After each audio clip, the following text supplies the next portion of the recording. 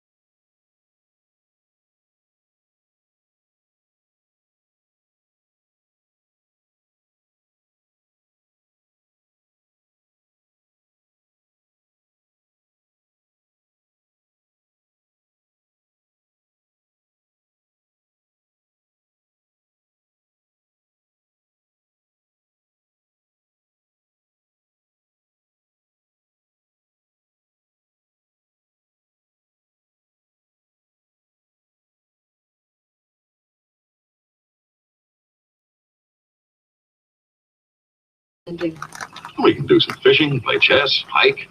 Hey, come here a minute, Deb. Take a look at this. I think we found ourselves a real goodie. It's a Philipite, but it has...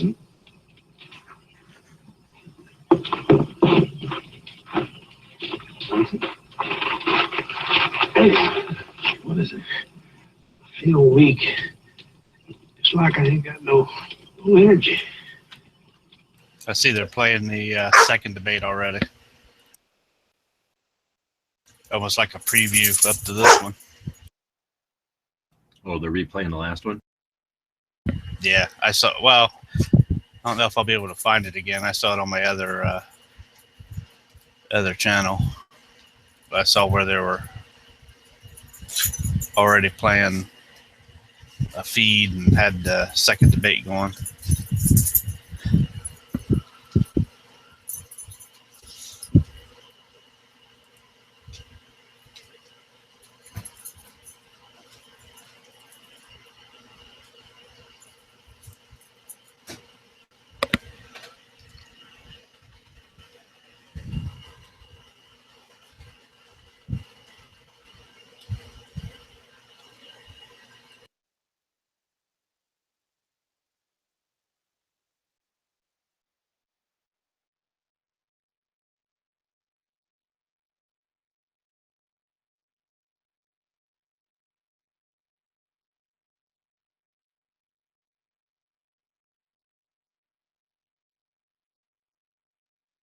God, there's a lot of them.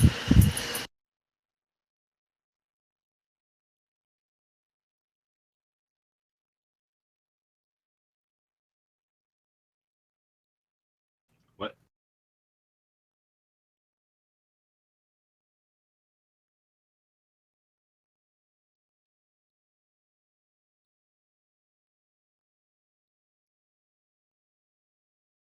Looks like ABC 15 Arizona is live already.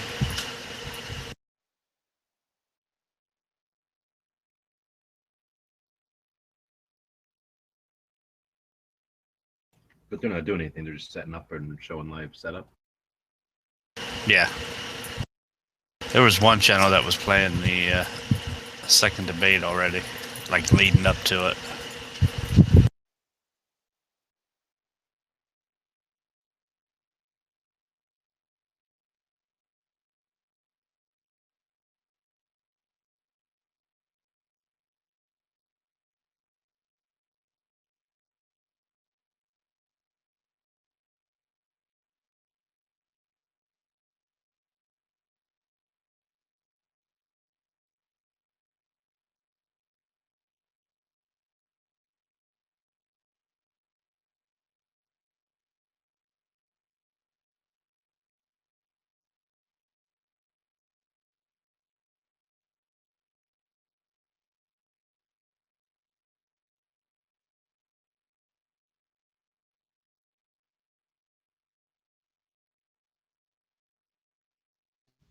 Hi, all.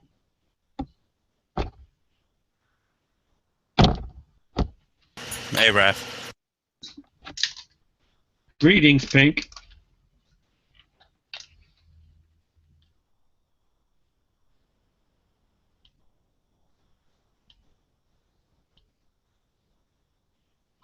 I am a terrible photographer. That is a It only looks possibility. like a dot, doesn't it?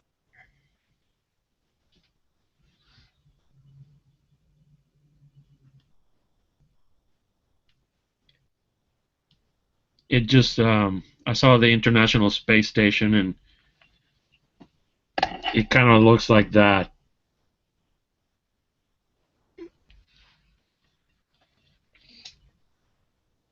It's harder than I thought it was going to be.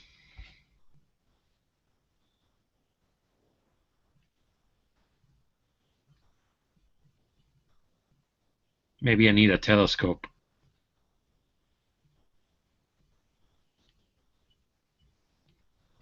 But that was cool, though.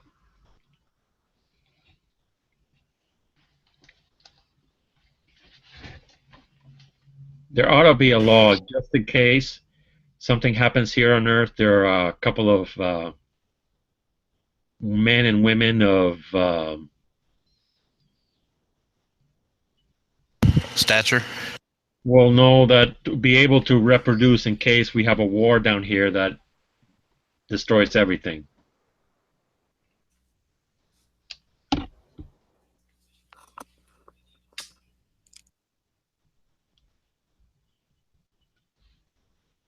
Hello, Moon. Hello.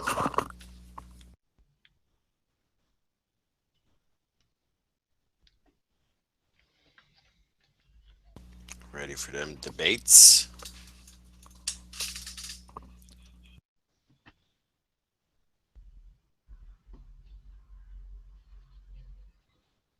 No.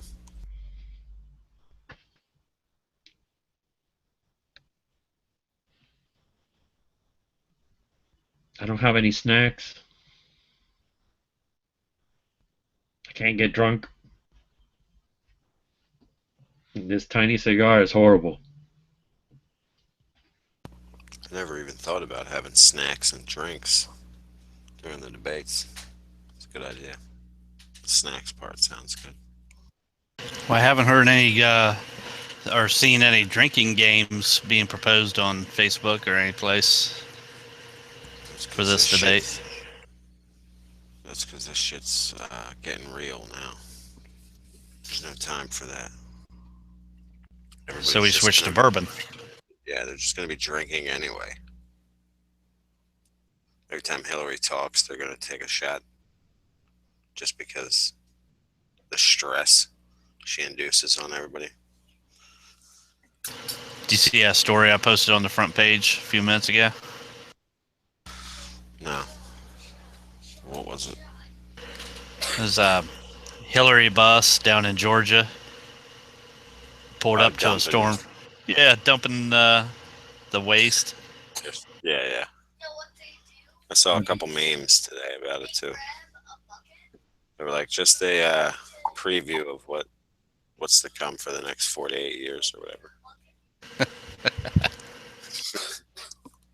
Deplorable.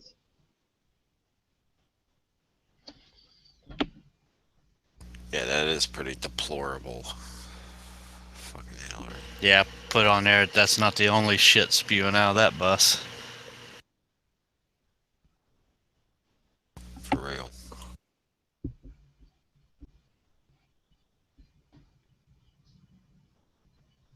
Did you see the video I posted where CNN cut off that dude? So Yeah. I Yeah, I saw that. WikiLeaks beep. He was like, "Oh, darn, jeez Louise." Well, apparently we lost the satellite feed. Maybe we'll try to get that back. That's pretty obvious.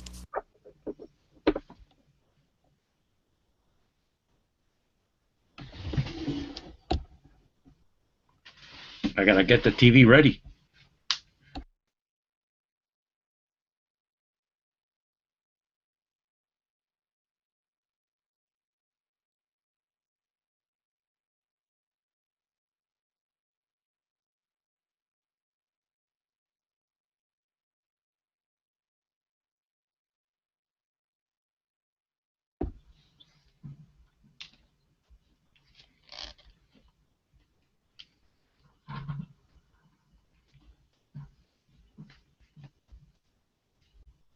have diamonds in every size and shape, and thousands of TV. models to fit.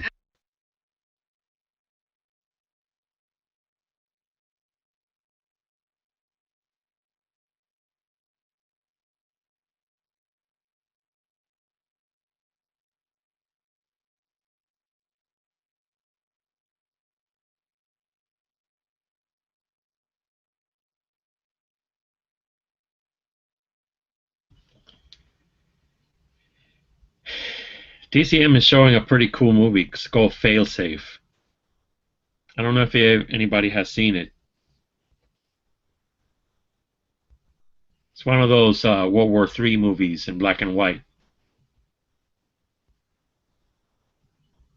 It came out about the same time that Doctor Strangelove came out.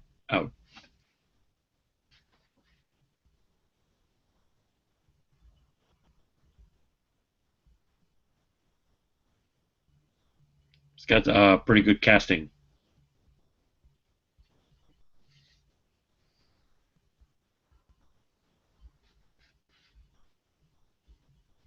But this one is serious. The other one is like a dark comedy.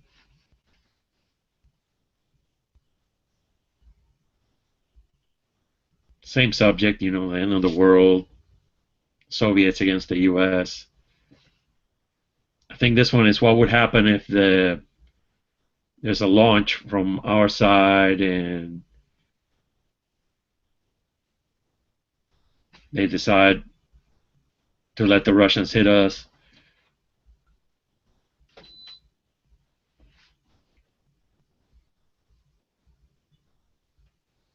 Or where the computers take us to a situation that they can't come back from, kind of like a war games scenario, or You mean Skynet? yeah, you know, things are automatically going to happen, that kind of stuff.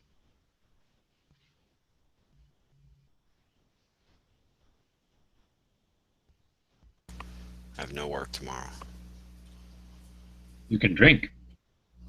I can, nah, I don't have any alcohol.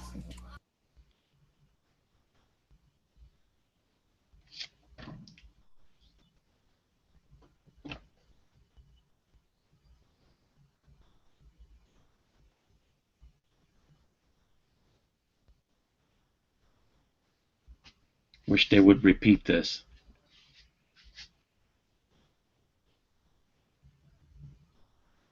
Yeah, I've actually got beer in the fridge.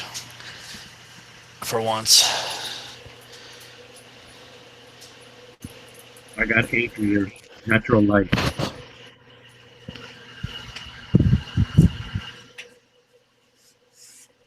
Got that out of somewhere. I don't remember buying it. And Angry Orchard bottle.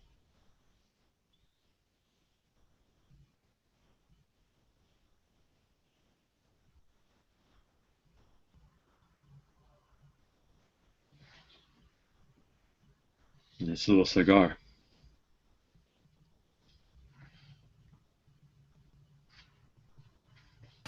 Looked like a Clint Eastwood cigar. Yep, it does.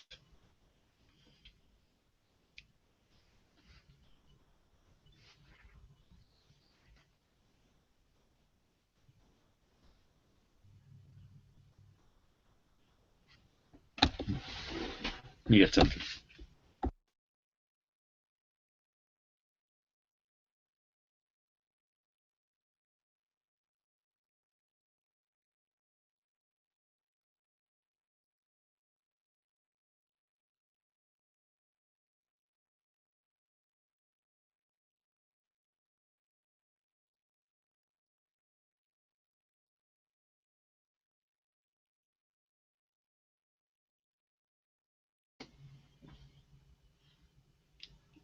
It's an Amish hat. That's the best I can do.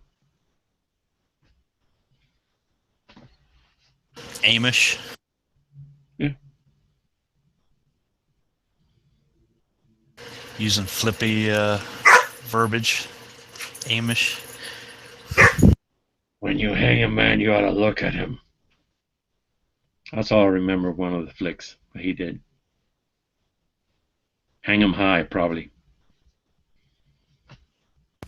I have not seen a lot of westerns. Is that a western? Yep. That was part of the trilogy, wasn't it? Fistful of Dollars, For a Few Dollars More. Hang 'em High, probably. He did a lot.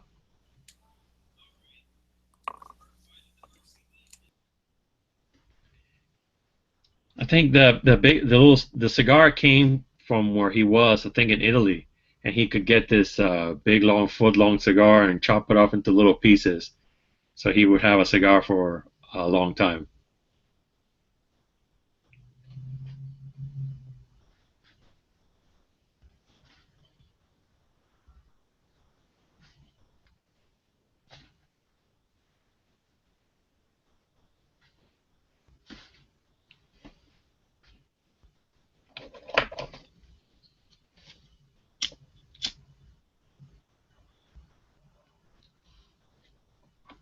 Yeah, okay.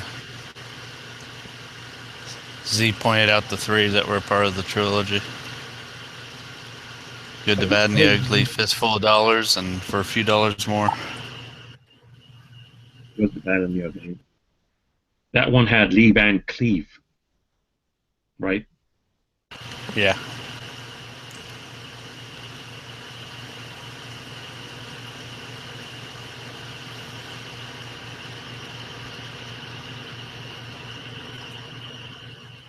Oh, yeah. I remember that one. And he goes, "I don't think Mule likes you laughing at him."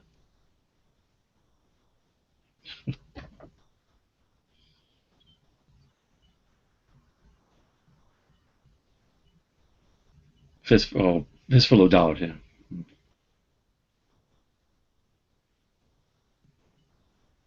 The Mysterious Stranger.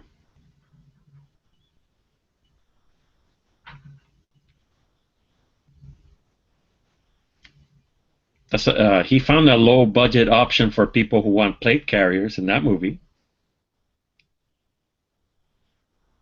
They also used that in Back to the Future 3.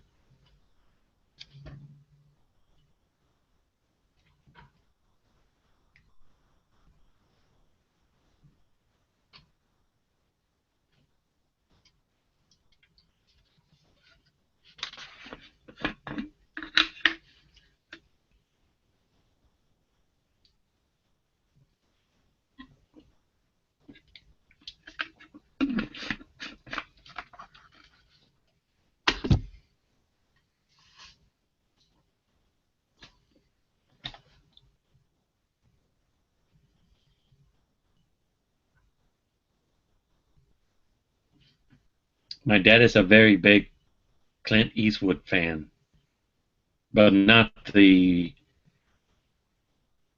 westernish movies that he did. He loves the Bridges of Madison County and Million Dollar Baby and the Iwo Jima movies that he did. I don't think he's seen Unforgiven.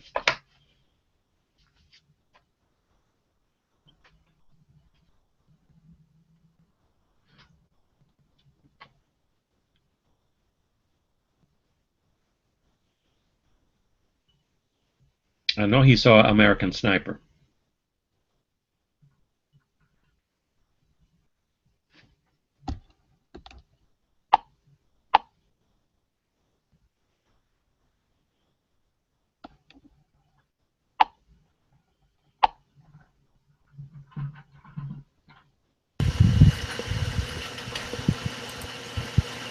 For a Few Dollars More, and not the one where Lee Van Cleef is going after the one bad guy and his gang because they killed his sister. He had the watch that played that little tune.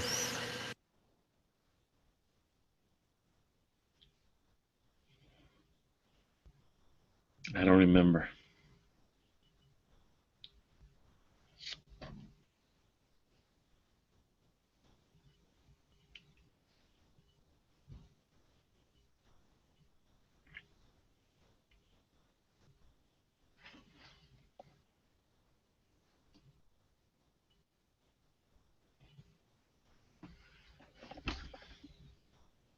The cigar went out. Yep, that's it.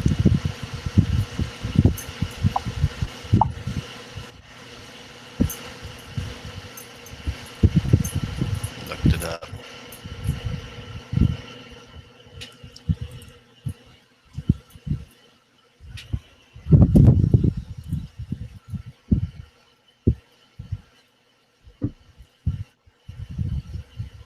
I have a long list of movies that I want to see, and those are probably in them, most likely. I know I want to see Once Upon a Time in the West. I wonder if that's available somewhere.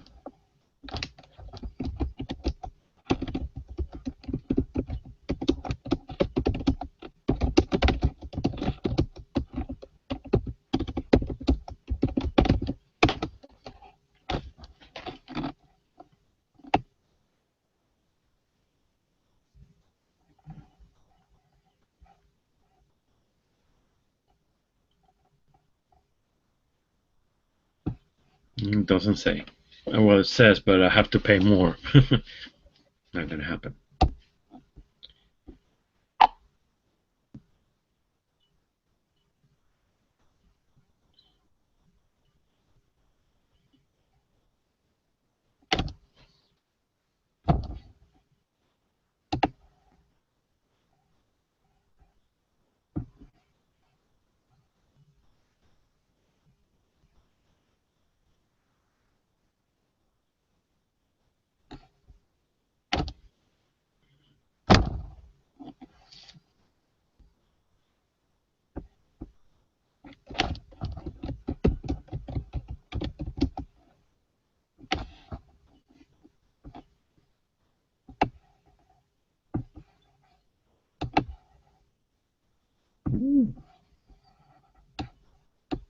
YouTube has failsafe, the whole movie, free.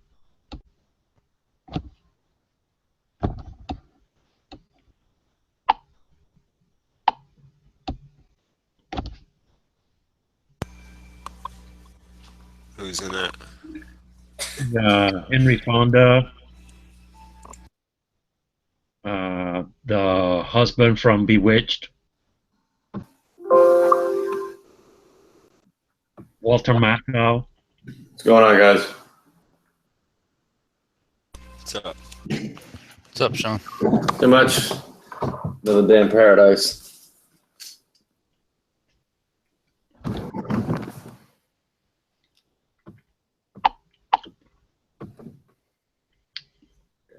I just got my my upper in the mail today from the free floater barrel upper from Radical Firearms. Got this through Atlantic Firearms website. $199 for this. Pretty impressed. Can't go wrong, you know. Be my third build. The more ARs, the merrier, I guess. Let's see with the upcoming election and everything, you know.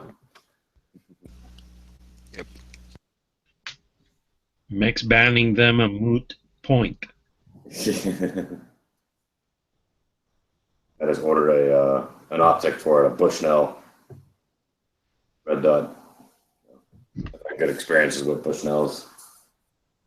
Not bad for the price.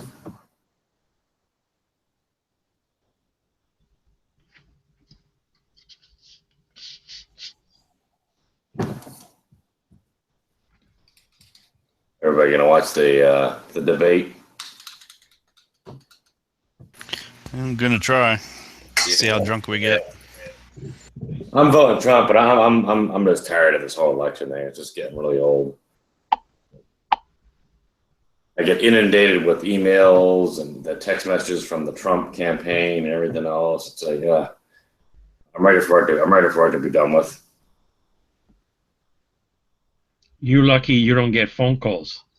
Oh, you're getting the phone calls? Oh yeah. I mean, because I've liked a lot of his pages on Facebook, and like right now, I mean, my phone is lit up, on the whole Trump thing and everything else, and I don't get the phone calls. No, actually, you know what? I have gotten a couple phone calls, but I've only a few. I've just gotten inundated with emails, and then they send me the the daily text messages every time there's a debate or something, and I get the emails from Donald Jr. asking me to send them send them money and everything else. You know, you send them $100, you get a free mug and a hat or whatever. I've had Ivanka call me about 3 times already. Oh, really? Yeah, I think she likes me. She hasn't asked for money either. No. Nope, she was wanting to meet me up in Columbus, so I was like, Yeah. Wish I was getting phone calls from her.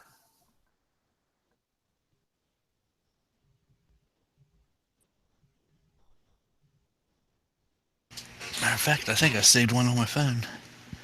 Oh, yeah. What's it, like a canned message? Like a pre-recorded message that she does? Oh no, it seemed personal. Oh, really? You're gonna fight over her with DF2 dot. You got to too. Okay, where's that at?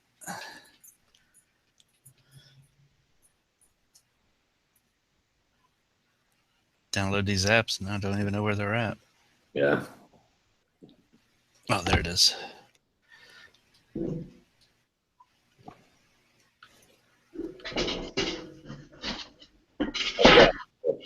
Emails from Donald Jr., but I mean, I think they're just like canned emails that they are canned emails that they can send out to everybody, you know. I'm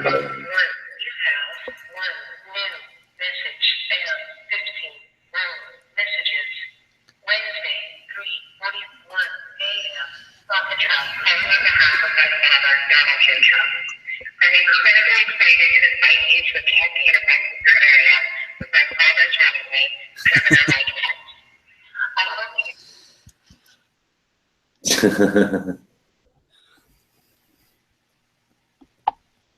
Interesting. Sound like she was in a big giant hallway. Yeah. Yeah, I know. But that's the way this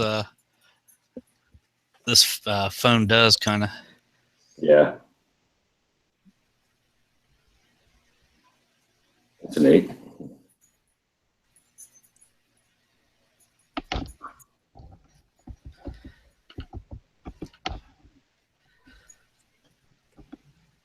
Yeah, what do you expect from an ISIS phone? Yeah.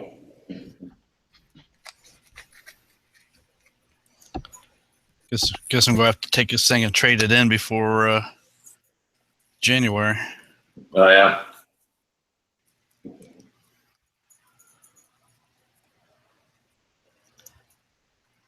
Since they won't allow these on the planes anymore.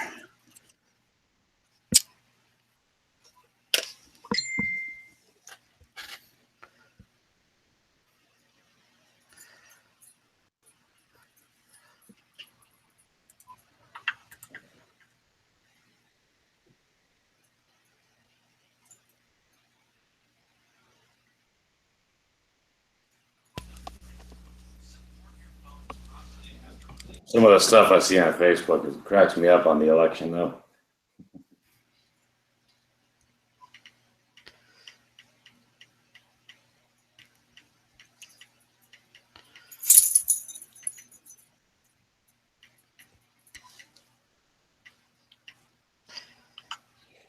The one here, Joe Parfit posted it, says, I hope after this election we can all still be friends, even if we're in different FEMA camps. Is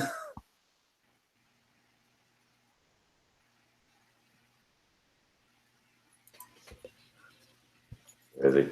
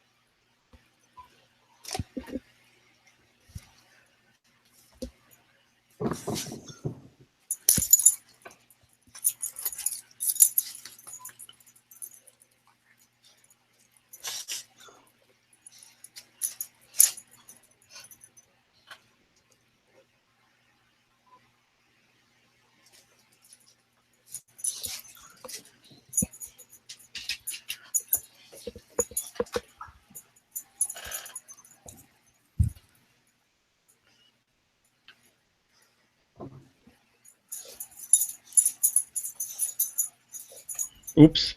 It was Larry Hagman, the wrong TV husband. Henry Fonda and Larry Hagman.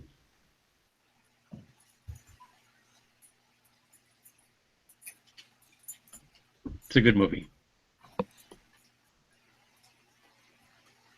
Though it lacked the impact because Strangelove came in earlier and took a lot of the business off this one. Oh yeah. I think they sued.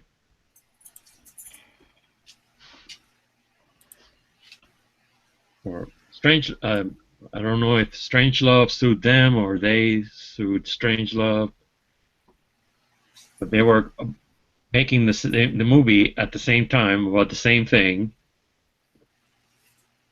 I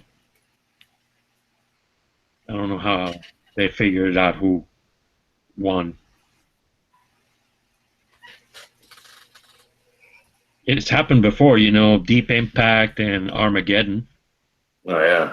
Same thing. They came out at the same time.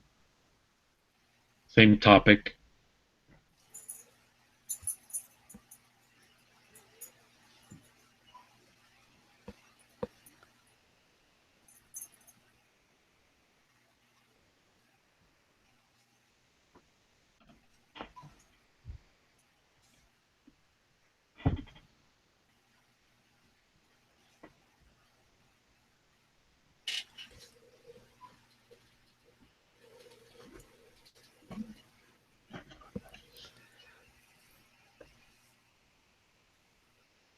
Does anybody eat rice cakes? Nope. I eat rice, but not rice cakes. Try to find some. I don't know where they are in the supermarket. It's not International Foods, or is it Crackers? Crackers. Depending on what kind of store you're going into. Shh, hush. Timmy's dropped down the well? Huh? Timmy's dropped down the well. Yeah, a lot of times they'll be in the cracker aisle. Sometimes they could be in the like where the Pringles and stuff like that is. Look, but the only thing that I could kind of like is the graham cracker.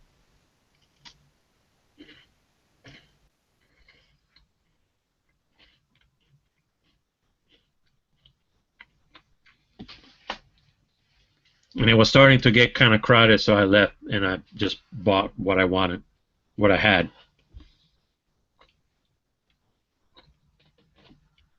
The supermarket after 3 o'clock, 3 to 5-ish or 6, it's crazy. That's when the lines get longer.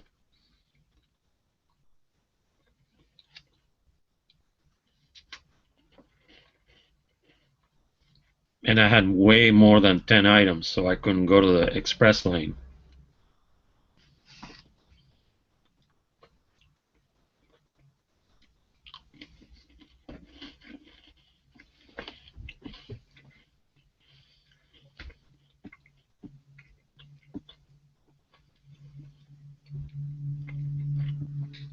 I did good.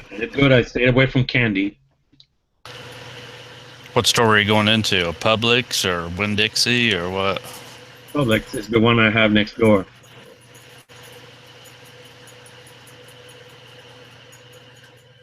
If I had a Winn-Dixie close, I would do that. But I mean, which one? Oh, it was a little small store or something? It's a big Publix. Oh, a Publix? Okay.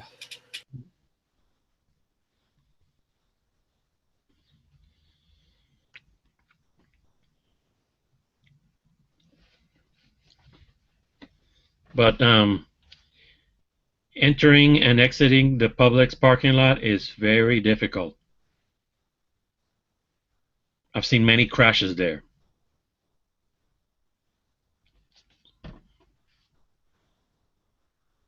I saw one where 3 cars came and made a Y because they crashed in one spot. One guy going that way and 2 guys coming in.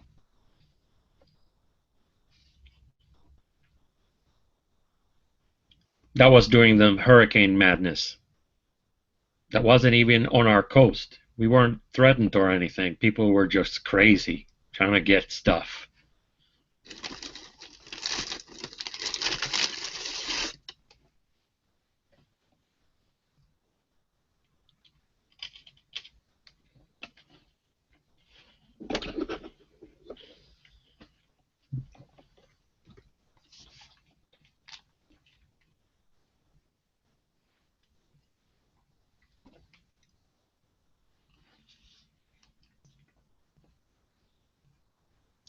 How are you all watching the debate?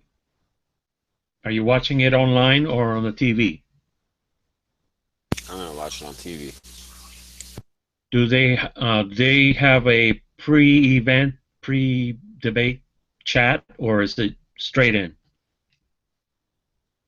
Well, some of the channels on the internet have been playing the second debate all the way up until now.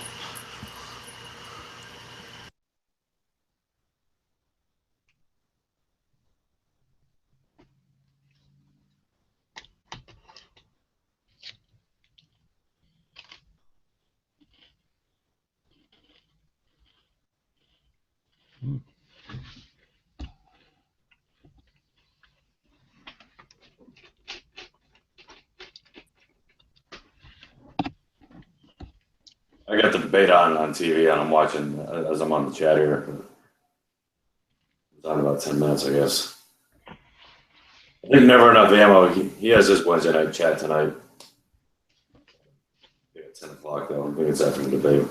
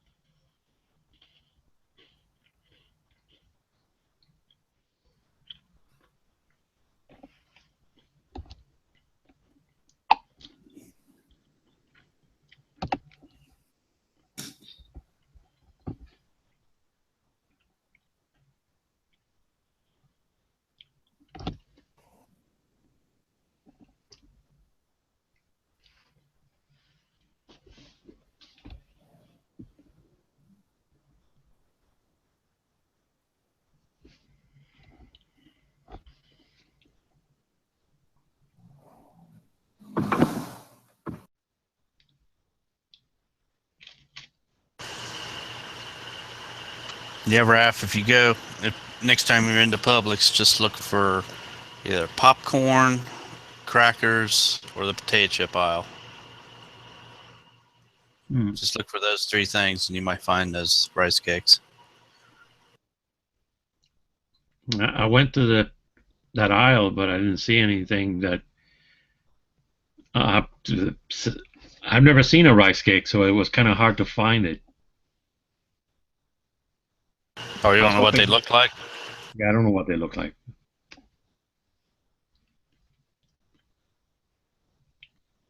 I have to Google it.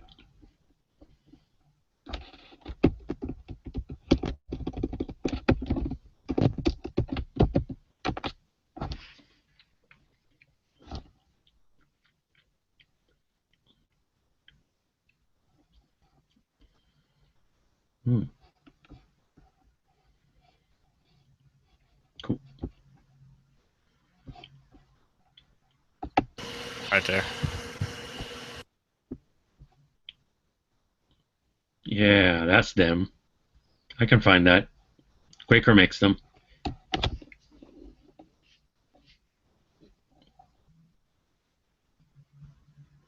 Yeah, Smeggy was talking about how they are very dry and they keep for a long time. I can have some here and put some honey on them. I have the honey. I bought the honey, but I didn't find the rice cake.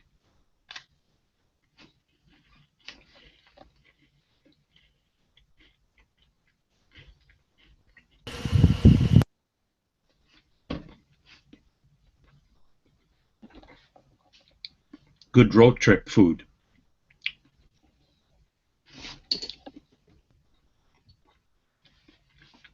I hope.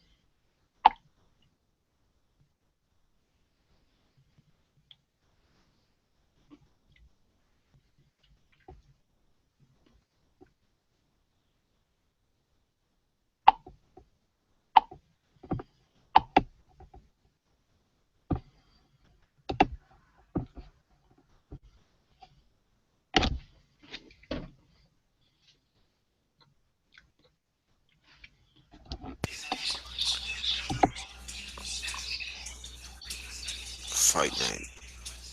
Good meme.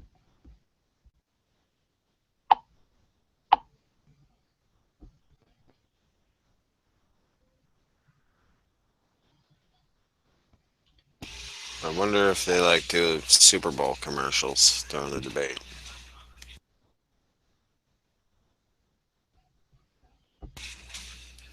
Before it, I guess there's no commercials, right? Commercial-free debate.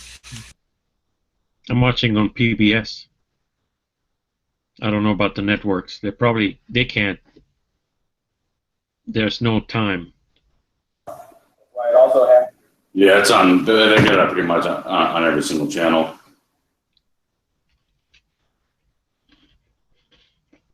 Gotta flip it around between the Walking Dead reruns and this.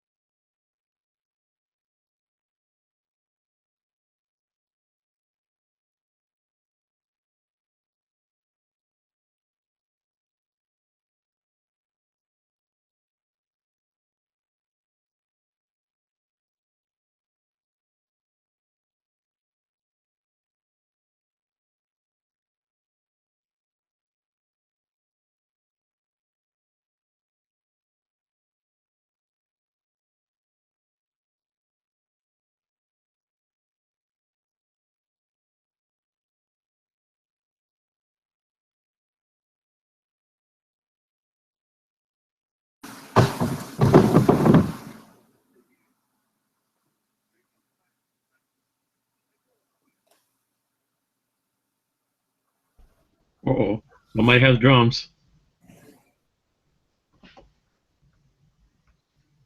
And I have no talent.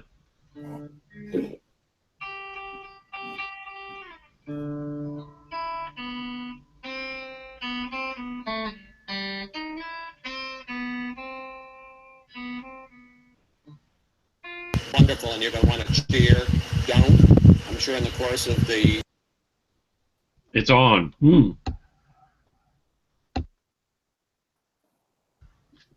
PBS still doesn't have the live feed.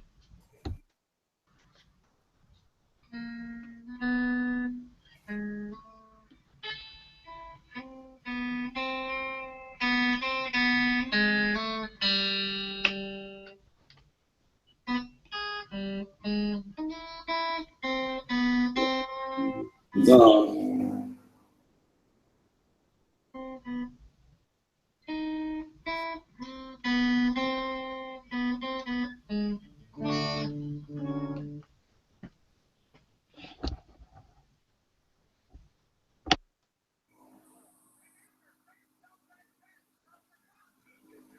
God, Hillary is such an idiot. Every time I see that woman, I just want to turn off the TV. Here's Slick Willie. Yeah. is. She is the epitome of this corruption.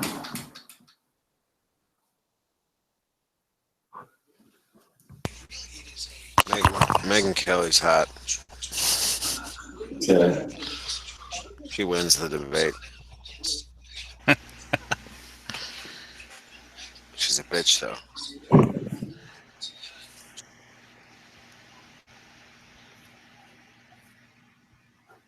Special coverage of the final presidential debate between What? Donald Trump. The stage is set at the University of Nevada, Las Vegas. So-and-so isn't At a here time when tonight. the most Like recent anybody gives a polls, fuck. both national and in battleground states, Like one of show their a hosts. surge.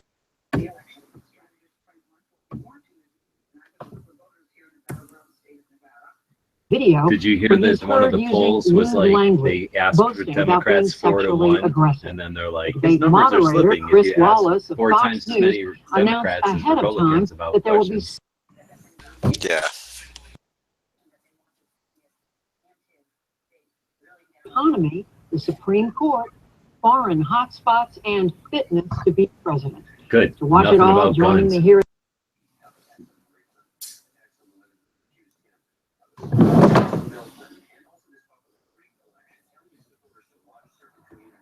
Rigged election, I'm sure. It'll definitely, she'll be the one doing the rigging, that's for sure.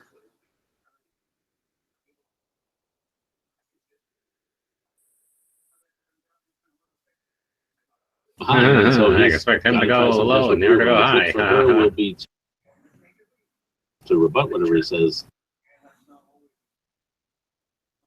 People Are you watching on PBS or someplace else?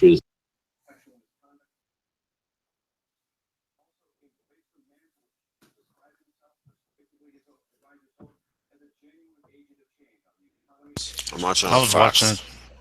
Yeah, I was watching it on the ABC 15 Arizona.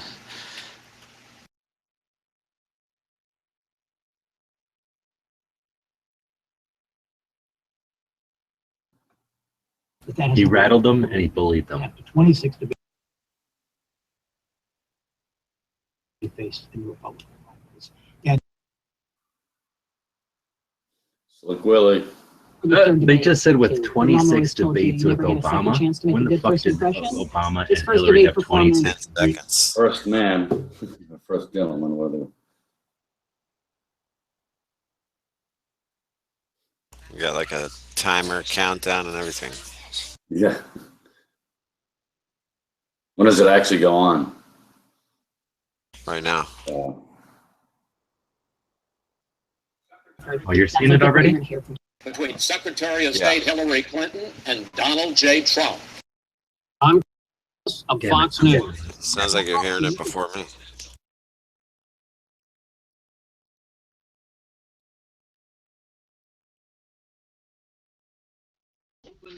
He's a time traveler from the future.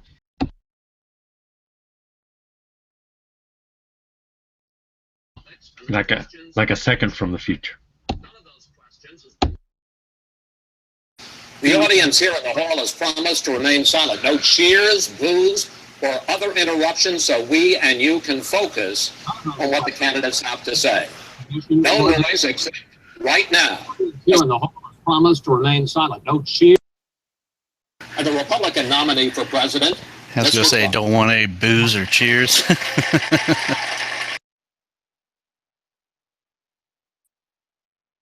They're allowed to cheer when they come out.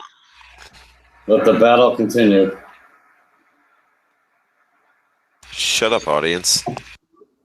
Now, she knows that she's not supposed to wear white after Labor Day. Let's get right. She don't care. She looks like Mao. She looks like a white supremacist. Clinton, I like how they don't come out and shake welcome. hands. Let's get right to it. First topic. Briefly They just went straight about into the it. question.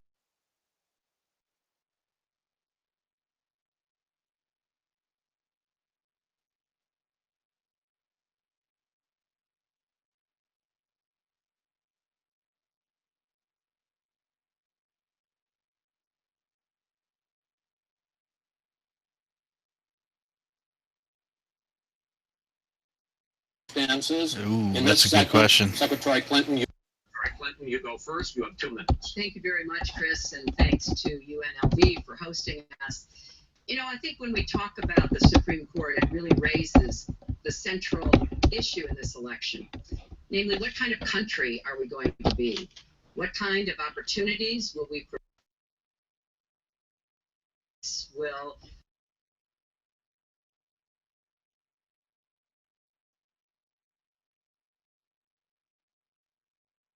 Look at that turkey gullet.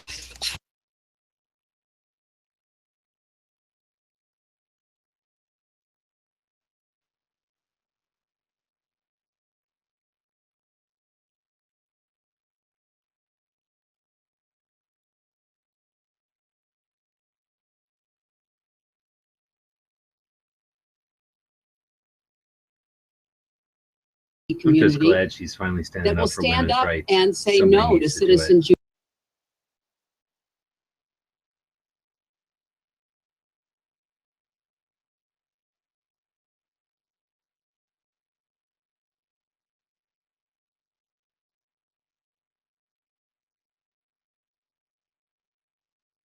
That will be This is before the already Supreme horrible. Court. This is set up for her But to I be feel able to be that annoying at this as shit point in for our 2 minutes. country's history, it is important.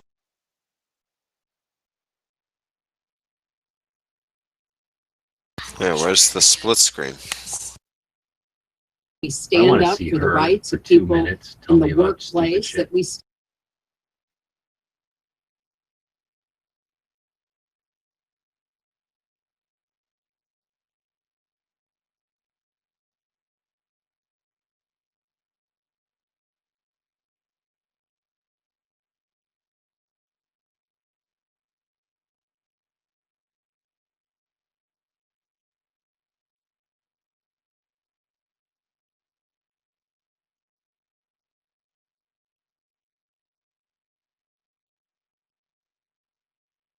Consents or not, but goes forward with the process. or not. Every time she but they opens go both eyes forward and with the looks process. at me, I want to punch her in the Secretary face. Clinton.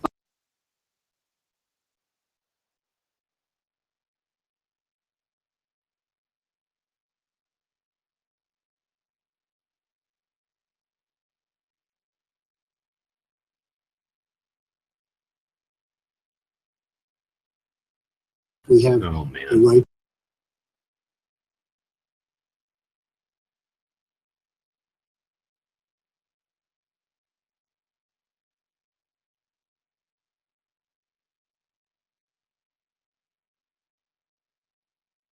Ooh, Which is under uphold the absolute Second Amendment. silence.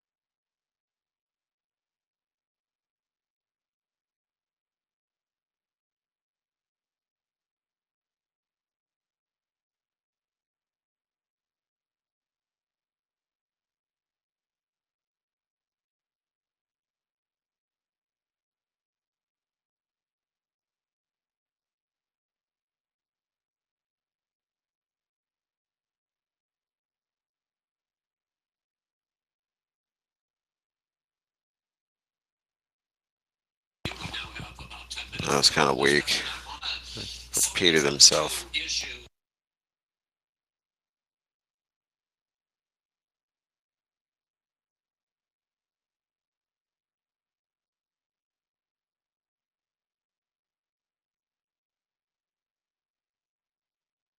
Change 10 in the minutes of existing open law debate. of What the the hell land. is this First format? is one that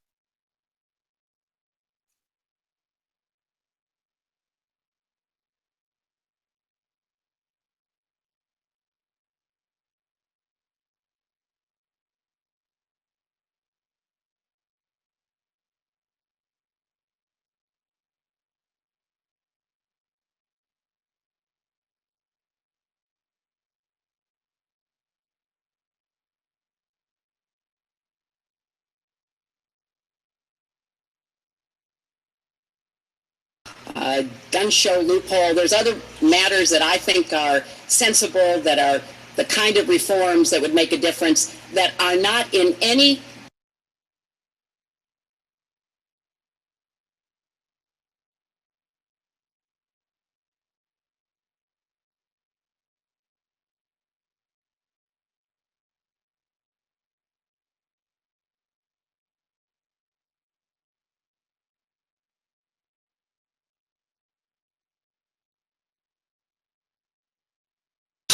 What?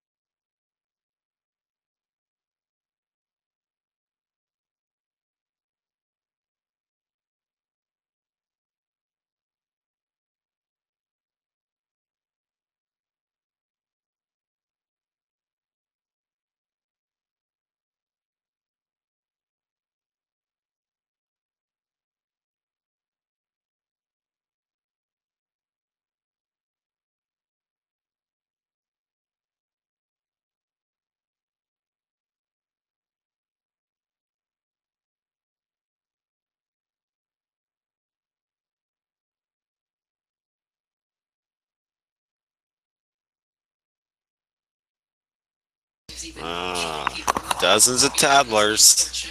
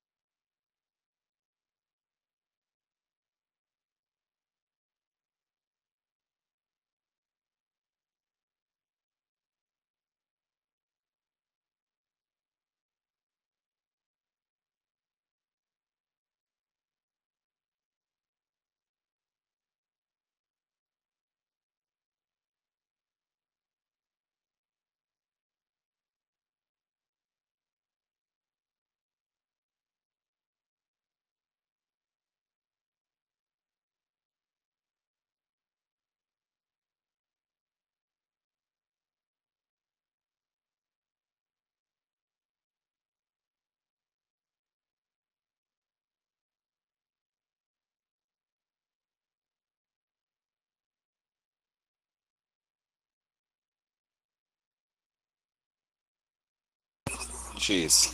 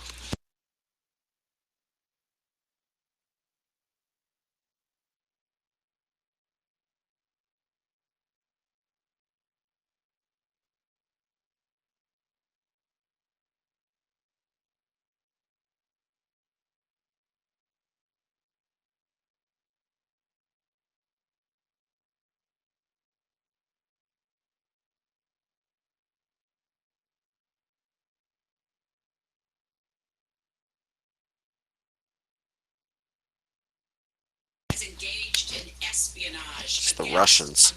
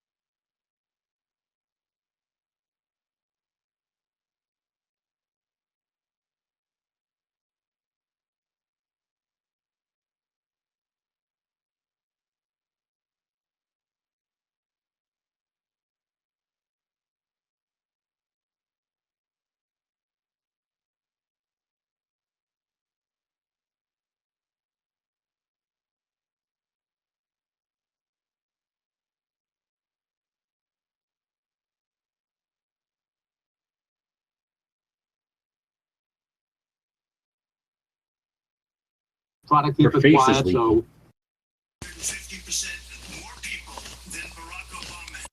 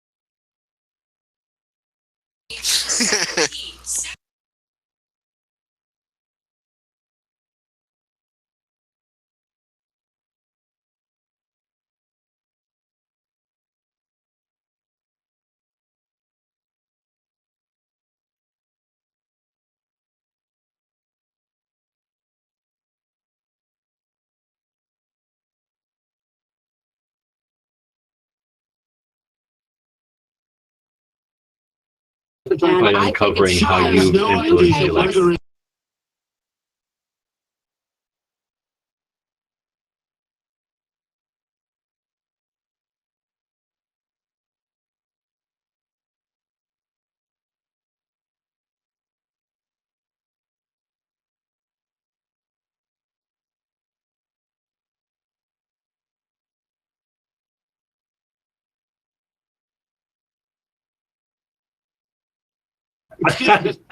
Putin has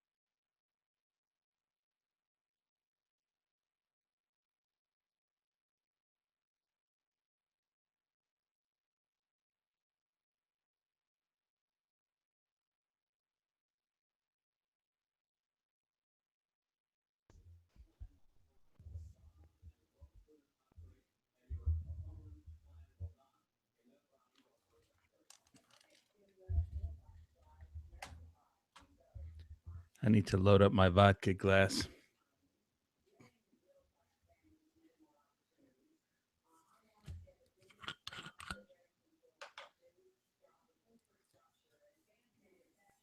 Anybody out there?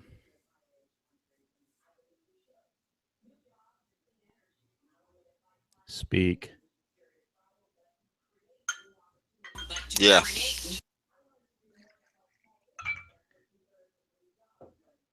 All right. So, how often when am I supposed to take a shot? Every time Clinton says something stupid? Yep. Go ahead. Nastavie. Das Vidanias.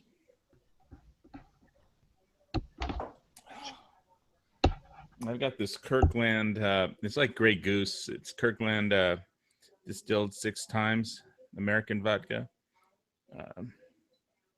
1.75 liters, I think.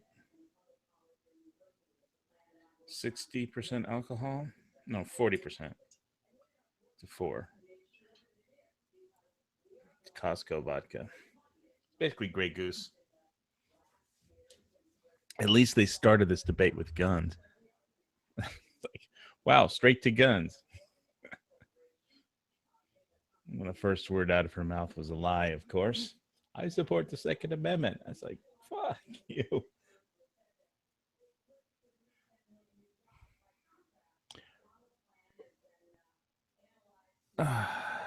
Man.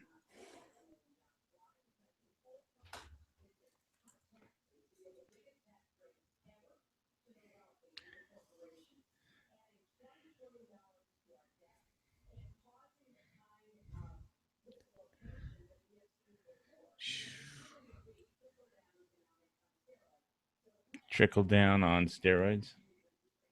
All right, that's worth a shot. It's smooth, I'll tell you, this vodka.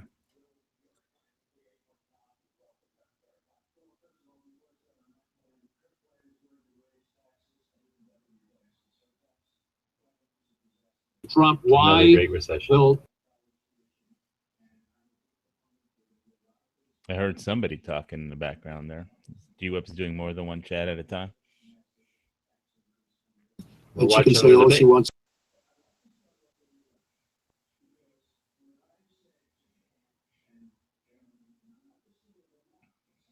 Sounds like G-Web has like multiple chats going. We're watching the debate. Good. Yeah, I'm just listening to it in the other room.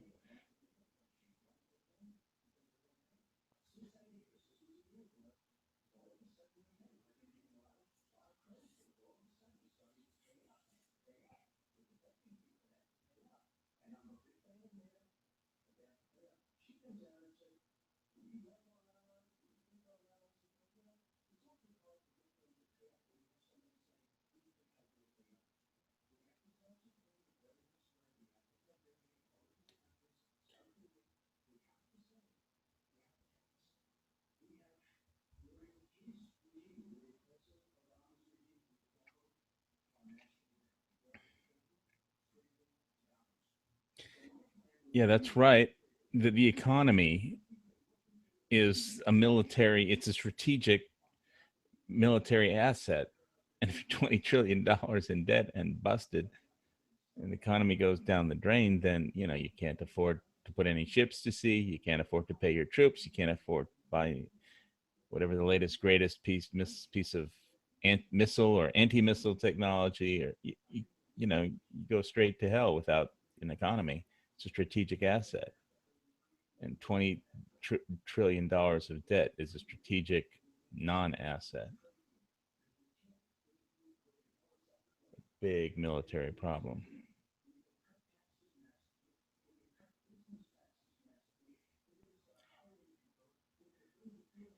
I mean, yeah, guess what? If you just want to tax all the businesses, they'll just go somewhere else.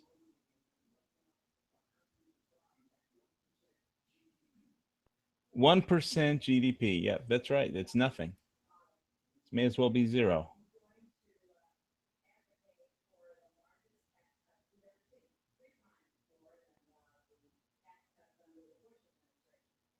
Oh, she said the magic word, Bush. That's worth a shot.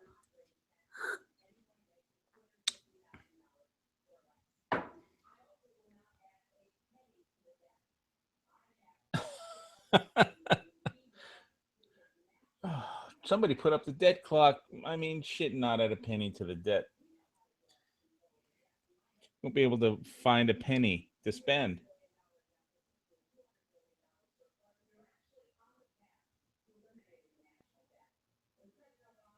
Are you kidding me? What? Oh, now that's a two-shotter on our path to eliminate the national debt. She needs to look at the debt clock. It's going up, not down. Silly bitch. I mean, anybody with an internet connection can just go to usdebtclock.org. Fuck.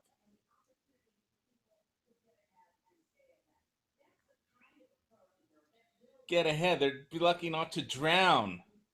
It's not a race to get ahead. It's a struggle to not drown. The more money they print, the less the dollar is worth. The less the savings are worth.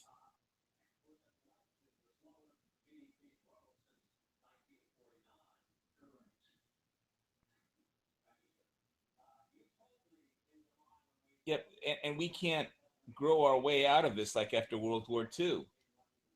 Yeah, we had debt after World War II, but we could grow the economy, and we can't now. Not the same way we did after World War II.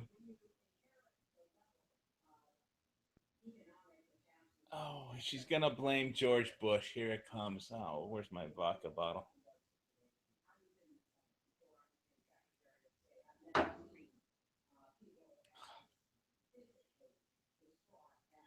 Salud.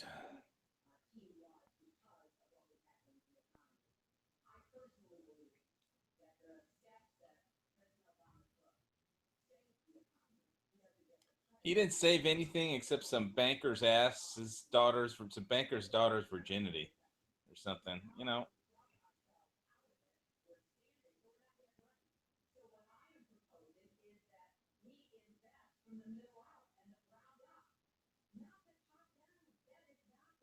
You don't have any money to invest. She's digging a hole. They've dug a hole, $20 trillion deep. They spent more money on this planet. Forget the United States, the world is $1.5 quadrillion in debt. 1.5 quadrillion. Just get your head around that number. They've spent more money, they've printed more money and borrowed more money than ever existed on the planet. There's not enough money on the planet to pay back the debt.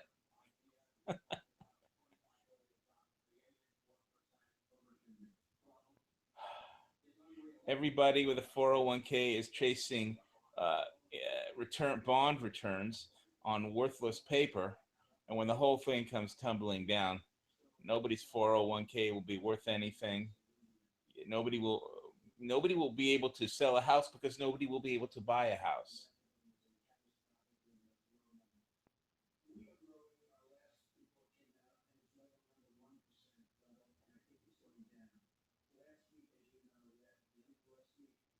Fucking every month, the more money they print, the more money they borrow, the more helicopter money they sink into corporate bonds. The dollar is worth less and less, and the buying power, you know, the money supply goes up and up and up and up, but the buying power of that money goes down and down and down and down. That chart is a death cross. When the money supply goes up and the buying power goes straight down, that's a death cross. The only way is a global economic currency reset. I don't know how it's going to happen, but it's going to be ugly. Whoever wins. I'm just going to make sure I have enough vodka to get through. Vodka, ammo, and guns to get through it all. And freeze-dried food. It's crazy. I hope that's alcohol in that green jar there. All right, filling up another shot.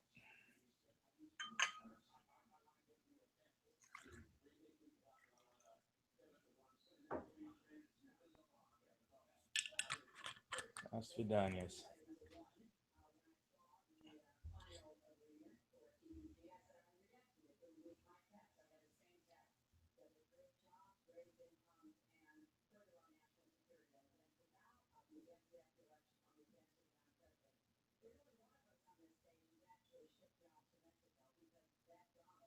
There's only one of them on that stage that's ever hired anybody.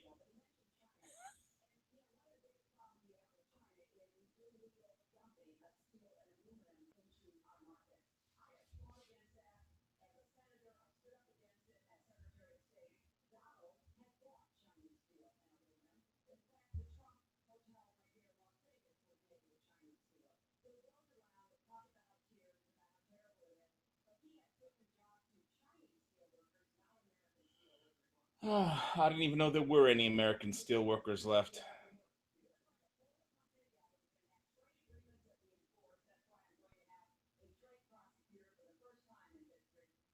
Oh, China's shaking in their boots. She's going to appoint a trade prosecutor. She's going to prosecute China.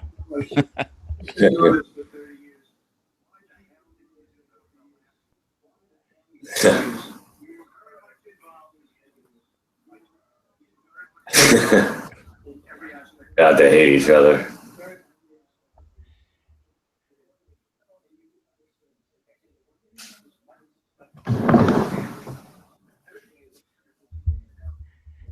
There's a lot of people in prison with experience.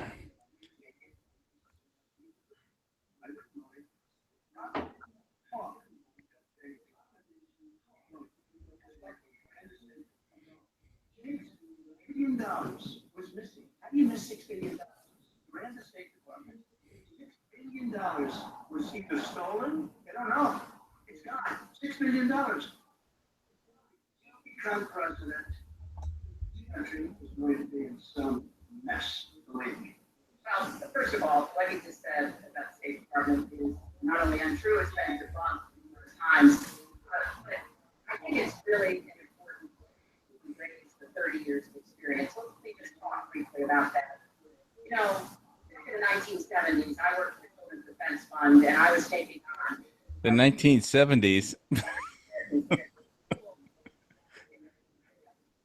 racial discrimination apartment buildings. In the 1980s, I was working to reform schools in Arkansas. He was borrowing $14 million from his father to start his business.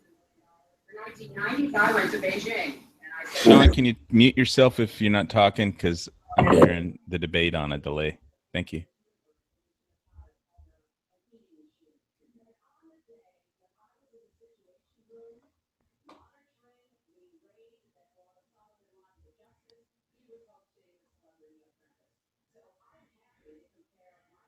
Well, at least one of you two got something done on that day.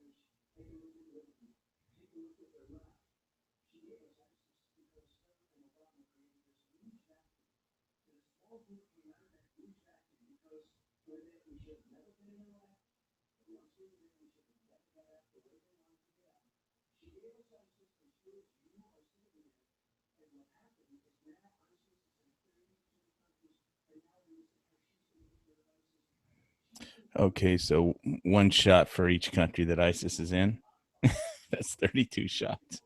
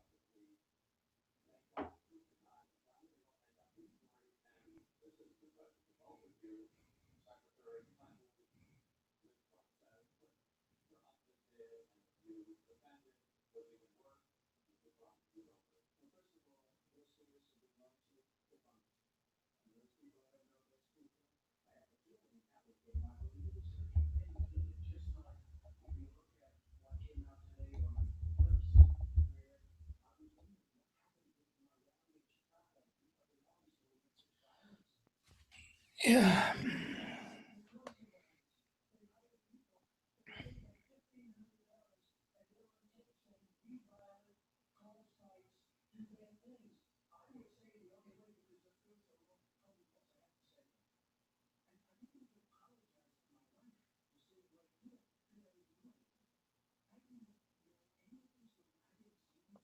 I didn't see these women. I know nothing. Nothing.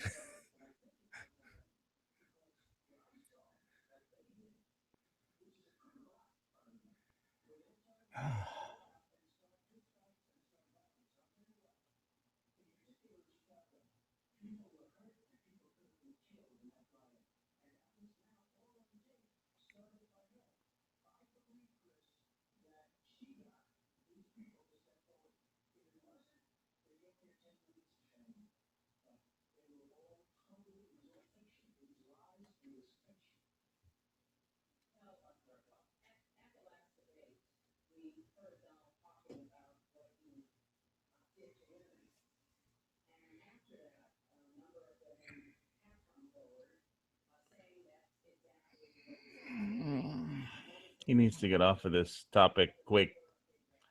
Get back to the economy. How incompetent she is.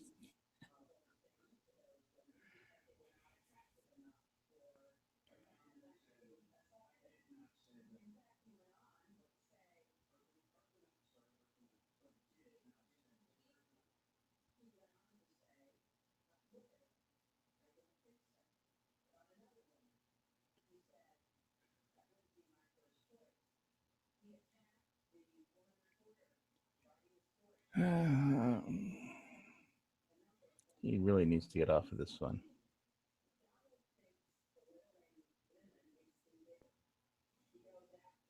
So you should say, no, I just want to belittle you because you suck. Damn.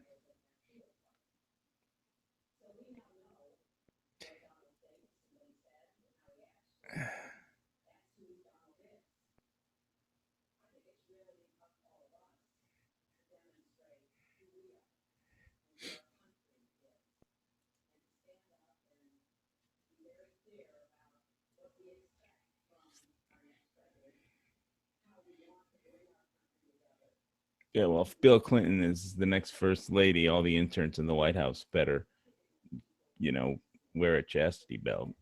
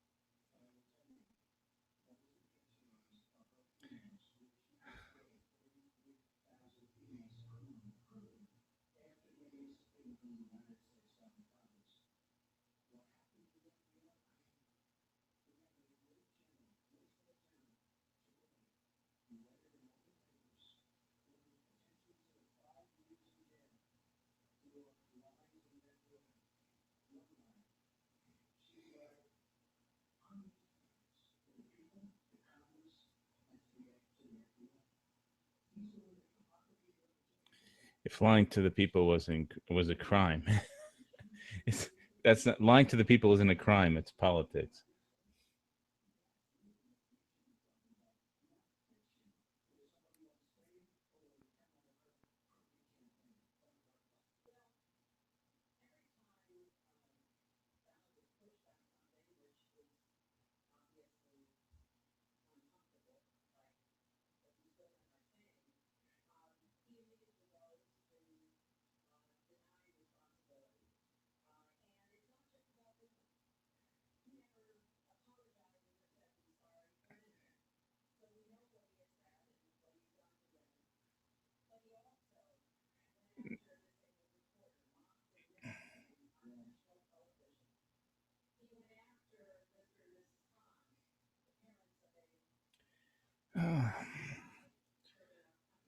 Go back to the economy. We're winning. Fuck. Pivot back to the economy. I need to send him a tweet. Economy, it's the economy, stupid.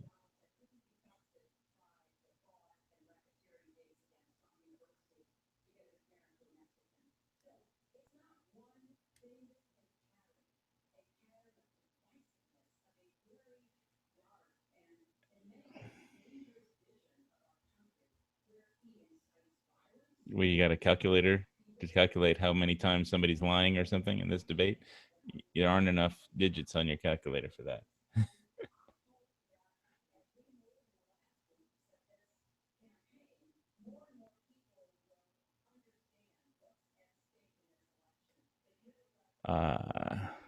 What's that number? I couldn't read it.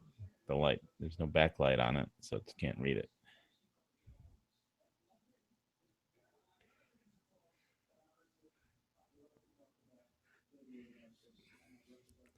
I think I need my vodka picture.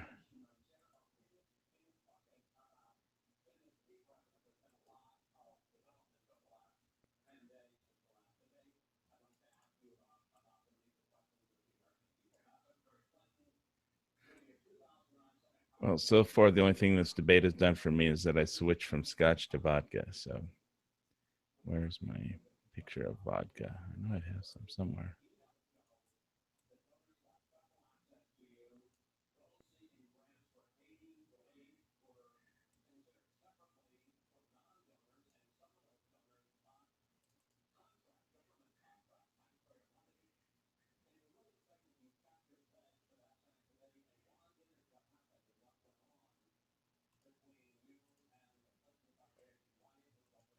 All right, wait a minute.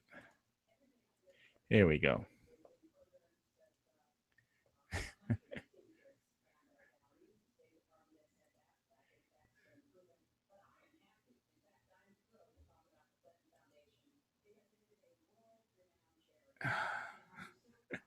Yeah, I'm actually not drinking Smirnoff, but it's the Costco vodka. Like I said, it's kind of like Grey Goose. It's smooth too.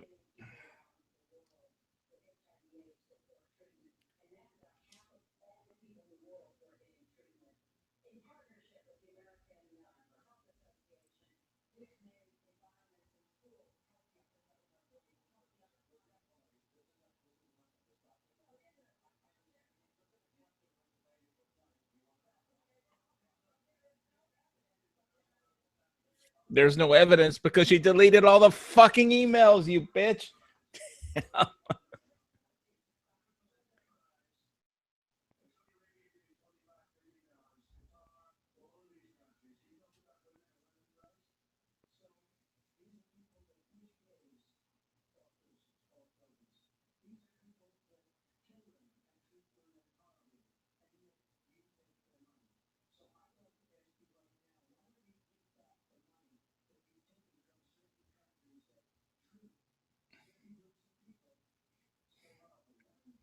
She can't take the money back because she already spent it.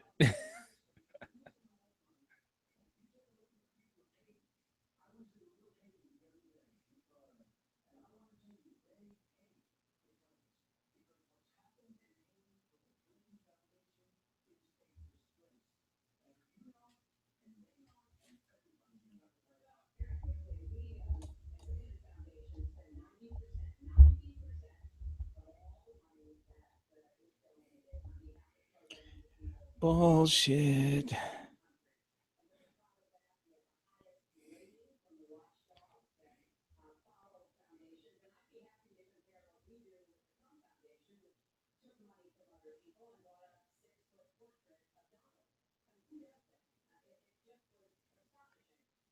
A 6-foot portrait of Donald? I didn't know there was a 6-foot portrait of Donald.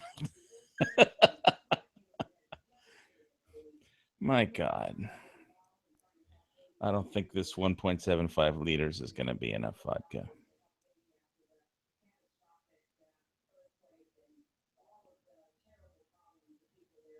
think the earthquake is catastrophic. Just wait until Clinton wins this election. That'll be totally catastrophic. Anyway, I already mailed in my absentee ballot for Trump, so whatever.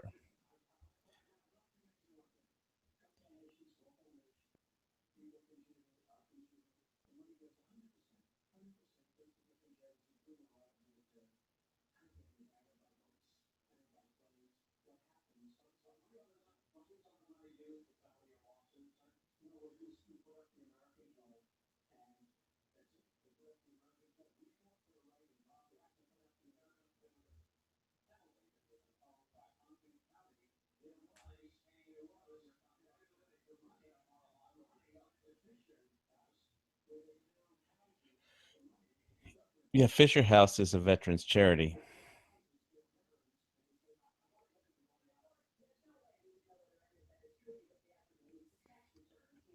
Oh, fucking A. Tax returns. She's hitting all the points and he's not pivoting back to the economy. Come on, man. She's hitting all the attack points and he's not pivoting out of any of them. She's like hitting him in the face and he's just standing there taking it. He needs to pivot back to the economy, I swear.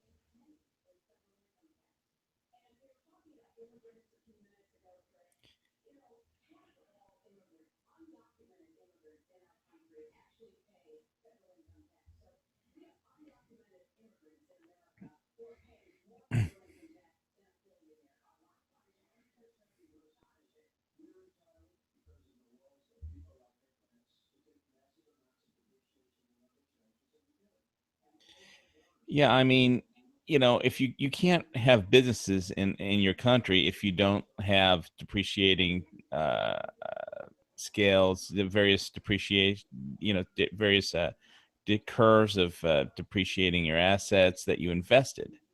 I mean, if you have to buy equipment, to run a business, like, if you've got a construction company, you need to buy cranes and tractors and whatever. And you depreciate them over time and you take a certain amount of losses each year for what you invested in your company. That's how it works. You deduct your expenses against your income. I mean, what the fuck is she complaining about? That's how businesses run in America. Taking a deduction just means you're running a business. And because she's never run a business, she doesn't know that. She's talking about something she just doesn't know anything about because she's never actually had to run a business, never had to file a tax return for a business. She just has her Clinton Foundation. They run out, do speeches, do pay for play, and people donate to their foundation because they're in charge of America. People are stupid enough to vote for them.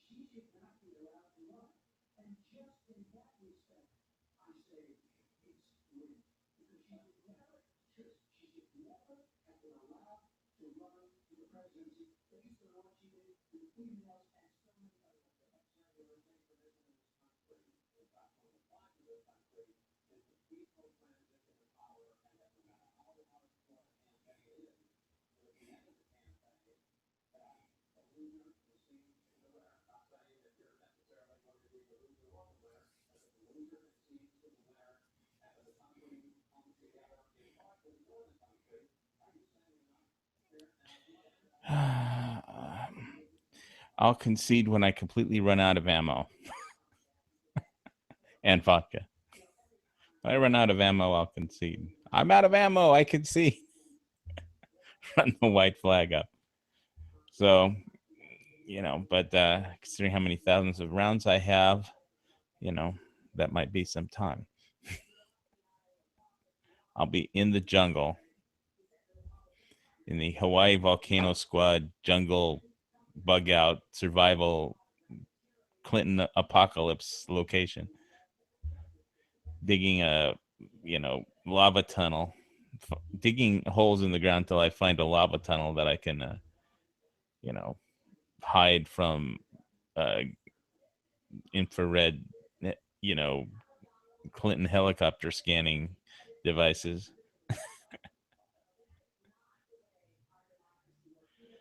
I think I need to get more binary explosives before November 8th. I just only have like a few 4-pound containers of it, and I think like 100 pounds of binary explosives would be better than just 8 or 12.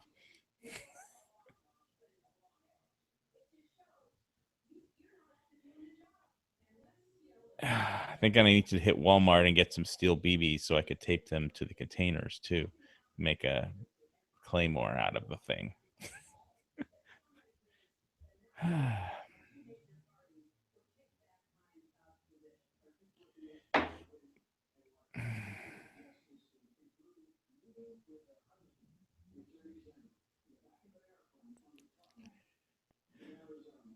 So Raphael, where are you from? What part of the country are you from, sir?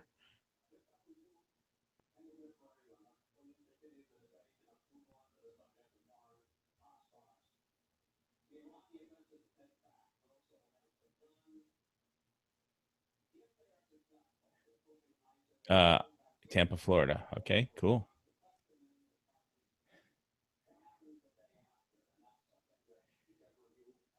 How come he's losing Florida? Or he's behind in Florida anyway. There's a lot of gun people in Florida. There's too many Democrats. There's too many people from New York that have probably retired to Florida. Is probably the problem.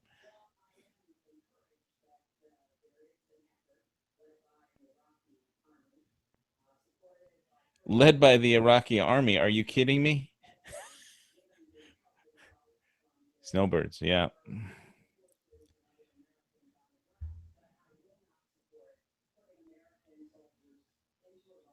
There are, who do you think is fucking leading the damn attack? They've got special forces, engineers, to ford the Tigris River, and you know, they've got enough strategic bombers parked on the tarmac at Diego Garcia.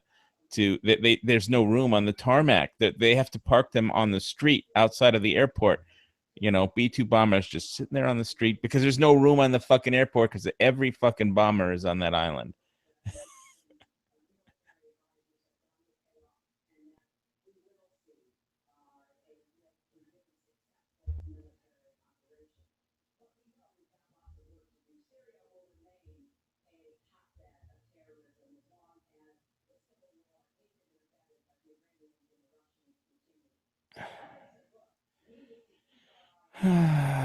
Jesus.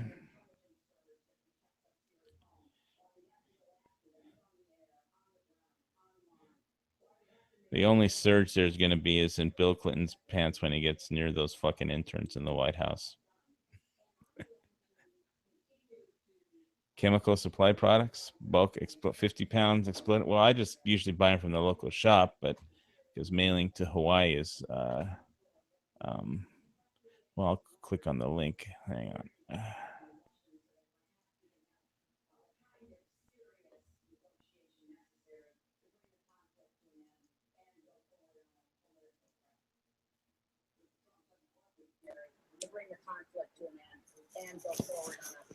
$100 for how many pounds? But shipping it to Hawaii is going to be expensive. It's a problem. Free shipping for over $225, but it won't be free shipping to Hawaii, I bet.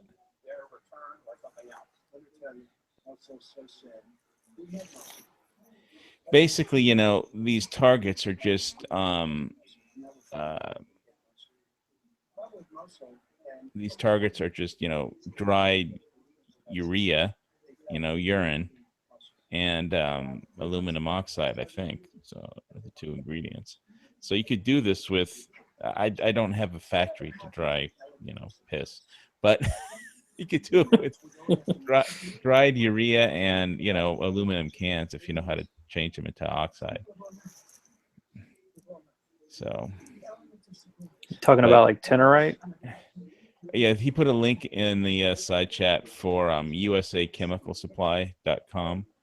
For $100, they'll send you 50 pounds of bulk exploding targets, and they'll ship it in a way so that it's legal in whatever your state is. But shipping to Hawaii usually costs a lot of money, so I'll bookmark it, check it out before I need to increase my supply of binary explosives. Yeah, I mean, I have Shockwave target right now, the Shockwave version of Tannerite.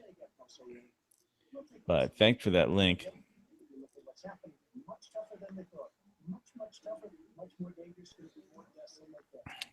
And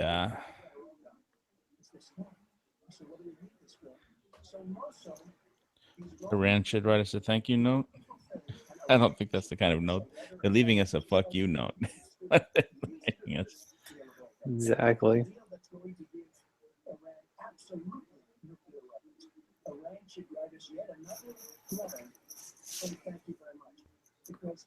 Did you see that WikiLeaks email essentially saying that the Iran deal almost guaranteed that our future generation has to clean up like a nuclear war in the Middle East, and how such a shitty deal it is?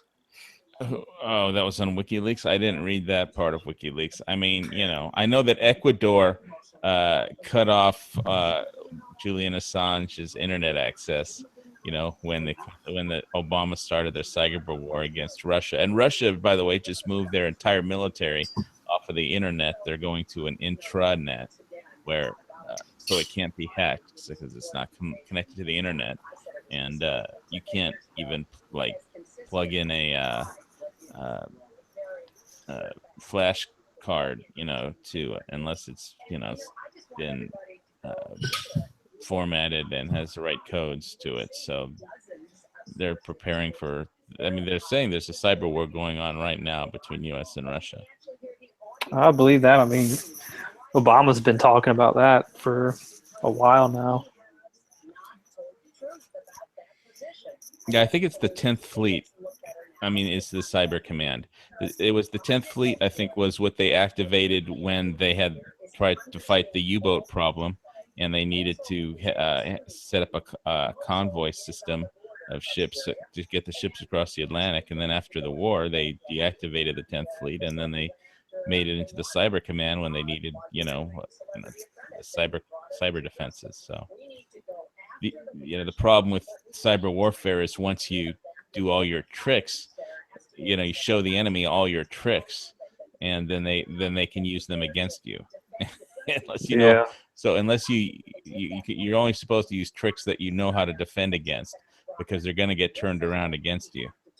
You know, so. I'm just amazed that he seems to think that the Iraqi government and our allies and everybody else launched the attack on Mosul to help me in this election. But that's how Donald thinks, you know. He always looking for some conspiracy. He has all the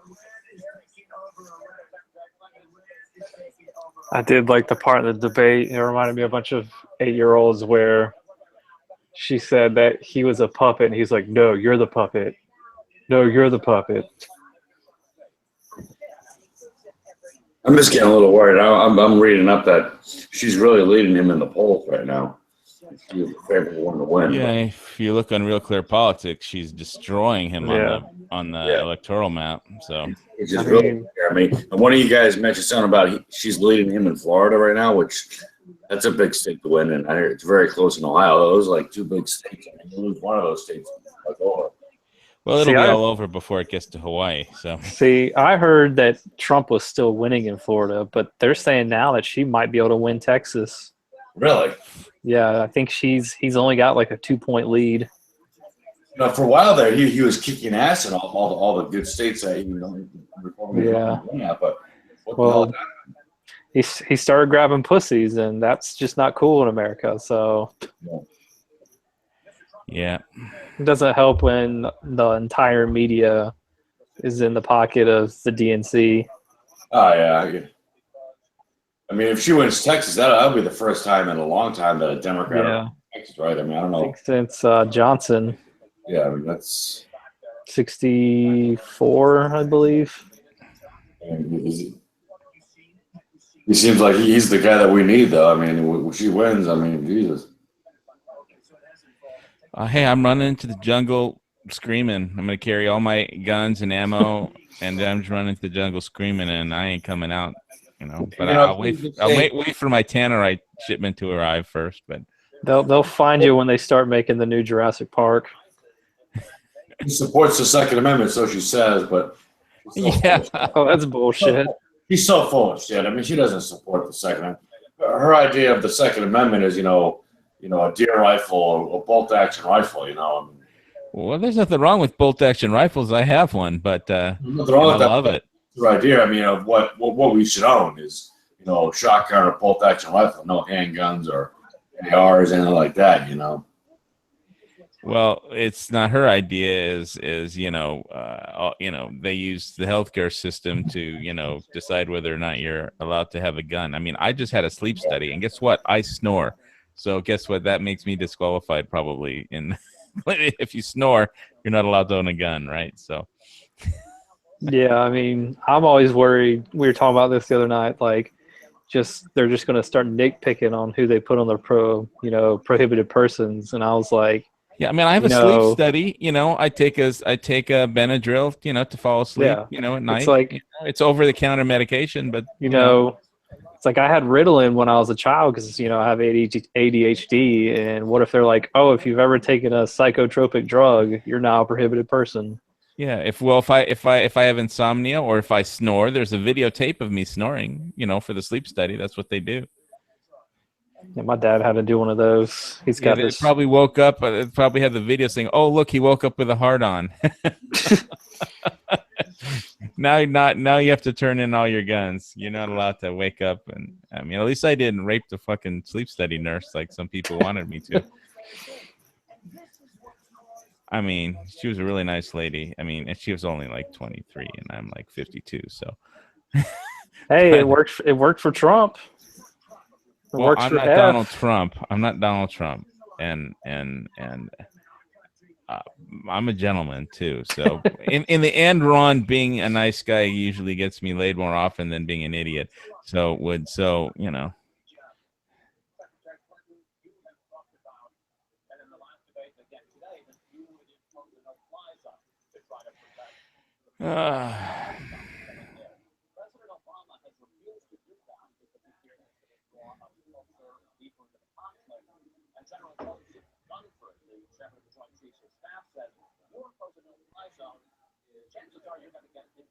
Actually, what the general says, the only way to impose a no-fly zone is to start with an active war, would be an active war against Russia.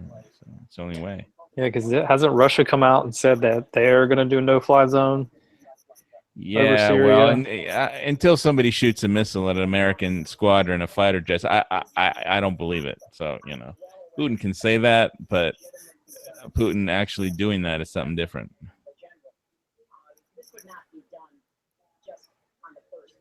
It's easy to talk tough when you don't have a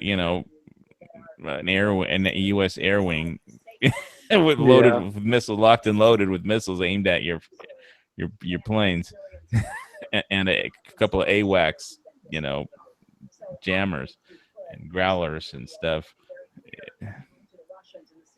So if Hillary is going to be the favorite one to win, everybody better start stocking up on. I've been panic buying stuff every day for the last 2 months.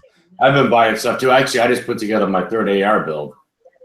I mean, I've been buying ammo. I just bought 100 shotgun shells, and I got so much fucking ammo. I did too. condo fucking collapsed, and I've been buying gold and silver, for when the economy collapses, and I need to get my jungle bug out compound up and going, and I need to get some guard towers built.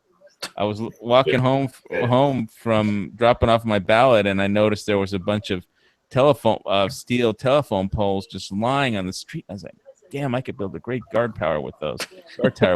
And it's just, if I had a truck big enough to steal them, I would.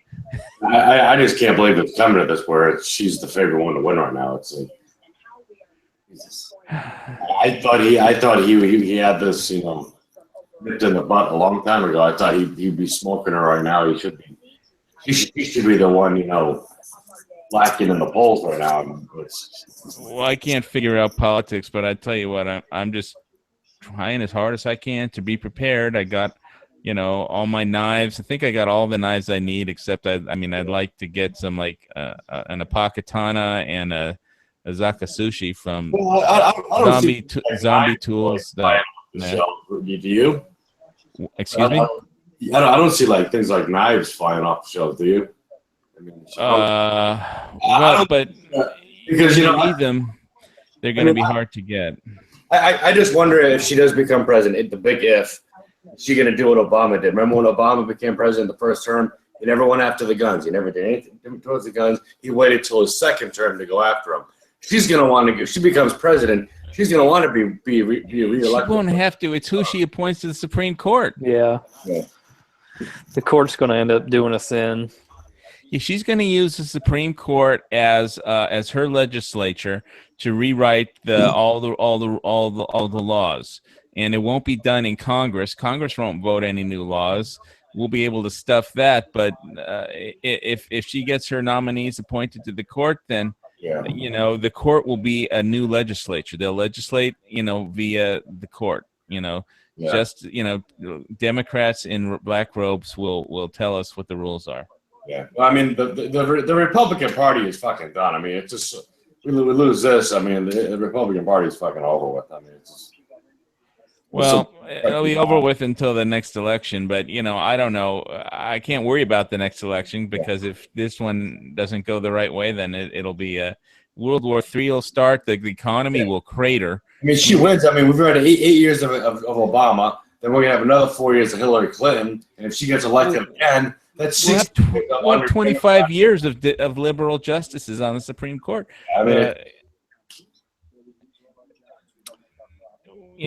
that's what I'm most worried about. I'm hoping. I pray that she doesn't win. I do too. If she does win, I pray that it's so bad that she just gets blown out in 2020 when we can actually pick a legit candidate to go against her and not Donald Trump. She's part of the establishment. She's what?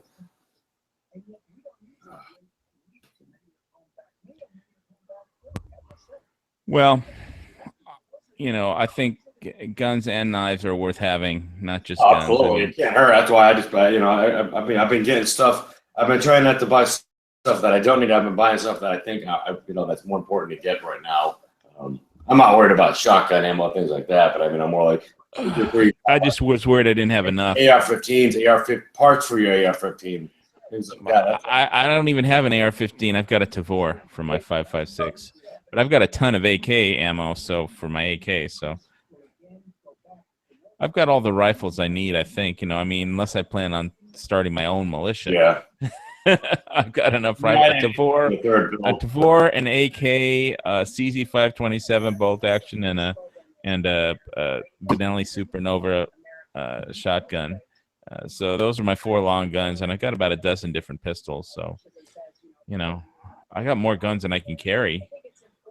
So I really would like to get a Gatling gun. I mean,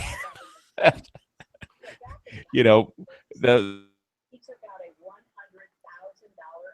in the New York Times during the time when President Reagan was president.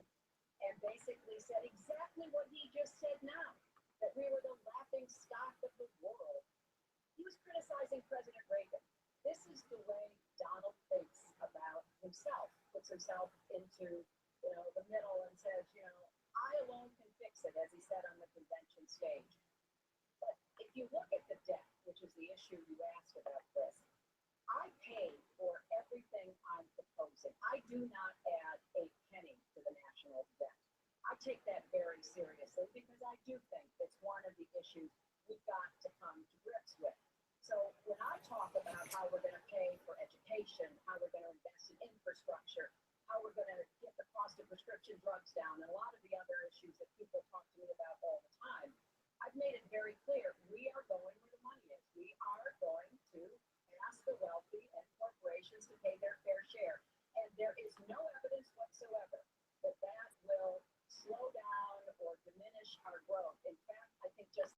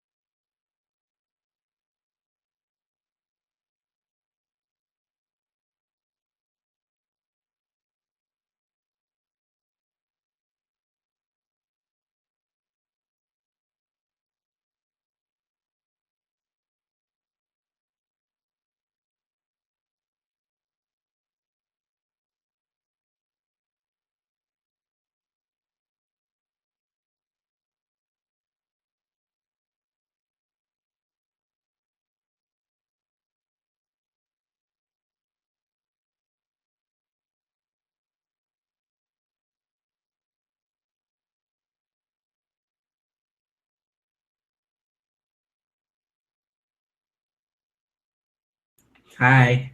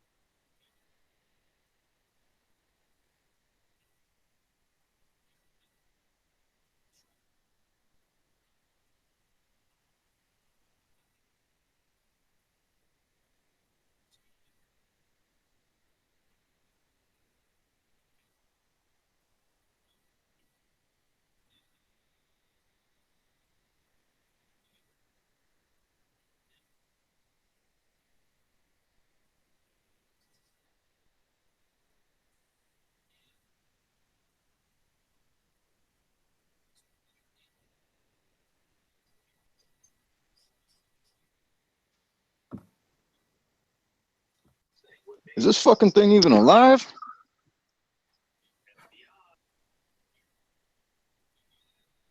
Anyone watch Never Enough Ammo's Hangout? I tried to.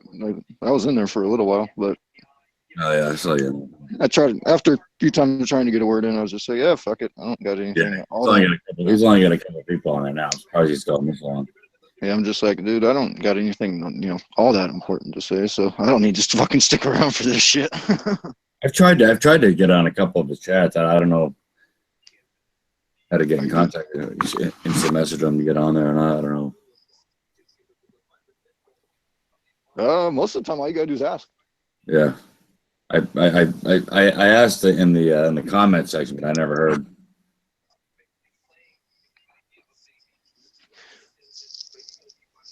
Yeah, did you really want to be in there anyway?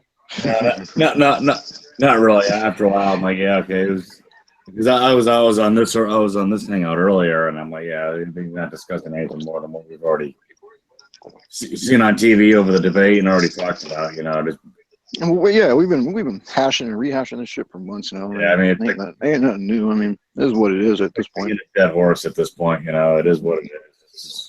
It is what it is. I'm happy with we're almost to the end, and at least then we know who we got to fight. We know it. Yeah, we know what's going on. I mean, if she wins, we're going to be in another battle, just like we've been with the Obama administration, and it's going to be nothing new. Yeah. Well, yeah. I mean, if she wins, it's just going to be a lot of back ballot or down ballot voting, and fucking make that bitch a lame duck. But they all say they're going to do this and do that, but I didn't watch tonight. Who won? We all fucking lost. That's all that matters. There's no fucking winner or loser there. Come on, dude. There's no. There's absolutely a winner and a loser to a debate. All right, well then, our guy probably got his ass kicked, just like he has been all fucking year. Yeah. He won the last debate. No, I thought I'll actually give that to you because I didn't watch it. So his Facebook page is saying he kicked her ass in this one, but I don't know.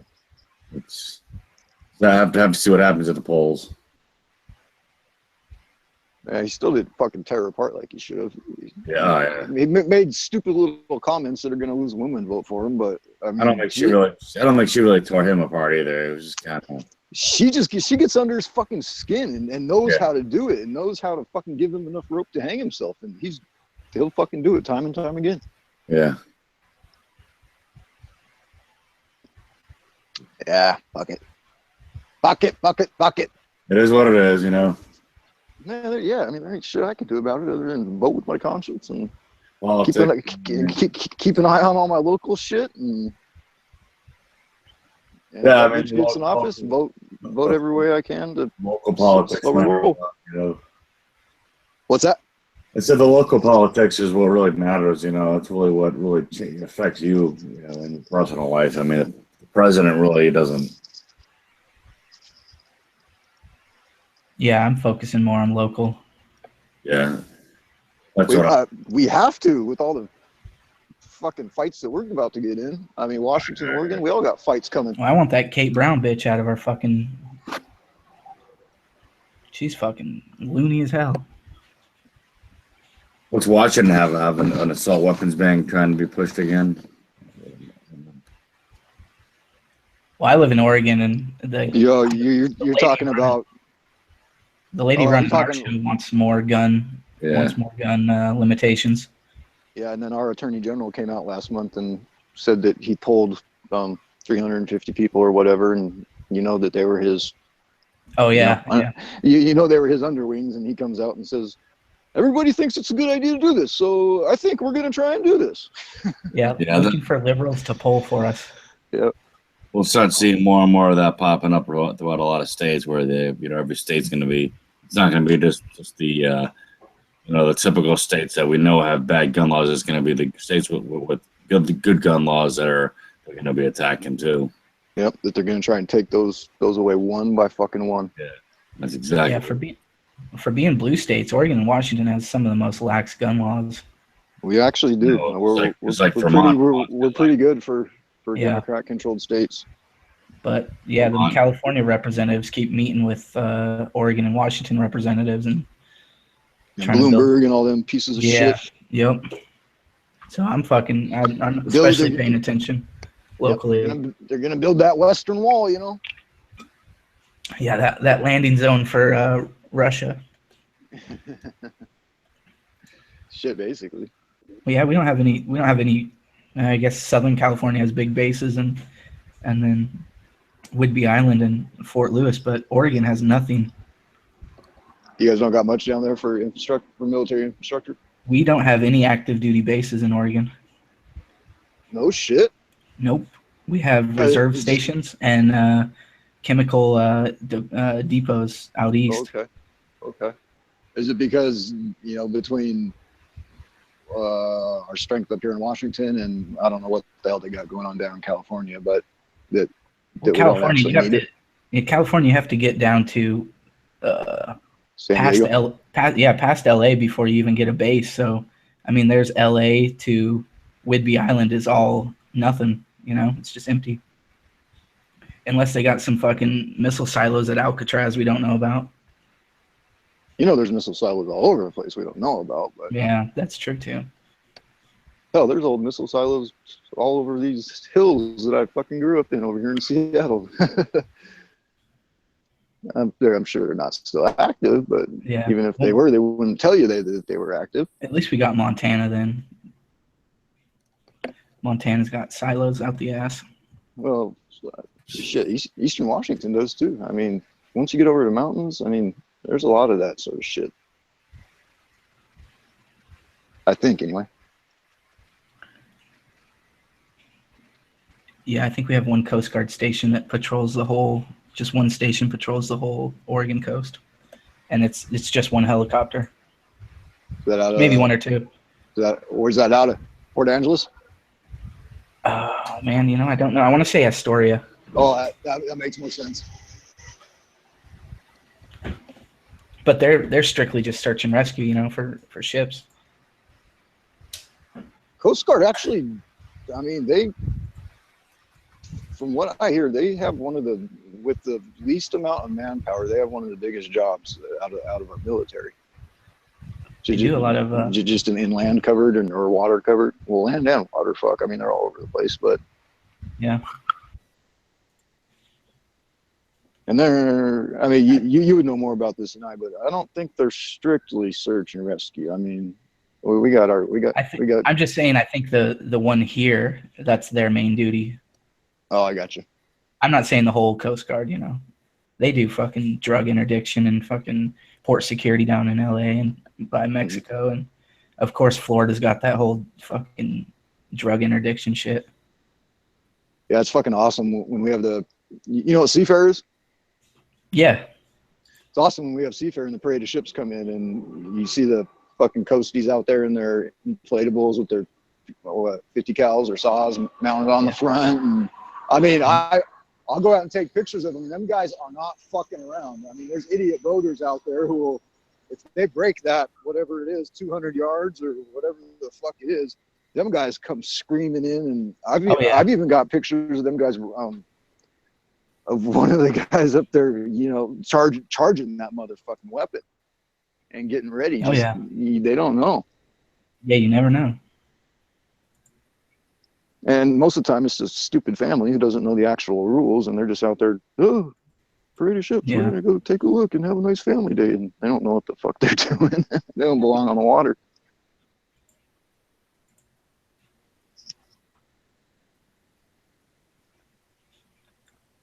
Is your governor up for re-election?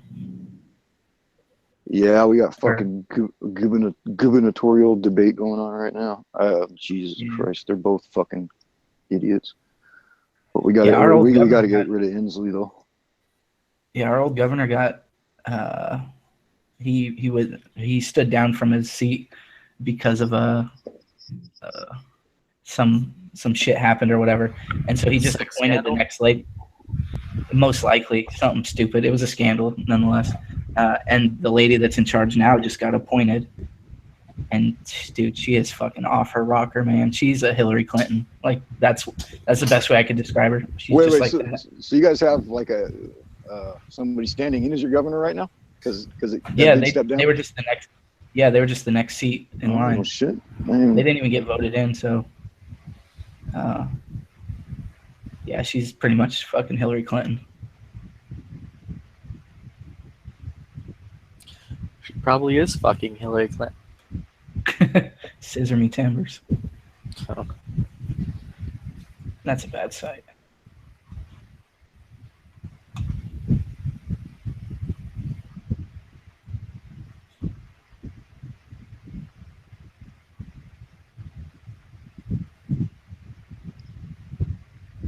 Did any of you guys try to get in match chat? Nah. No. Well, Flippy, I don't. Can you? Yeah, no, I can still get in the match chats. Oh, okay. I didn't even try. Sean said he was in there for a minute, I think. Yeah, I was in and out, but between Matt and the other Sean, I was just like, it ain't worth getting my word in, and I don't even think I have anything all that worthwhile to say. So fuck it. went into troll mode. Just went to the lobby. I figured it'd be a full chat room, but it wasn't. At one point there was 9 guys in there, but 2 of them were making most of the noise. Yeah. Usually Yankee Marshall jumps in there, but he wasn't even in there. I'm surprised. I think he was out doing shit tonight. Yeah. He's out burying his guns. Nah, Wednesdays is roller skating night, I think. Oh yeah, I think he said something about that. He's been coming in later in the evening, though. I wouldn't doubt it if he drops in after midnight tonight. I'm waiting for that old skid guy to comment on that chat from last night. I still haven't been over to YouTube to look at any of that shit. I guess I've been a little too busy to just sit back and. Flippy covered most of it. Don't worry, you haven't been mentioned yet. Yeah. You're not on a shit list. Right on. This poorly written, fucking retarded shit list.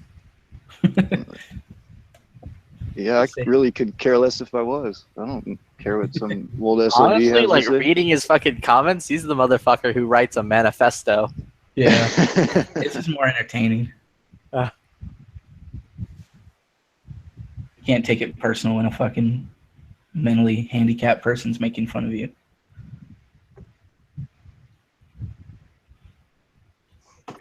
Yeah, sometimes you just gotta sit back. It depends What up, on Daniel? whether they're in control or not.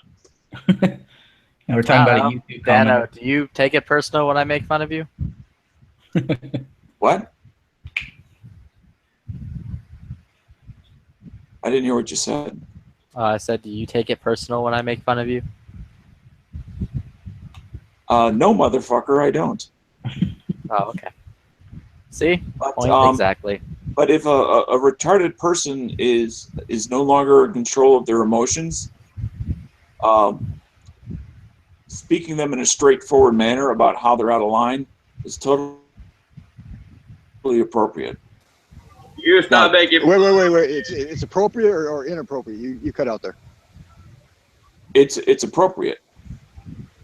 But if that person is so mentally, I'm not, whatever, is he even gonna understand what you're trying to say to him? It looks like we're going down the retard hole tonight, guys. I mean, but the idea is to I'm going to say roughly try to save him from him. That they don't say the wrong thing to the wrong person and then get capped. Just to clarify, we're talking about a YouTube commenter on Pink's videos. Oh, no, I'm not talking about that sort of. I was going to talk about my McDonald's joke, but I think it's inappropriate. No, but retarded people do tend to get very frustrated by the limits of their abilities. I can see that. And granted, this is a little bit serious for this reality, because I did have earlier on when I first got out of college a couple years of dealing with both physically and mentally retarded people, as well as working with people in psychiatric institutions. And depending on how far out of it they were, would determine when they realized and would get frustrated by the fact the closer they were to normal, the more likely they'd be to get frustrated because they could see the difference between them and other people and couldn't understand why can't they do the things that other people can do. Mm. And Or now, understand, or understand or comprehend it. right. You leave Flippy alone. No, I'm a special I fucking think all snowflake. that's going on right here is we're calling old skid a retard. I believe Flippy's considered an eighth savant. I do have a serious Yeah, gun I'm question here, though. Class now, so I'll if I call can my finish this- homie Obama on you. I'm advocate Gun for a moment question. is I saw G-Web's put up a video on a PMR 22 mag that he's I guess going to be selling, but in the title nor in the video did I see a reference to where on gun channel, not gun channels, but Gun Broker. I forget if they have shop names or like they do over on Amazon or what it is to find if someone's interested to how to point them over there to what put in a bid. Yeah, I don't remember G-Web's shop name. Let me look it up real quick. I mean, I did a search on gun websites and it came up blank, but I don't think that's it. I think it's Arizona something. Yeah, I was just gonna say that it's AZ something. AZ13. Well, AZ13 I remember is another one of his main sites, but I don't know if Okay. that's what he uses for Gun Broker. What did he say in his thing? last night. Did he didn't? Is that the problem? Neither in the description, the title, or in as he's describing it. Oh, keep an eye for it. Keep an eye for Okay. it on gun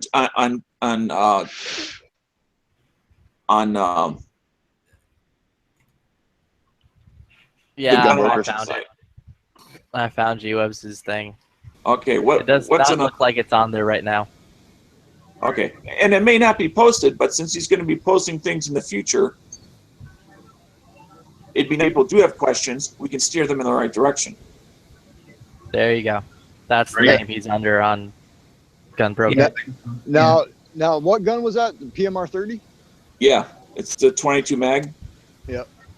I haven't shot one, but I did stay at a Holiday Inn. I was going to say, you said Holiday Inn Express. But I did handle one and work the action at a gun store because they are pretty. They're not very common. Yeah, I've shot one before. My buddy had one brand new, never shot, and went to the range, and we had to put some grease on it, which you should lube any gun, you get from a brand new gun. He hadn't done it. He was getting some malfunctions, and Murphy greased his gun up a little bit, and it started performing just great. It's just a little pricey for that gun. It's like $700, I think. Yeah, it is a little spendy. I've never shot one. I've never even handled one, but I've seen them. I've seen videos, and if it wasn't that spendy, I mean, it would be a cool fucking gun to have, no doubt.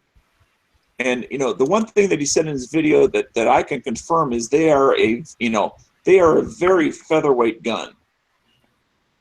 I mean, they are very light. It's the receiver minus the barrel, and the top slide or the upper, what do you call it, is they're all polymer minus the barrel. And then so most of the weight is just your 30 rounds of 22 mag, right? Yep. The gun gets lighter and lighter each time you pull the trigger. Yeah, I forget if it's 22 rounds. I know it's 22 Magnum, but I forget the exact number of rounds. I forget. It's right under 30. It's you put a bunch of 22 mag in there. Yeah, I totally thought it was 30. I thought that's why it was called the PMR 30. Just want to update. We're doing a poll on gun channels. Who's the prettier person? And the thumbnail I have for my new video, the girl or me. So everybody respond. Thank you.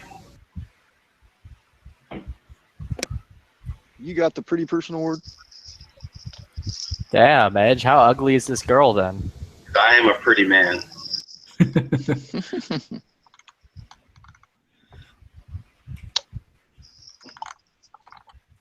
Now, Flippy, how sure are you that that's because when I do a Extremely search under sure. Tucson shooting, I'm not getting anything. I'm very sure. Okay, so what you're saying, the only way it would show nothing is if you had nothing listed at this time. Well, he has plenty listed right now. He has those bayonets. Okay, Yeah. Here's the link to his page. Okay. Then let's You take just a look click there. Sellers, other items, and it'll appear.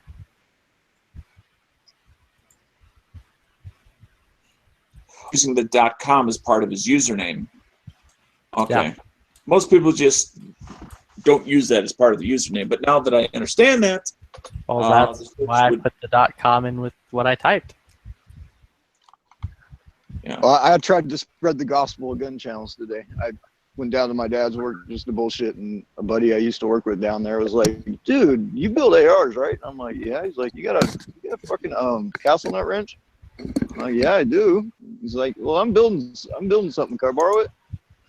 So I ran home and got it. I'm only 5 minutes away. So I ran home and got it, and brought it back to him, and gave him a set of punches to do what he's doing. And I gave him a gun channels card and a Every Second Matters card, and I'm just like, dude, you know, if you get a minute, you know, check it out. Well, yeah, he's kind of an antisocial dude. He's like, well, what's this gonna do for me?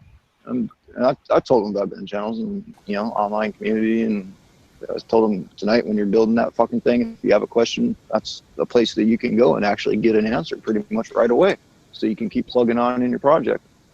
Well, I have a The serious answer question. is sell it and buy a Noveski. I have a small question. Hopefully G-Webs pops over here while I'm here tonight, because I can talk to him tomorrow as well. But it just seems like if you're going to make a video, whether it's in the description or when you're describing it, you really should put something out there for somebody who says, "Oh yeah, that's real cool. How do I find it?" He usually does a really good job at doing that. I mean, even on the Daily Show and throwing in links and all that. Same with his 1911 that he's selling. He hasn't put either one of them up yet. I have a serious question to ask to Hottie. Uh-oh. Are you the illegitimate son of Jerry Lawler? I don't even know who that is. So Jerry the King. Jerry the King. His son, Scotty Too Hottie. No, that's. I didn't give myself the fucking nickname, but I'm sure that's where it came from. That old wrestler motherfucker. Did you wear those? Did you wear the same clothes? No shit. Didn't he have like a bucket hat that the top was cut off and he had spiked blonde hair through it? I rarely remember him, but I just remember that he was Jerry Lawler's son. Interesting. Yeah, it's just one of them things. I mean, your name's Scott. I mean, how shit. And I used to hang out with the older crowd, so guys who were, 5, 6, 7 years older, and so they were more into the old school wrestling than I was, and I didn't pick them fucking name. That's how. So you're a fan of Glow, gorgeous lady of wrestling. Fan of what? You're a fan of Glow. Yeah, anyway. Getting back on top. Fan of Glow? Oh yeah, I don't know, man.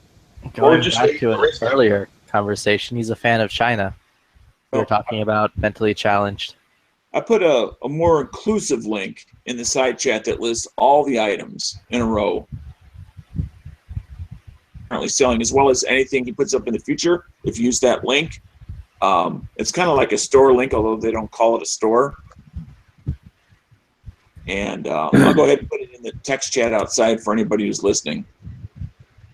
But it's a way. I'm sorry, Daniel. Edge, Jerry the King Lawler, or whatever that fucker's name is. Yeah. All right, I did watch a little WWE That's back your in the day. day. That's your day. WWF, whatever, back in the day. Hey, I don't get his money. WWE back in the day. I mean, I didn't say that guy. What was his name? That preacher, Jerry Ford or whatever his name was. The guy who attacked Blair Flint.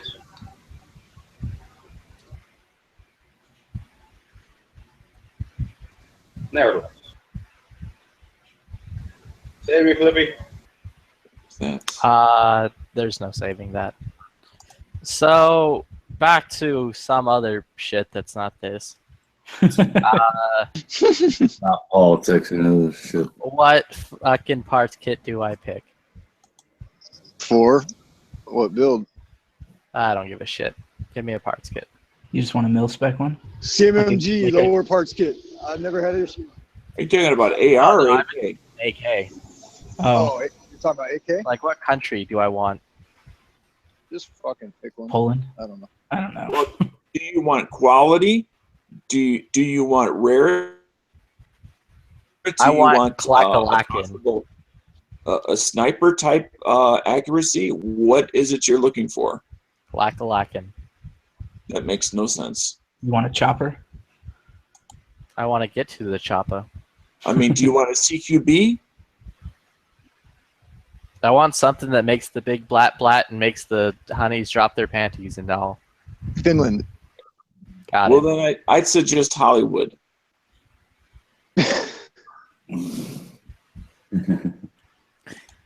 Got it. I'll just fucking. I Because don't know. I'm sure they make a Knives, shitload give him of like bling 50 bling bucks and stuff that you would lose your load in your pants if you saw it.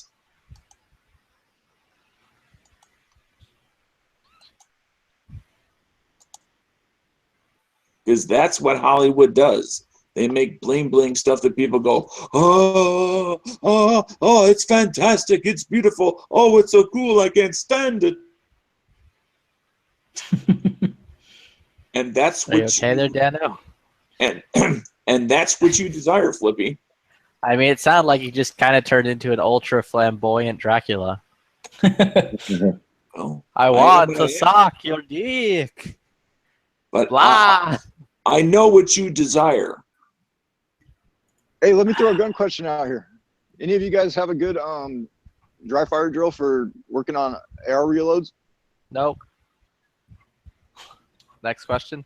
I mean, other than the traditional, have someone fill your magazines and periodically put in dummy loads. No. I'm talking dry fire. Oh, Dry dry fire. fire load. Just a drill. Something, you know, Like some for- eggs, a few dummy rounds. You know what I mean? Well, you can use what's the name of the company? I have several other products, but they Laser Light, I believe, is the Actually, name of the laser that you can insert into the barrel, and then the target will react to the laser. And the Yeah. laser is activated by vibration. So when the hammer hits the firing pin, it creates a vibration through the gun, and that will turn on the laser just momentarily. It'll show you that impact point. Yes. Does it, Yeah, I got does you. it start with good vibrations? And no, then, what I'm thinking about right now is, I guess, not even dry fire, just more practicing reloads. Oh, then Just muscle just do memory that shit. easy. Yeah, I don't know. And just instead of looking on YouTube for a drill, I just thought I'd ask you guys. But yeah, and if you're trying to do accuracy and stuff, what's nice is for about $30 per target, and of course you can reuse them as many times as you want. Is you can put multiple targets around the room so that you're going left, right. You're constantly moving the rifle to try to emulate movement. And at different distances to work on Yes. your offset. Yeah. Yeah, one at 5 feet, one at the maximum distance you have in your house. Or if you happen to have a little property, you can put them at distances. One next to the garage, one out behind towards the end of the property, and they will react audibly. So you can hear them when they go off. Mm-hmm. And you said, well, what's the price point on and- getting into something like that if you got none of it?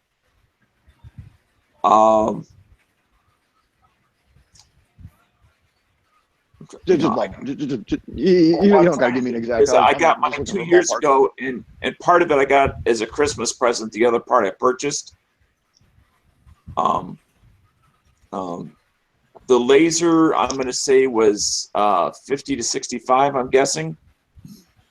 And then active targets, which is what you want, something that's going to make an audible alert, as well as show you where on the target you actually hit. And these targets are small. They're like 3-inch diameter, so you have to have a pretty darn accurate hit for them to go off. I want to say are maybe 25 a piece, but these prices are probably off. So, you know, figure if you get at least 3 targets, because you want to spread them around different areas, different distances itself. Now, all right. So I have a question there. With that laser light thing and the cartridge you're throwing into your chamber, I mean, you got to fucking well, you need you got to rack your slide every time, or what? I will get to that if you just let me further explain the system. All right. Whether it's a rifle or a pistol, if you have something that has restrike capabilities, you don't need to do anything. Okay? If you do not have a rifle, not have restrike capabilities, i.e., you know, a double action kind of pistol, then you're going to need to put in something as well as rack the slide, or in this case, charge the weapon between each firing. Now, that in itself can be practiced for being able to quickly recharge and get back into the fight. I mean, because that's half the battle of a round that's jammed in the chamber that you got to shake out of there, put it in a new bag, and then recharge the weapon again. So, all right, but with the AR, I mean, you're not going to be able to throw up those 3 targets and do any speed stuff, because you're going to have to worry about racking or, you know, recharging the weapon, right? Oh, it's definitely limited, yes. But it's how far can you go, number one, up by yourself and at a relatively low cost. PBR, who definitely has a lot more I have 0 real world experience. He has some good experience. What's the question? Add some more realistic answer to your question than I could. What's the question? My first question, I was just looking for just a good you know, drill to set up for practicing reloads on the air. I was fucking around with the press during the debate and just made up a few dummy rounds. And I don't know. I'm thinking about this. Yo, Scott, I sent you a video in the IM that I would recommend doing. Yeah. I appreciate it. Did you use like paint the projectiles on these inert rounds so it's always obvious to you as to which ones are live and which ones are not? Yeah, I'm going to take a permanent marker and mark the head stamp on them. Yes. Okay. I'm not gonna paint the projectile. Or something, yeah, just some way of identifying them. You might want to do something more than a permanent marker, because that stuff will wear off pretty quickly. Yeah. Yeah. This is my first go, so I'm just, you know. I would paint the bullet, the tip, like, you know how you have like a green tip. I would just paint it like black or red or something. I will have to do that. Or just take a Dremel and just write inert down the side, or dummy or something. That's the best way to do it. Or drill a hole through the case so you can see like a hole clearly through it. That's another good way to do it. And is that all just so you don't mix it up with your live shit? Yeah, that and paint can wear off, marker can wear off, but you drill a hole through the case, or you write something with one of those fucking you know, those etcher Electric things. pens. Yeah. All right. Well, what kind of paint would you use if you were going to paint the actual projectile? Because I'm not going to use model paint or anything like that. Well, if you paint just the tip of the bullet, it's less likely to wear off, because the tip of the bullet isn't going to be making a lot of contact. I mean, it'll make contact like when it's getting fed, but not when it's getting chambered and shit. I got you. Like how green tip has got a green tip, but that'll wear off with time anyway. Also, the best way to do it is just to drill a hole through the case and then clean it up, you know, to make sure that it's you know, don't have any burrs hanging out or anything like that. Right. Yeah, shit. Maybe I'll just do all 3. If you were in the market for an Enfield SMLE, Where the fuck would you go find it? Gun shows. A lot of them pop up on the websites that I've already given you. Liberty Okay. Tree. Liberty Tree gets a bunch. They just had a really nice one, I think. Oh shit, that was the wrong button. Whoops. Let me see. They just had like they had one for like 600 that was like, it's a little much, but it was really clean. Okie dokie. Liberty I was Tree and playing- Simpson Limited are the places I trust the most. Yeah, there was a 1939 BSA for 425. It's on there right now, but I haven't read what kind of condition it's in. So, Chris, I got about you for a couple of days in regards to one particular thing. Since G-Webs is breaking up his collection into what I call smaller mini collections. Jesus. Yeah, I can't believe he's doing that. I mean, like he has his Russian Bayos, his Polish Bayos, his Romanian, his Bulgarian, his Yugoslavian, his Polish, on and on and on and on. And I know there are certain things that you're into. Have you looked at any that have kind of captured your interest a little bit? I haven't because I can't afford it right now, so I don't even want to look. You know what I mean? Okay. It's why are you thinking about purchasing a piece of his collection? Oh, that's ugly. Well, no, it's just that I know.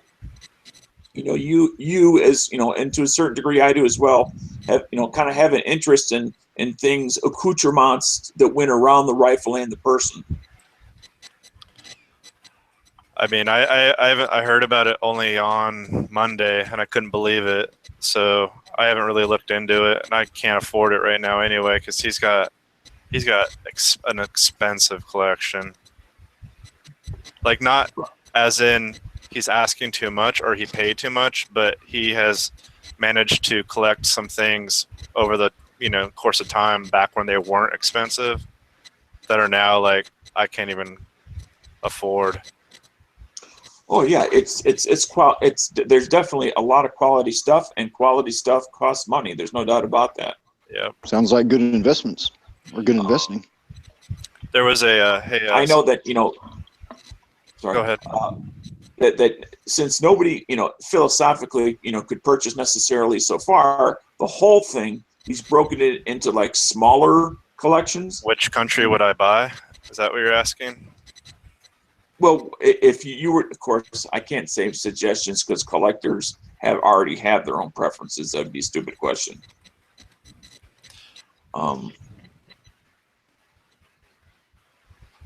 I guess if he plans on if there's certain ones that don't sell, he's going to break them down then to individual, which he's trying not to, just to save on shipping hassles. Yeah, no kidding. Because he has so many. What are the individual ones that you might be willing to? Okay, for this one. There's so many of them.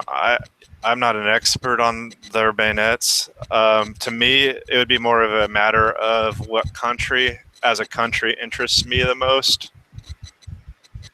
That's what I would look at if I was you. Like which region or which time period or which country you find the most interesting, and then go from there.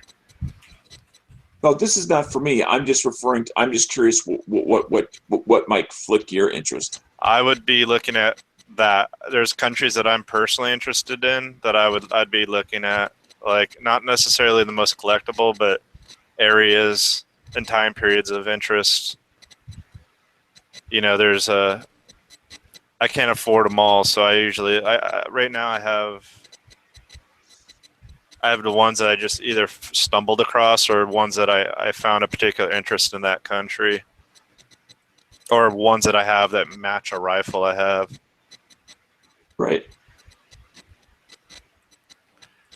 And as far as reloading exercises, just sit there and reload it. Just sit there and put a magazine in, or just practice loading it, and then drop a magazine, put a fresh one in. Just do that over. Just like you can sit there and watch TV and do that kind of stuff. You know what I mean? Yeah, I got you. And then from there, you can move into like getting in the proper stance, and and then you can move to going to the range and doing it. Mm-hmm. The best drill I found for reloading is just sticking one of those when you make your dummy, stick a dummy in your magazine, and then you'll get surprised. You'll either have to, or that's a good way to like clear a malfunction drill. Like if you got a light primer strike or a dead round or something. But also when you go to the range, trigger control, right?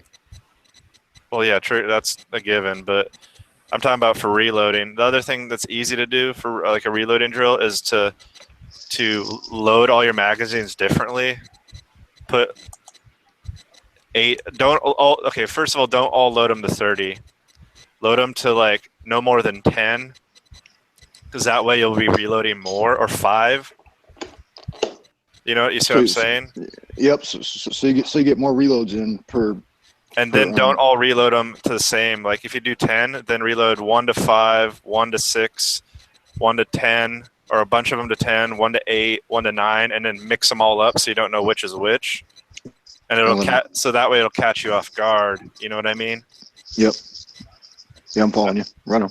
That's those are easy ways. There's like far more advanced shit, but if you're like just trying to like, don't start running, like do the crawl, walk, run type thing. Mm-hmm. Just get good to where you like, you're getting the muscle memory down and where to have your where everything is on the weapon.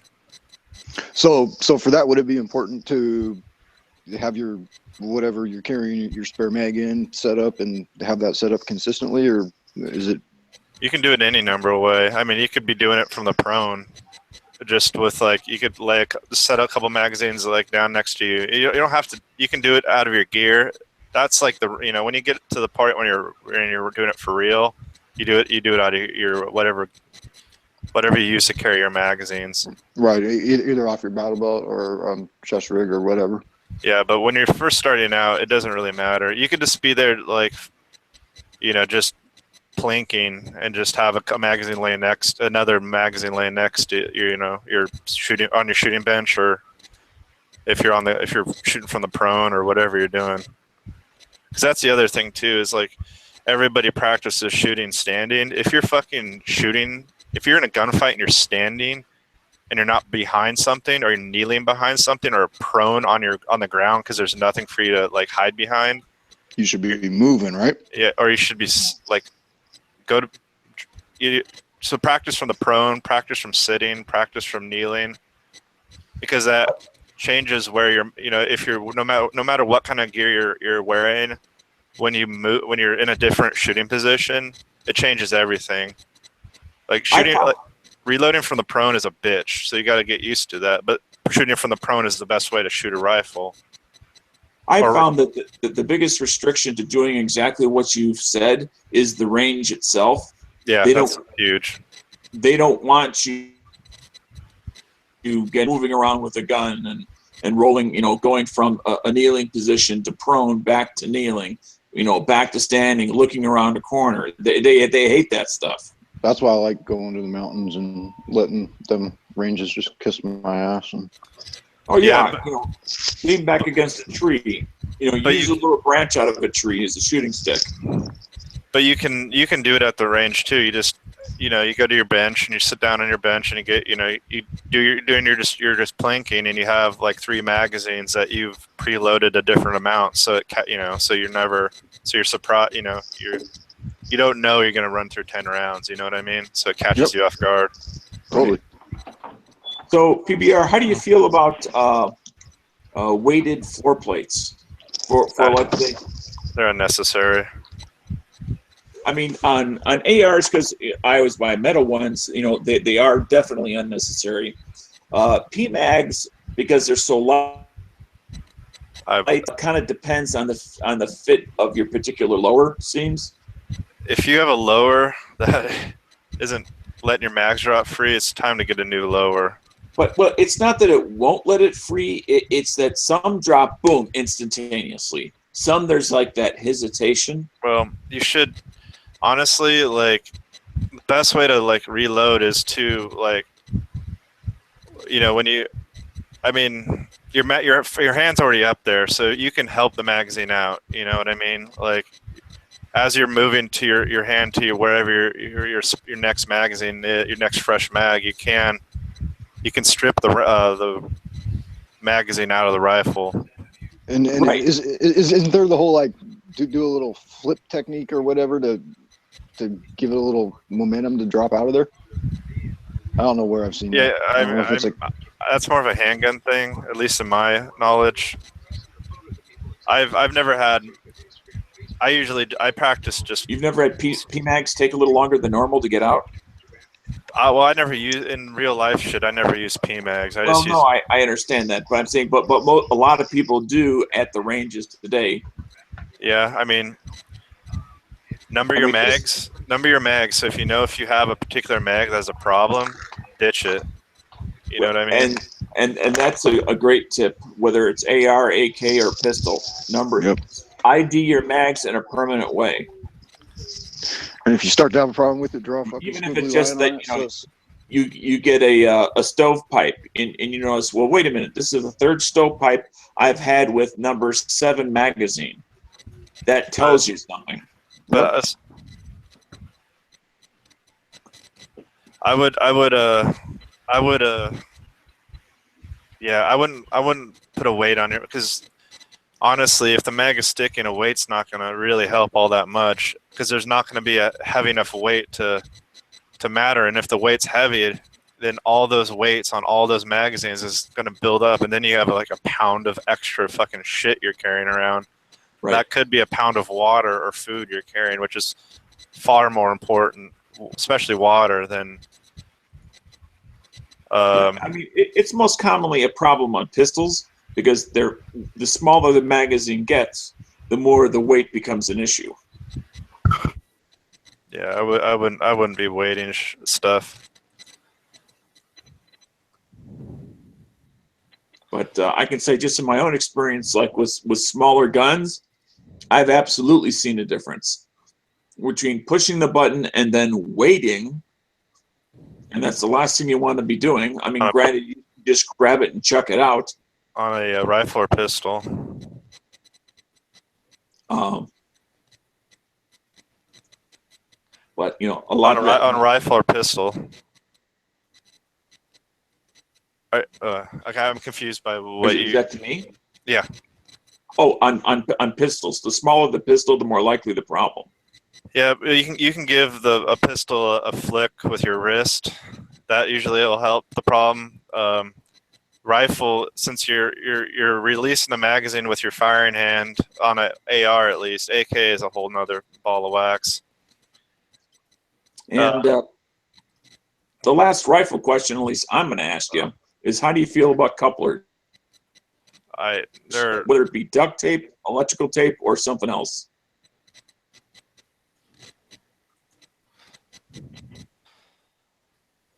Sorry.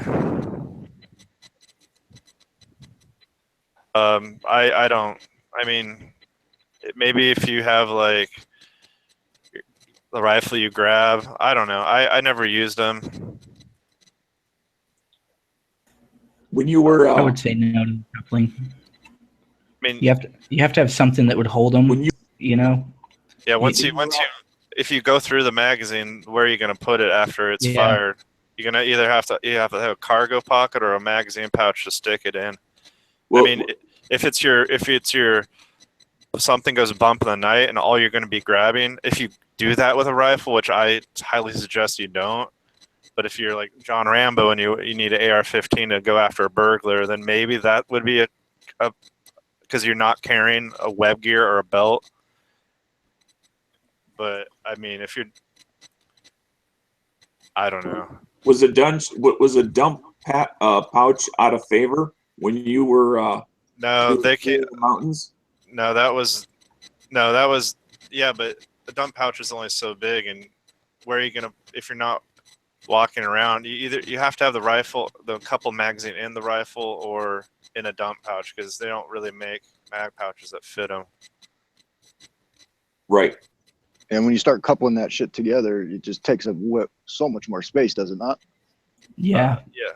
But I would say like maybe you could have two coupled together for like if you needed to grab, if you had like some like, if I don't know, if you're like, if you lived on big property and had coyotes or something, I don't know, that kind of situation, or if you thought that you needed a rifle, you know. But other than that, I would just, it's not really worth it. And plus, those things usually cost like way too much money. You could spend that money on other stuff that's more important. Right. You know, I'm gonna go tape.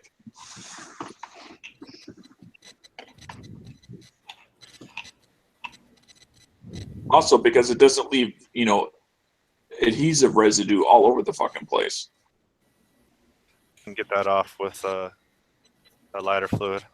Are you talking about like? Yeah, but You talking about taping one upside, you know, like ass to ass, to where you just pull it out and rotate it and push it in? I would Right. not do that, because then if you Yeah, I wouldn't do that. you're gonna stick your magazine in the dirt. Yeah, and if you know, like you have to have somewhere to hold it, and they don't make mag pouches that long, and dump pouches that would take up too much room.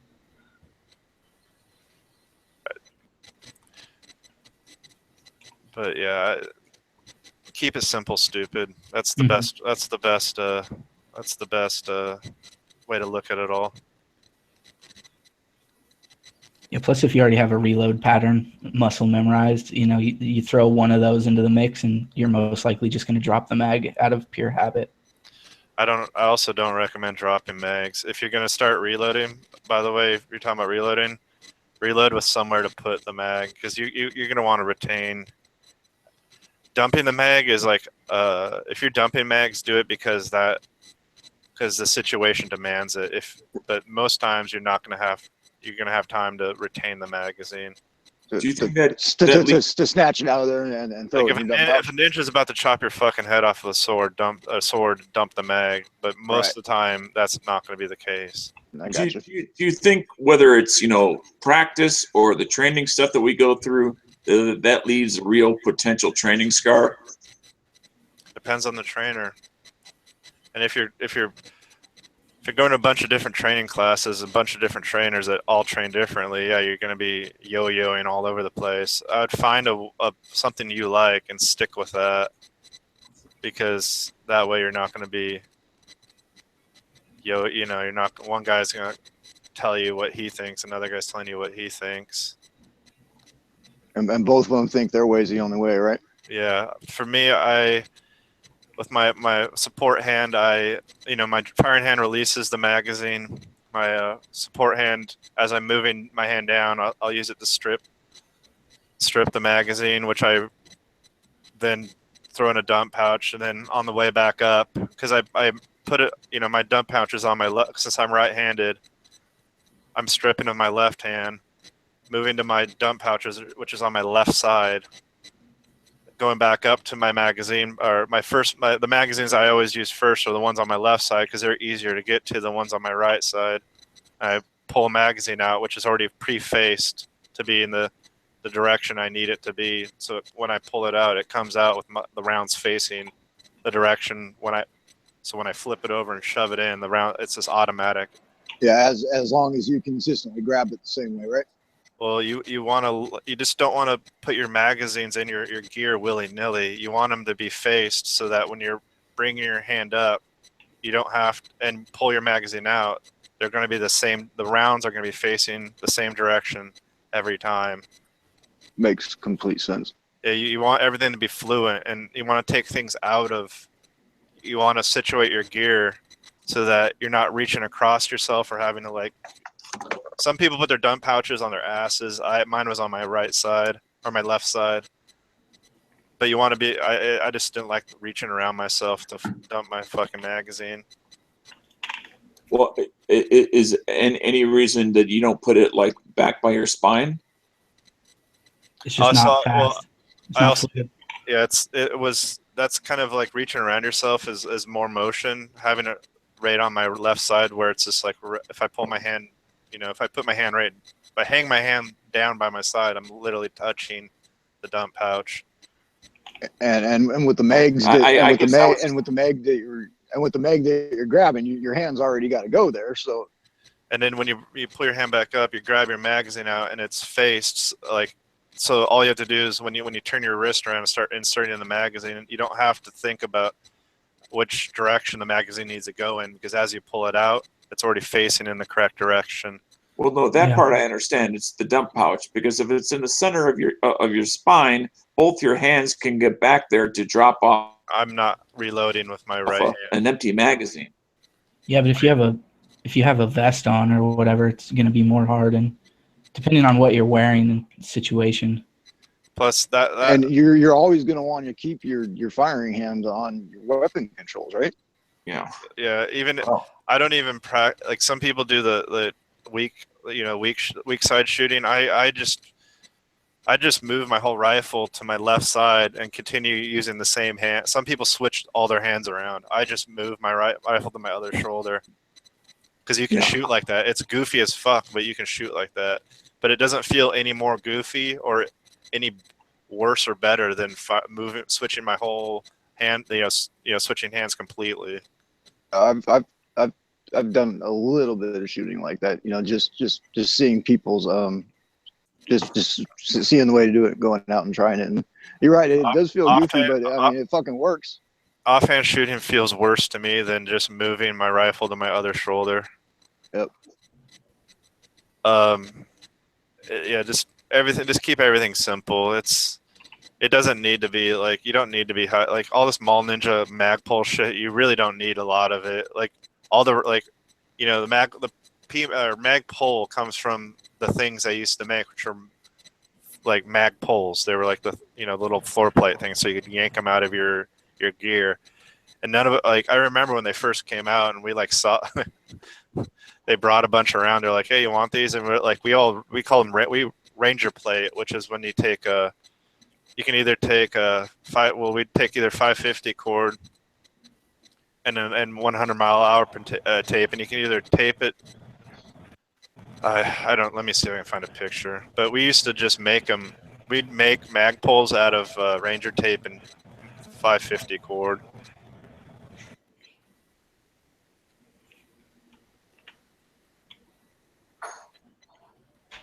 Because it's simpler, it's easier. It's not necessary to spend all that money and try to.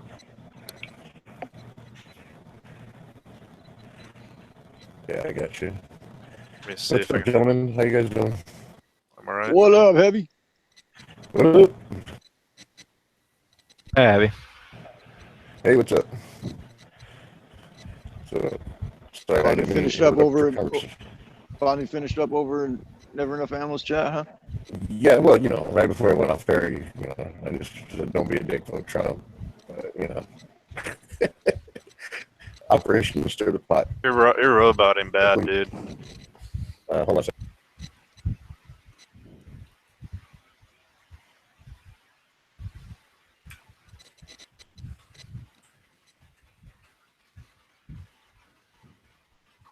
I remember.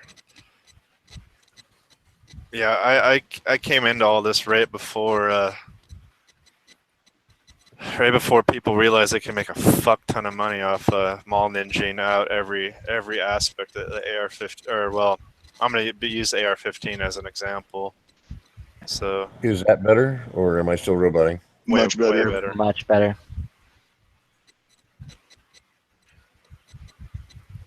So like a lot of stuff we either had to do ourselves or we did without.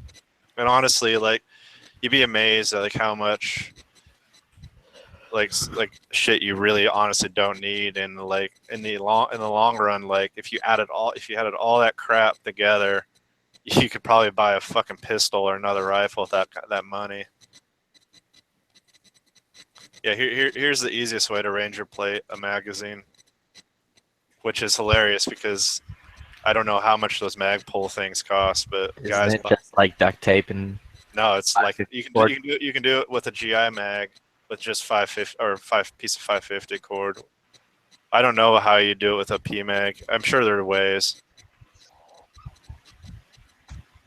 Don't you just shove it through the button? I don't know. I never did it with a P mag.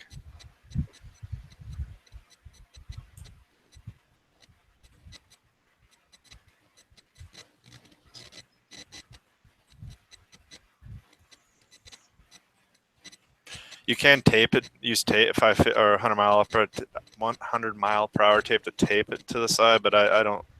That doesn't. If you're using GI mags, that's the best way to do it. Hey, PBR, is that in the internal? Yeah. Oh, okay. I'm on my phone, so I can't see that. Oh shit! Sorry, man. Oh, it's all good. No worries. Just Google 550 cord Ranger plate, and you'll get like a million different photos of. But everybody, like, just like shooting, everybody's got their own fucking method. So I don't know. It's in the external now. I copied Right and on. pasted it for you. Right on. Thank you. Appreciate it. No worries. Damn.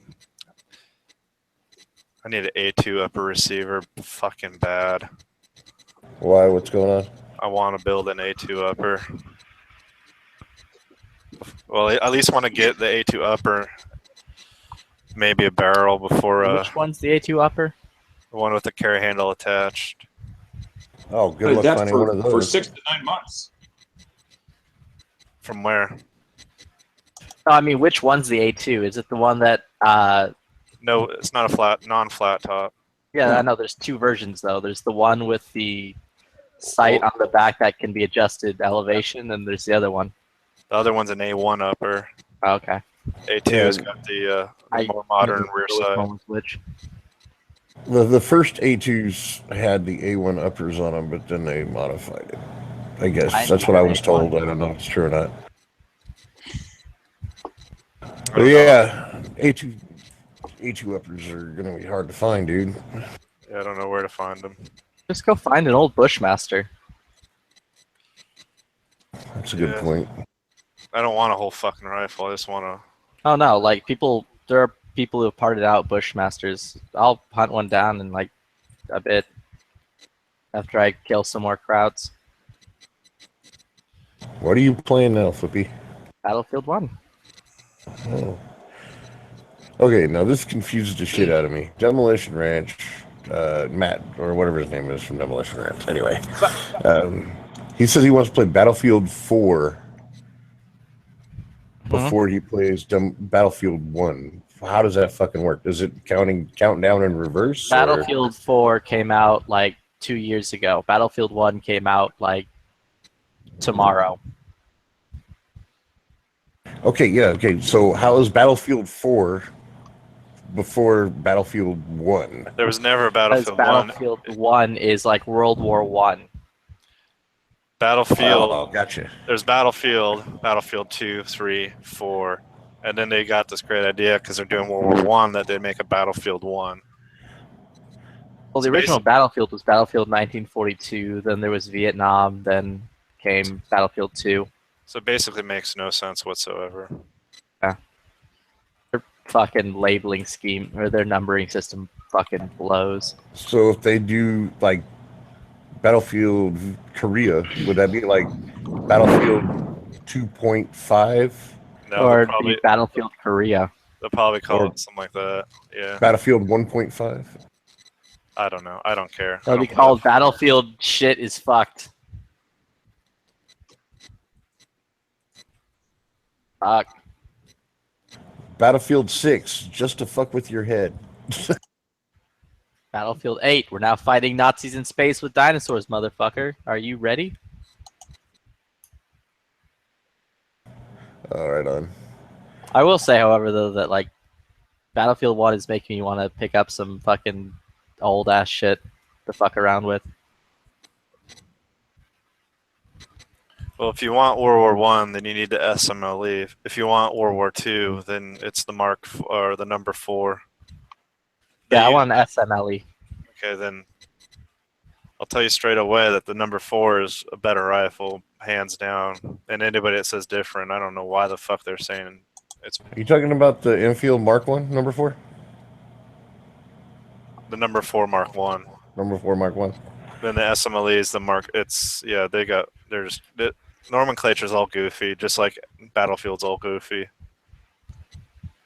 Yeah, that was kind of. I'm not gonna lie, that was confusing me quite a bit when I was like typing in Lee Enfield SMKEs. or whatever the thing is, seeing all kinds of different numbers and marks and all that shit. Well, there's SMLE stands for Short Magazine Lee Enfield, and then there's a Mark 1, the Mark 2, and then they can't, and then they went to, instead of Mark 1, 2, and 3. I don't even know if there's a Mark 2. I know there's a Mark 1 and there's a Mark 3, and then they jumped to the number thing. So now they're number 4, number 5. There's a number 4 Mark 1. There's a number 4 Mark 2. I don't know if there's a number. I think there's just one. I don't know. There's a lot of. It's weird. It doesn't make any sense. So which one was the jungle variant? That's the number 5. That's the number 5. Yeah, and that one has trouble holding 0, right? Yeah, bad wandering 0. The best way you can find, the best ones you can find are ones that people converted, because the wandering 0 comes from when they did like cuts on the barrel and on the receiver to lose weight, and that's what unstrengthened the rifle. It made the rifle not strong enough. So if you find ones that are like conversions that somebody made, those are actually usually better, more accurate, because they don't have the cuts on the barrel and on the receiver. But all in all, I would say just forget about the jungle carbine, because the conversions aren't worth shit and the jungle carbine isn't worth shooting. So Flippy, I totally can't see you spending money on an infield. I spend money on all kinds of things. And the Enfield's a fucking neat ass gun. It is. It is a neat ass gun. I picked one up for back in the day, early 90s. Before I joined the Marine Corps, I picked one up for $70. Yeah, it was a fun ass fucking gun, dude. I literally took it out the box, like ran the fucking rod down the fucking board, knocked out the cosmoline out of the barrel, and then shot it until all the cosmoline melted out of the motherfucker. It was a fun shooting gun. How expensive is 303 British? It's not bad. You can get Pivy partisan stuff for like $12 a box. It's not cheap, but it's not horrible. Okay, that's not bad. Just don't even bother with surplus. Handguard's getting hot. 2 days ago, I took a couple of my rifles to the range, and my AR, I took off the standard handguards and put in the Magpul SL handguards. I remember that you putting that on there. And no, I can't say it's an exact comparison, but after 80 to 100 rounds, they definitely started showing the heat. Yeah, because Magpul is just plastic. Well, it does have a that, you know, just like the standard ones that are plastic on the outside and have that little aluminum tin can radiator type thing. Heat shield.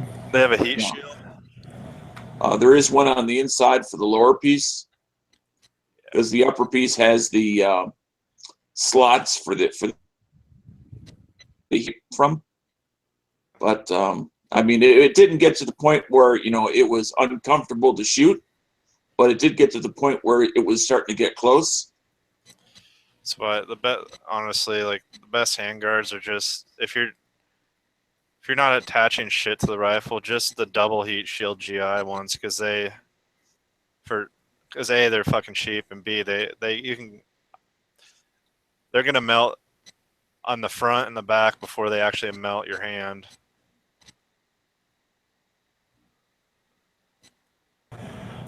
Yeah, those heat shields actually are pretty decent.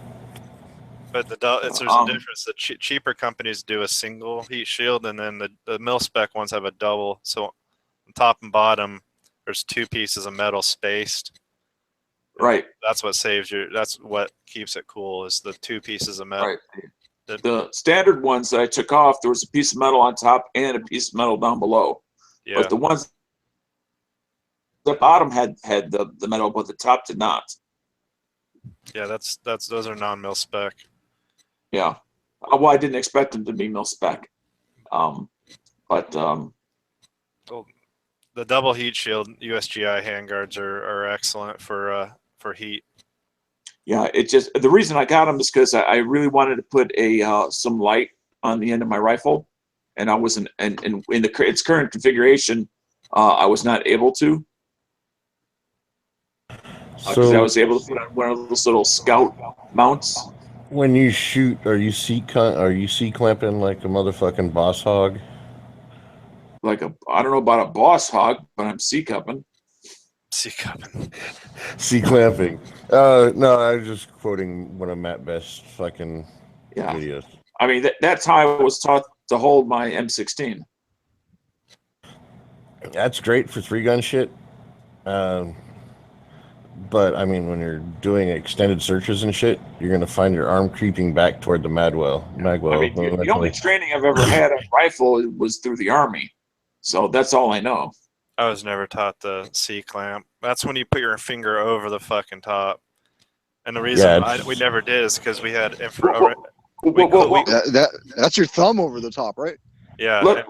Let me correct that. What I mean is from underneath, not from the side. C-clamp is when you wrap. You're basically like holding it like you'd hold a shovel. You know, your thumb is wrapped over the top. Yeah.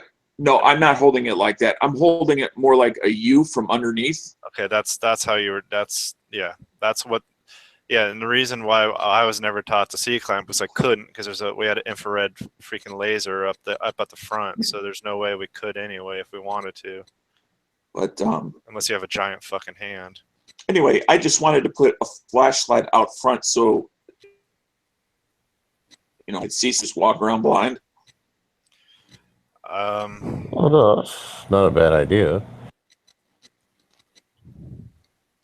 And just because it's there doesn't mean it has to be on. I thought there was like little. I don't know. I would find something better heat dissipation. That's one thing like about those Magpul like the grips. I like the grips. The stocks I find unnecessary. The handguards, standard USGI handguards are far superior as far as heat dissipation, and as far as like mounting shit, like I either get it on one of my rifles has nothing. The other one has I have like a Midwest Industry like lightweight rail that I kind of like and I kind of don't like. Is that a drop-in? Yeah, none of my rifles are free floated. They all have front sight posts. Is that a carbine length? I may have that same handguard. Yeah, it's carbine length. Yep, I think I have that exact same one. You kind of cut out. You said none of your rifles, and then there was a period of silence. None of them are floated barrels. Oh, yeah, gotcha. Yeah, mine aren't either, but. Oh, that's actually pretty badass. Did you see that, PBR? Flippy put a link in there for you. Yeah, I saw it. I don't know. If I'm buying one of those uppers, I would like it to be complete with the sight and not have to because that rear sight is like. Do you want a carbine linked one, or do you want 24 or 20 inch or whatever the fuck the M16 is? The same upper receiver. Okie dokie. Also, I don't fuck Bushmaster, man. I'm not buying Bushmaster junk. They fucking. I'd buy it used, but I'm not buying something new from them. They can eat a bag of dicks. Have you looked into maybe buying an old? You probably won't be able to find it, but an old Colt upper receiver. I've been looking. I've been trying to. Yeah, I've been looking. I haven't found anything cheap enough for me. Well, I gotta ask you. I understand. I have one right here for $285, fully set. Just doesn't have the barrel or any of the shit. But like What's the the issue with upper itself Bushmaster? is assembled. They're Freedom Group. They fuck Freedom Group. Oh, gotcha. Okay. And also, their quality. It's just garbage. I don't trust them anymore. They used to be decent. Oh, there you go. Oh, Freedom Group seems to have that reputation. I didn't know that they were part of that, though. I didn't like Remington is. Okay. Thanks, Flippy. That's perfect. Okay, dokie. So I now mean, he's that's- got money. That's a little expensive, but I don't know. I'd find. Actually, what's the dealio with this thing? Oh, that's fake. But I don't know. As far as handguards are concerned, I would just experiment. But I thought they made like little sections that fit on the USGI. For what? Like rail? Yeah, the little handguard section that like you could like stick on them. They used to have them back in the day. I don't know who makes that shit anymore. Oh, what would you have to do? Of like Picatinny? No, they would fit. They used to fit through the holes on the USGI handguards, and at the most you would have to pop the little heat shields out, screw it on, and then pop the heat shields back in because the heat shields Dude, just pop. PBR. I have one of those. No, that's what Dano needs. Freaking, I've got one of those on my AR right now. Who makes it? I don't remember. I picked it up for like $10 or something like that A online. million years ago, right? No, like maybe a really? year ago, 2 years ago. Oh shit, dude! I don't even know what to Google to find that shit. Honestly, you're probably gonna cuss me for this, but I think I found it at Cheaper than Dirt, probably. Whatever. Oh. But you know, hey, it was because I used to have the stock A2 upper or A2, not A2 M4 fucking mil spec fucking plastic handguards. Became stock with the upper kit, but I put on the FTE MOE Magpul MOE, and it's got dual heat shields on it too. So I was happy with that. All right, so the stock like A2 handguards, those come with like holes in them. Is that what I'm understanding? Yeah, Yeah, they're vent holes at the top and the bottom. Oh, okay, yeah, oh, I got you. Here you go. Found it. My bad, stupid question. All right. Were yours metal or? I mean, This it's is polymer ones. Oh yeah, you don't want plastic, but wait, Sears? Oh yeah, Mm, that's the idea, but I wouldn't. Wait, those rails are plastic? That's what it says. Polymer rails, unless it's referring to. I'm freaked out by the fact that it's from Sears. Yeah, they sell Yeah, shit like that. polymer Picatinny rail. Oh yeah, here you go. Wait, no, it's Magpul. Fuck Magpul. God, I'm sick of this shit. Hey, I'm not the only one. The only thing I buy from them are magazines and their fucking their pistol grips. Otherwise, everything else can just suck a dick. Yeah, I got the MOE front end because I have an MOE grip on it. It's actually the MOE Plus. It's got that rubberized texture to it. I like that. But the stock I'm going to put on it is an MFT. So I like the plus. I have one of each. I have a plus and then just a regular MOE. Plus has a cool little feel to it. Not really. No? Honestly, the more Mall Ninja free floated like railed fucking ARs I see, the more I miss the just bone stock. When I see a bone stock AR or like a retro, like those Troy retro Vietnam carbines, those are like what I see now that like gets me all excited because I see less of that now. Yeah, I was talking grip. Back in the day, I remember when like I first saw my first God, what rifle was that? It was a Knights Armament DMR. God, what was that rifle called? The fuck, I can't remember anything anymore. I'm not a fan of the finger grooves on the A2 grips. Oh, the grips suck. Don't get me. The AR-15 grip has always sucked. Yeah. I always kind of like them though. The finger I like grooves? the finger groove, yeah. Because I have a Myad on my Noveski, and I fucking like the finger groove on it. Oh yeah, it was a Mark 12. I first saw a Mark 12. I was like, that is the fucking coolest thing I've ever seen. And now, if I saw like somebody's fake ass Mark 12, I'd be like, okay, I could give a. But if some guy brought like a SP1 Colt, you know, like the old school pencil barrel Vietnam style, I'd be like, oh man, A-team, yeah. Oh yeah, PBR, you weren't around. I got bored and I wanted to build a Black Hawk Down rifle. Yeah. So I ended up getting in contact with Paul Howe, who sent me like all the specs on his fucking gun. So right now I'm waiting on Nodak Spud to get their A1 upper and lower like built out to ship to me, so I can put that shit together. He had or which rifle or carbine, or he had a He had car one of those- 15. He had one of those weird transitional ones because it was a car 15, but according to him, it was a 16-inch barrel. Yeah, dude, the car 15 is like, that's like saying AR 15. You know what I mean? There's so many different versions. Yeah,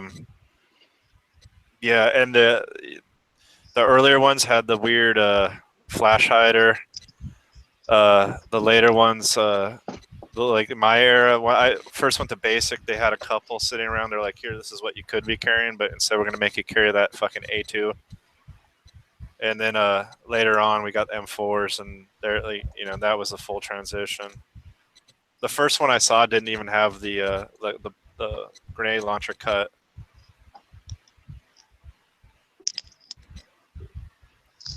Also, I'm still looking for that rail thing. All I'm seeing is UTG are the only people who look to be still making them, and they're polymer. I don't know. Yeah, I think mine is polymer now that you mention it. But Really? yeah. But you know what? It works fine.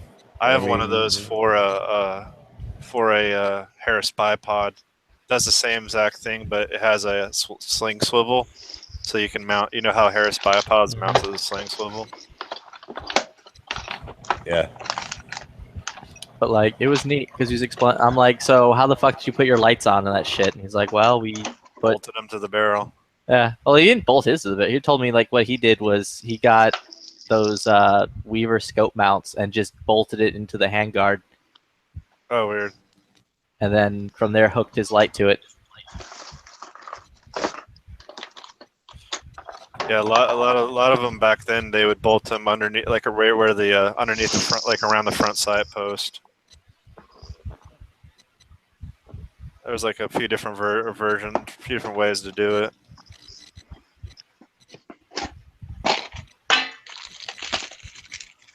But like, it is a pain trying to source out these old ass parts.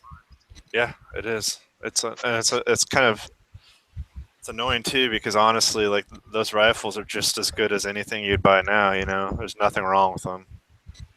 They're just not in vogue, and that's why you can't find like a cheap source for an A2 upper. Yeah, like I'm trying to find a fucking aim point. Was it 2000? I think it is. Fuck, good luck with that. Yeah, I found one for like, it was like $150. I'm like, nah, fuck that shit, dude. It's probably broken. And honestly, I'll tell you right now, they suck balls. They're not good. I mean, I get it. You're trying to like put it to spec, but like, I wouldn't. Wait, was it the 2000 or the 5000? I don't know. It's a long. It's like, it looks more like a scope, right? It's like long. Yeah. Yeah, they. Yeah, suck. it's the 5000 was the one that he said he had. Yeah, they're terrible. They're like their field of view, and it's just not good.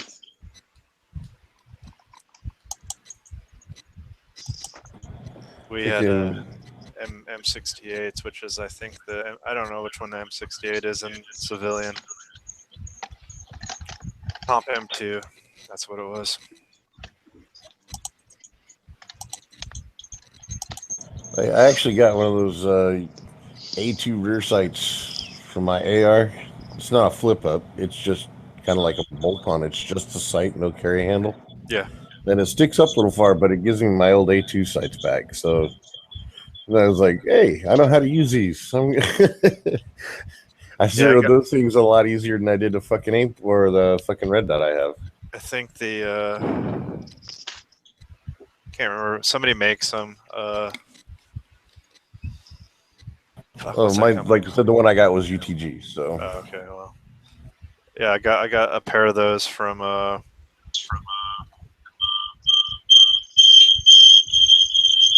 Whoa, Dano. Yo.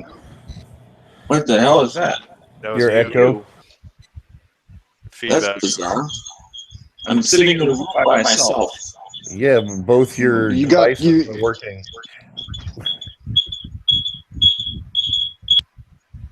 So that's the evil Dano. The other Dano is fine. Well, okay, that must have been the problem. We found the evil Dano. There two of me now? Yeah, Jesus. Yeah, what the fuck is happening? Dude, Google's Jesus Christ. Everyone's fucking multiplying like goddamn rabbits. Hillary. Not me, because I'm big enough. They don't need to make more of me. All right, you guys want to know what's fucking weird? During the fucking debate, I posted this in the lobby. Oh my god. I got a call from Clinton. What the hell? Where was it? Clinton, MD, whatever that, Maryland. I'm just like, what the fuck is Clinton doing calling me? She's doing a debate right now. Maybe it's George Clinton. You wanted to see if you were functified. Yeah, well, I knew basically Dano and Heavy would be the only people in here who probably know who George Clinton is. So, oh well. Yeah, dude, Clinton, Maryland. I'm like, what the fuck? Clinton, Maryland would be the location, a town, Clinton, state, Maryland. No, So I understand. It wasn't. Dude, I understand that, but I'm sitting there watching the debate, and it pops up on the phone with the number, and then that's all it says is Clinton MD. I'm like, what the hell is this all about? Maybe it was Clinton medical doctor. No. They're calling you to let you know that you need to calm down. You might go into a coughing fit. So did you, Flippy? Did you figure out exactly which model rifle he had? Yeah, he basically had like a transitional Car 15, but it was weird. Do you know which nomenclature though? Because there's like I don't. There's a Wikipedia page with all the different Colt rifles. Every single every single nomenclature for every single different rifle variant, I should say, of the M16. Yeah, like everything he told me, he had an aluminum stock. He had an A1 upper with A2 flash hider and A2 grip, and like. Wait, an A1 upper with an A2 what? Flash hider, and he had an A2 grip on his, and then like he had a Remington 870 underslung on it. What? Oh, that I don't know anything about. And then like, well, pretty much amounts just like a 203, but they and they use it for breaching. I didn't know they did that. I read the book like fucking 16 years ago, so I don't even remember what all's in the book. Did you read the book? I have not read the book yet. Well, there's probably a shit ton of information in the book. I watched the fucking documentary thing that he did where he was basically explaining everything, and then he showed off a bunch of his gear. Cool. Well, I would say read the book because the book has got a lot of crazy information in it. That guy that wrote the book basically buddied up with all the Delta Force dudes, and that's how he got. Because the Rangers will just,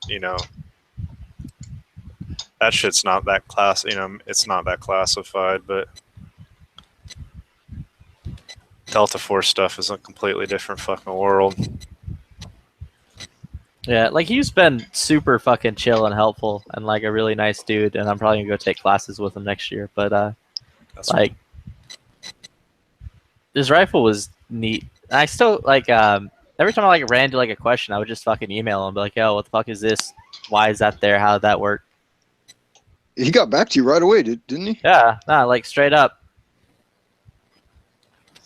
It was funny. I started talking to him like, "Hey, I was wondering if you could help me with this build because I want to make like or a rifle, like a Delta rifle from like the whole Black Bay thing. I can't remember what the fuck it was called. Hawk, yeah. Black Hawk. Battle of Mogadishu.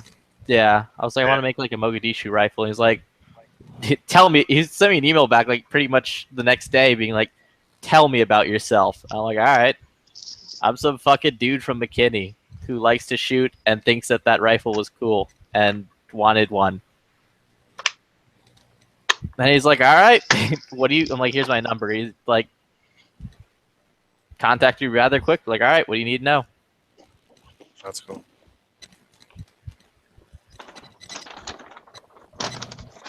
So, Flippy, you're going to be that guy who goes to a Metallica concert wearing a Metallica T-shirt? I mean, if Of course, Flippy's that guy.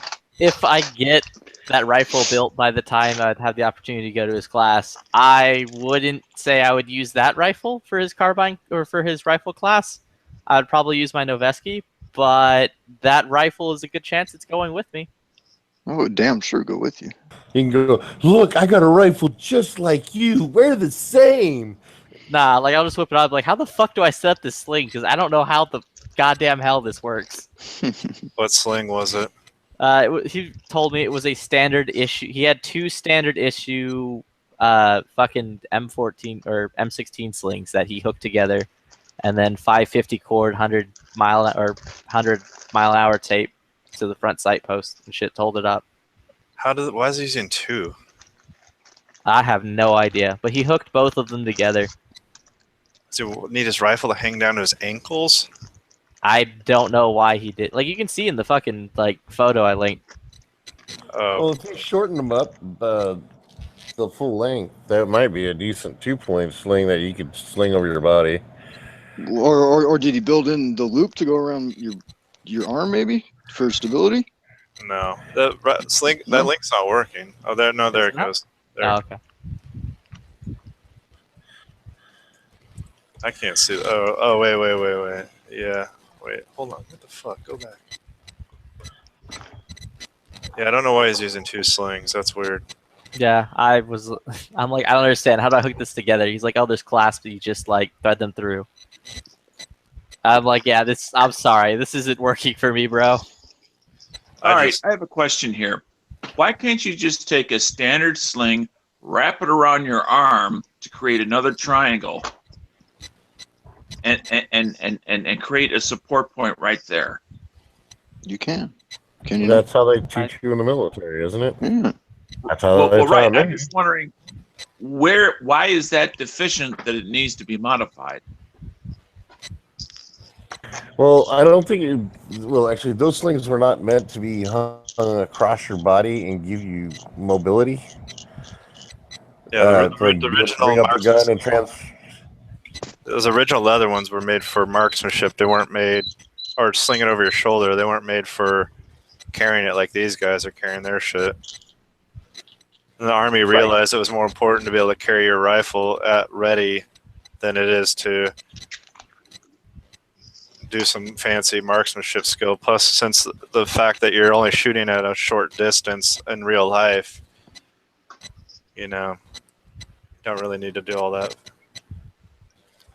Well, yeah, there's no requirement to wrap it around your elbow like that, but I mean, you can if you choose to, and you certainly don't have to. Flippy, just get a normal GI sling, and then they just loop a piece of, because they didn't have the mounts on the side, Yeah, they would loop it through the front sight post. Yeah. Yeah, because they didn't have the mount that came later, which the side mount. Yeah, it goes through the front sight post around the barrel. Yeah, like I already bought the 2 when I tried to finagle it together. I'm like, whatever, I'll figure it out when I actually get the rifle fucking finished. Just do 1. You don't need 2. I don't know what he's got going on. It amazes me after all the decades. I'm going to call it maybe 100 years of armies using long rifles. That it took that long to figure out the sling. Well, the sling changes with the rifles. For fucking ever and a day, they didn't even use slings. A and B. When they did use slings, they used them for like literally marksmanship. Like it was like yeah, like when I was in the Marine Corps. Camp Perry shit. Originally, we would disconnect the part of the sling that hooked to the buttstock of the rifle. Then we would take it and we'd run our arm through the loop. Then we would tighten it down, and we would use that to wrap our arm and create a stable platform. So when we locked in to shoot at 500 meters or 500 yards, our arm was nice and secure. You had a good solid support there. You use your bone structure to hold up the gun, and use the sling to support your bone structure, so your arms don't get tired. That's how I run mine today. So let me ask you, what am I missing by not going to some other system and by using that older system? Well, they slightly modified it to where you just took the rifle, and then instead of disconnecting the sling, you do like a hunter style thing, and you run your arm through the sling, and then you wrap it around, and you snug it up, and then you grip the rifle, and then again, having the 3 points of contact with the rifle and the sling, you wrapped around your arm. You use your muscles, your bone structure for the support, and the sling to help keep your arm locked into place. And so you don't wear out your arms. All right, and doing that, you can totally take your firing hand or your firing arm and hand off of off of your rifle and still have it sunk into your shoulder, right? Yeah. For us, it was more important to hold the rifle across our body in a way that had it right where we needed to get to it if we were doing something else with our hands. It was more like I never got taught. I know what you're talking about, but we never learned to do that. We never really taught to do that. I mean, you get your sling, because we use the GI slings like Flippy has, and you get it to just the right length across your gear that it would be tight when you held it out to fire. Like you'd have a little bit of play, but it wouldn't. And then you could put your elbow through it and then pull it down, and that would tighten it up. But as far as like the kind of like wrapping your arm through the hole and doing all that crazy shit, what you just described, PBR, is exactly what I was talking about on the second one. The first one was back for shooting prone at 500 plus yards. Yeah, and that's just, I don't know, but maybe that's what Dan was talking about. Is just you chicken wing out and then you pull down on the sling and it like sucks the rifle into your body. Yeah, you don't even need one of them special slings to do that. I mean, I do that with my 2-point on my fucking Mini 14. Is Gavin still here? Gavin. Nah, he just tooted and booted. Ah, you bastard, my fellow jarhead. Well, I guess I'm not trying to downplay. I just was wondering what the Marine Corps does nowadays. They're probably using single points. No, that single point is like that's a personal preference. Isn't the Marines now all being issued Blue Force slings? I don't know. They may be now. Who knows? I like read some article that they're fucking. That's what their shit is now. Well, like most of the Marines I still talk to are all in the air wing still, and they're like staff NCOs, so they probably just don't even deal with that shit. Let's see if I can dig up a grunt friend or something like that and ask him. I don't know. Maybe I'll just ask. I'll ask my brother-in-law's kid. He's a gunny, and I'll see what he says, because evidently they're using M4s with ACOGs, and they're still shooting up to 500 meters of those things, so qualifying at 500 meters. Heavy 500 B? yards. Yes. Is it not correct that every Marine is a rifleman first? That's a fucking... Every Marine is a basic rifleman. We still go through our combat training. We go through all that shit. But reality of it is, when you're doing your job, you're doing your job. The rifleman part, like if they need you to fucking help out, there's the ground forces take care of most of the shit. Everybody else in the back, guys in the rear with the gear, or the pogues and knuckle busters or whatever, those guys are doing their job. It's basically they just tell the pogues have to make them feel better about what they fucking do. Everybody in the army shoots a rifle at one point in time. Everybody in the army has to qualify with a rifle at some point in time. But pogues, knuckle busters, motor T guys, all that shit, they still go out into the field. They still fucking do humps. They kind of like weekend warrior it, if you compare it to the ground side. But they still do it a lot more than a lot of things, and they have to be proficient at what they do.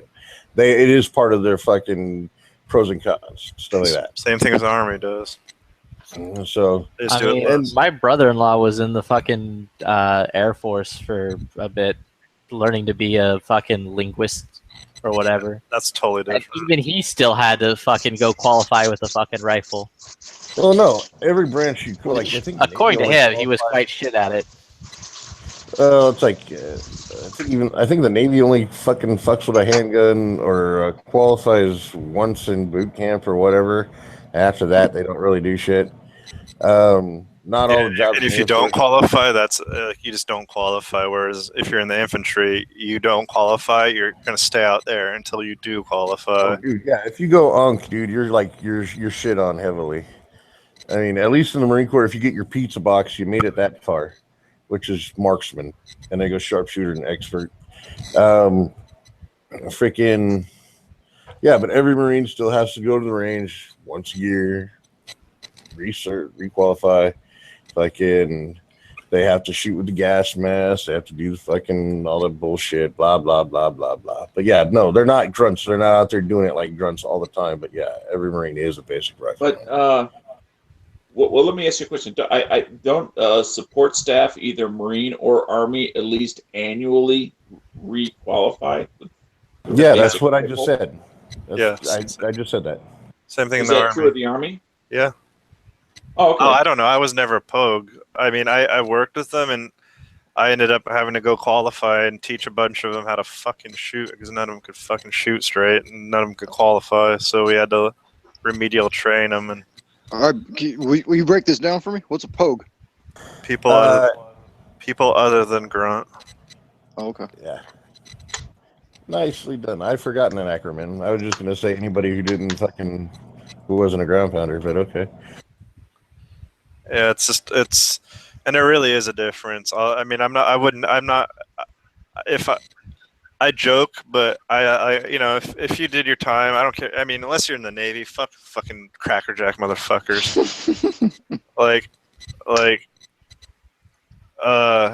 You know, if you were like whatever you did, National Guard, Reserve, you know, if you're a clerk or a fucking dental assistant or whatever, you put your, you know, you did even the Navy, okay. You guys you got that friendly rivalry. I mean, but it's respect, right? It's a completely different fucking world in the especially, I don't know. I mean, I'm gonna assume it's the same way in the Marines, but in the Army infantry, it's like it's like different. It's like nothing is the same.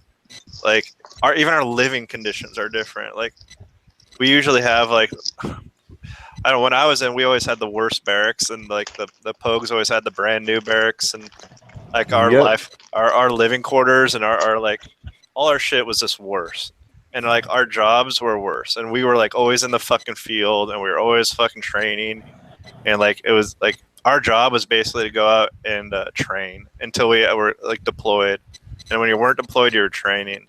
Whereas if you're a Pogue, you have a job.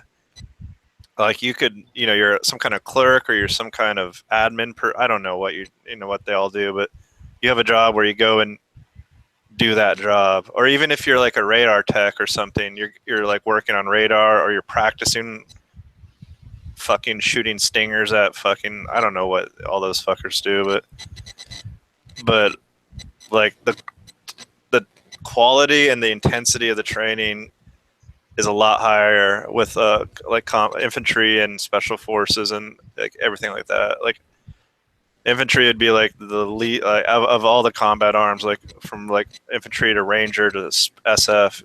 It obviously gets harder. And then there's like, you know, airborne and air assault and mechanized. Yeah, like in the Marine Corps, if you're a Pogue or whatever, you go through what they call Marine Corps combat training, or at least you used to. I don't know, still do that. If you were a grunt, you went through SOI, which is School Infantry, which was like 4 times as long. Same thing in the Army. Intense.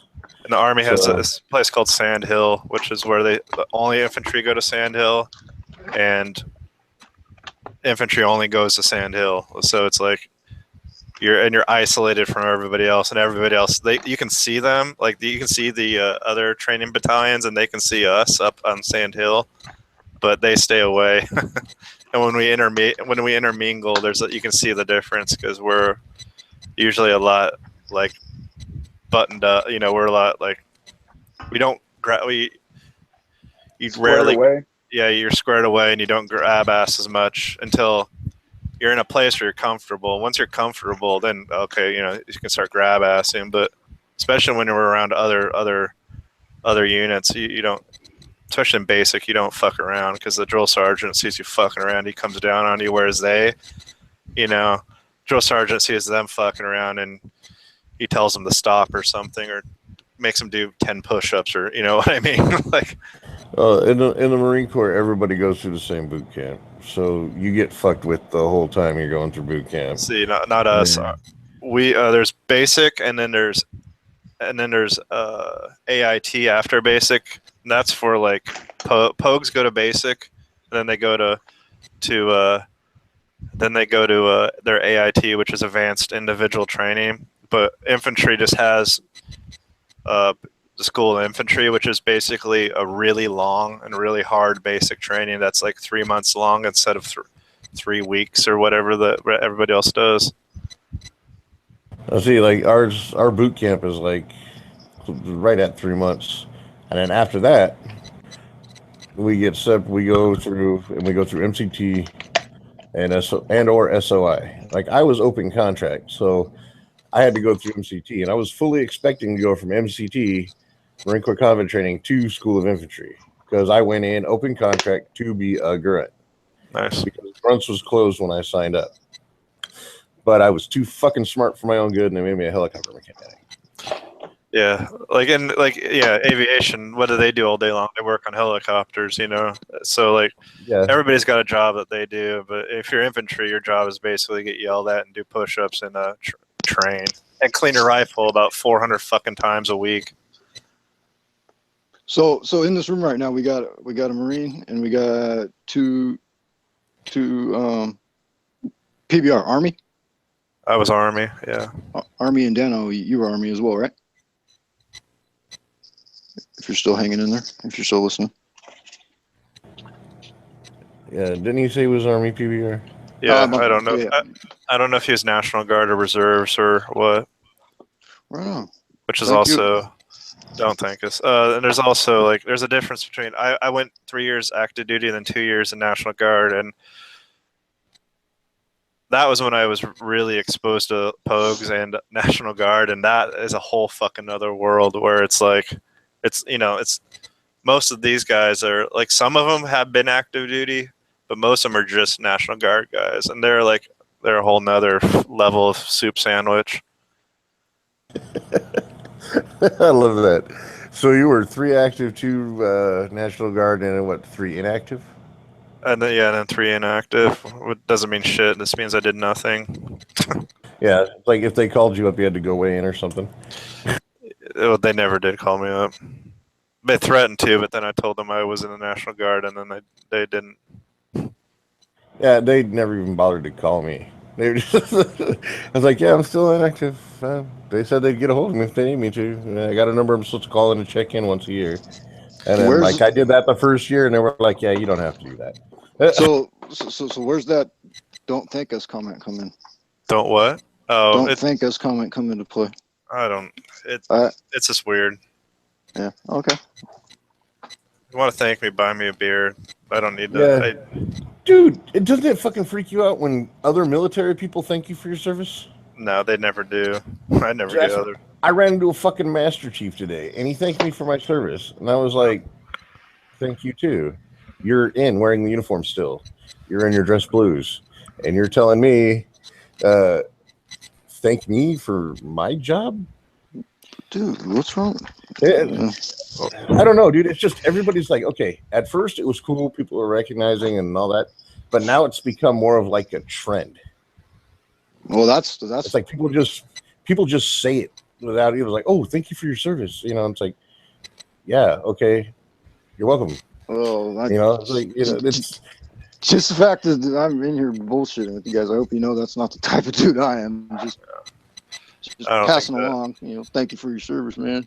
Have a good life. It's just weird. It's just so weird. I don't know. I don't know what to say to that. Like, okay. And I can't say I understand it, but I can get it and respect it. I don't know how PBR feels. Okay, but me, I got out 20 years ago, all right? I didn't see no fucking combat. Fucking people thank me for my service. Thank you for your service. Okay, it makes me, if I say you're welcome, it makes me feel like I'm an asshole. Yeah, I got out 10 years ago.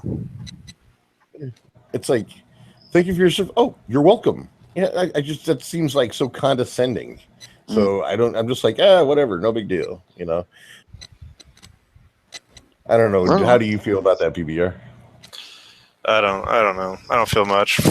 It's weird, but whatever. Why is it like yo, you got nice hair? It's like I don't know how to respond to that. Cool, thanks. No, I won't go out on a date with you. I like women. Freaking it's like whenever you go to like any kind of like public event or whatever, hey, well, all the veterans, please stand up so we can applaud you and all that shit. It's like, okay, you didn't sign up and serve for that. Is what you're saying? And like I said, I don't think at first I appreciated it. I was Exactly. like, hey, that's cool. They're recognizing us. Cool. But now it's like I said, it's become a trend, dude. It's like, I don't know. It seems like it's lost their sincerity. You know, it's just like it's like a automated thing now. Freaking like my brother used Air Force. My brother-in-law was in the Army. He's a Vietnam vet. They got me. I'm a Marine. My dad was in the Army or in the Navy, and whenever we're there and people are like, "Oh, please rise," we'll all just sit there, and my mom will look at us like, "Why don't you stand up?" And we're like, "No."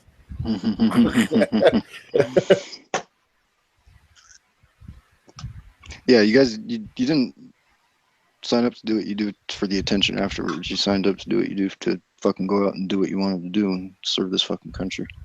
Right or wrong? Well, that's why I signed up. I don't know. PBR got high and drunk and ended up in boot camp one day. Isn't that the plot to fucking Battleship? I went on a hike and I hiked into the wrong fucking place. And they gave you a choice, jail or military? Yeah. He went for a hike. He camped out. When he woke up, he was in boot camp. There you go. God, that would be a rude awakening. It's like a start of a horror movie. When drill sergeants attack. Sounds like what was that? Ernest? Those fucking Ernest movies? Ernest joins the military? Oh, I remember those. Oh, such a shining example. Fucking, it's like Pauly Shore in the Army, you know? Oh, fuck that. Pauly Shore was a pogue in the movie. Yeah, he was a water kid, right? He is a shining example of exactly what an Army pogue is exactly like. They're a bunch of fucking... Well, they're not all retards. Some of them are awesome. But a lot of them are just idiots. Like, I don't like to call other people out, but if you ever see something on the news or in the past, if you ever see, like, remember that Jessica Lynch chick that got fucking captured during Iraq? Oh, yeah. Yeah, she was a pogue. Her and her entire like, rescued her. Maintenance battalion, I think, is what they were. So they were basically mechanics, and they got fucking cut off, and all their weapons jammed. And you want to take a wild fucking guess why all their weapons jammed? None of them were lubricated? Or none of them were clean? Or yeah. Like, if you're in the infantry, you learn to like do remedial maintenance constantly. You make sure that your fucking rifle fucking works. Dude, I remember being in a was it battalion? No, I think it was battalion head. No, it wasn't battalion. It was like division headquarters, and like I remember seeing somebody's like I just looked over at a tree, and there's an M16 or a couple M16s laying against a tree, and I look around and there's nobody around, and I'm like, what the fuck? It's just fucking like free rifles. And later that day, we were walking back, and like when the sun goes down, you bring in your company guidon. And a guidon is like a flag that's like, this is a Bravo company, whatever battalion, and it's like, you know, and there's also a battalion guidon, which if you ever see them marching, it's that big flag at the front. And I don't know what kind of God, I wonder what kind of company or it was. I'll have to look it up. It was a yellow guidon, and when the sun goes down, you bring that fucking shit in. You don't leave it outside ever. Like the sun was down, and there's just their guidon was just left outside, and so we stole it, and managed to fucking, oh my god, a shitstorm fucking ensued once they finally figured out. And actually, the shitstorm started with our own our company being like, "Take that shit back. What are you fucking doing?" And we're like, "We can't take it back. If we take it back, they're gonna see us." And then suddenly, like, all the phones started ringing because, like, you know, some fucking first sergeant figured out that or captain figured out the company guidon was missing.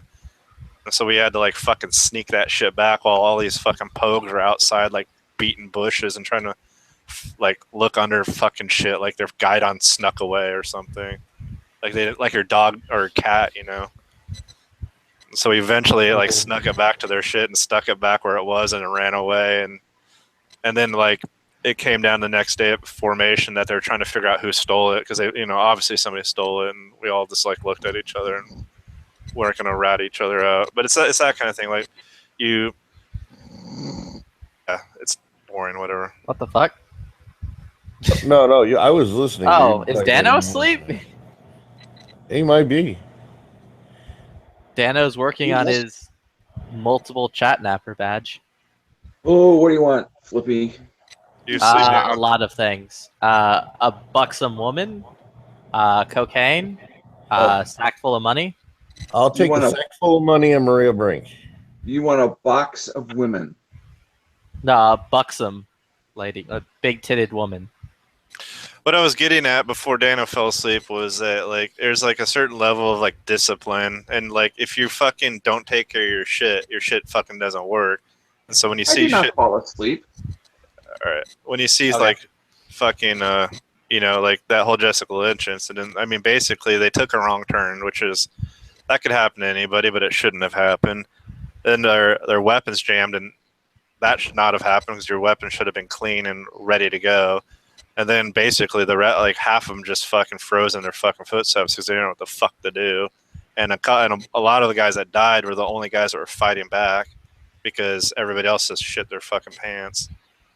And that's, yeah, basically that's a good example of like, you know, other non-infantry units just basically fucking up. Not all of them do that. Some of them are totally squared away. It depends on their leadership, really. Yeah, that's a true fact. Was that you who was telling the story about one of the dudes left their rifle behind? Oh yeah. So one of your buddies fucking made a shit on top, like a fake shit on top of it. Yeah, he took here we go. Finally, guidon. What color's yellow? He took a Hua bar, which is basically a power bar, a chocolate Hua bar, and like molded it. Oh, it was armor? We sold armor? Oh, I feel bad now. Yeah, it was an armor unit. We stole an armor unit's gun on. I feel terrible. That sucks. I like armor guys, even though they're terrible. But at least they help us out every once in a while when they're not trying to run us over. Or knock us off the top of their tanks with branches. But yeah, he took a Hua bar and he molded it into the perfect. He took peanuts out of like the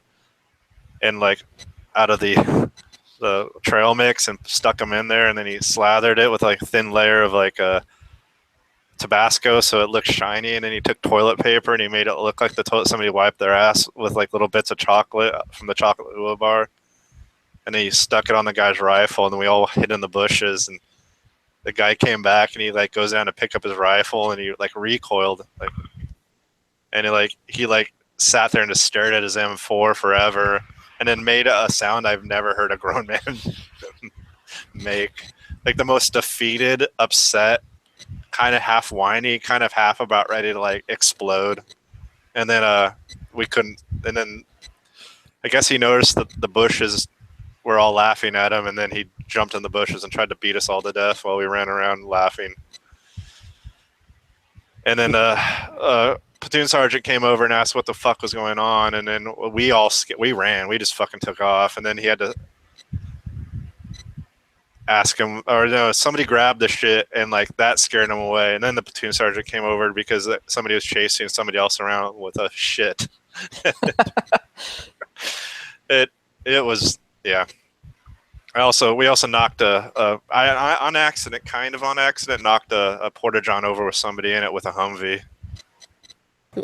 Kind of on accident, like. Well, we parked the Humvee against the Porta John so he couldn't get out, and then it was on a hill, so when he took the parking brake off, it kind of rolled back and it teetered.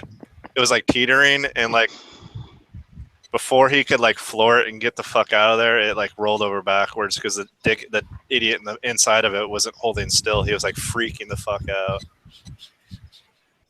But it was also like if it was an American Porta John, they're like a sealed, not sealed, but it's like a tank that all the crap's in. But it was a Korean one, and Korean ones they have a thing that you can pull out, and you can like they come by like twice a day, and they pull all the shit out, and they put it in buckets that they take to the rice paddies. So it doesn't have that blue, gross water, smelly shit. You know what I'm talking about? Mm-hmm. It's just like straight shit, and it's in this this big ass pan.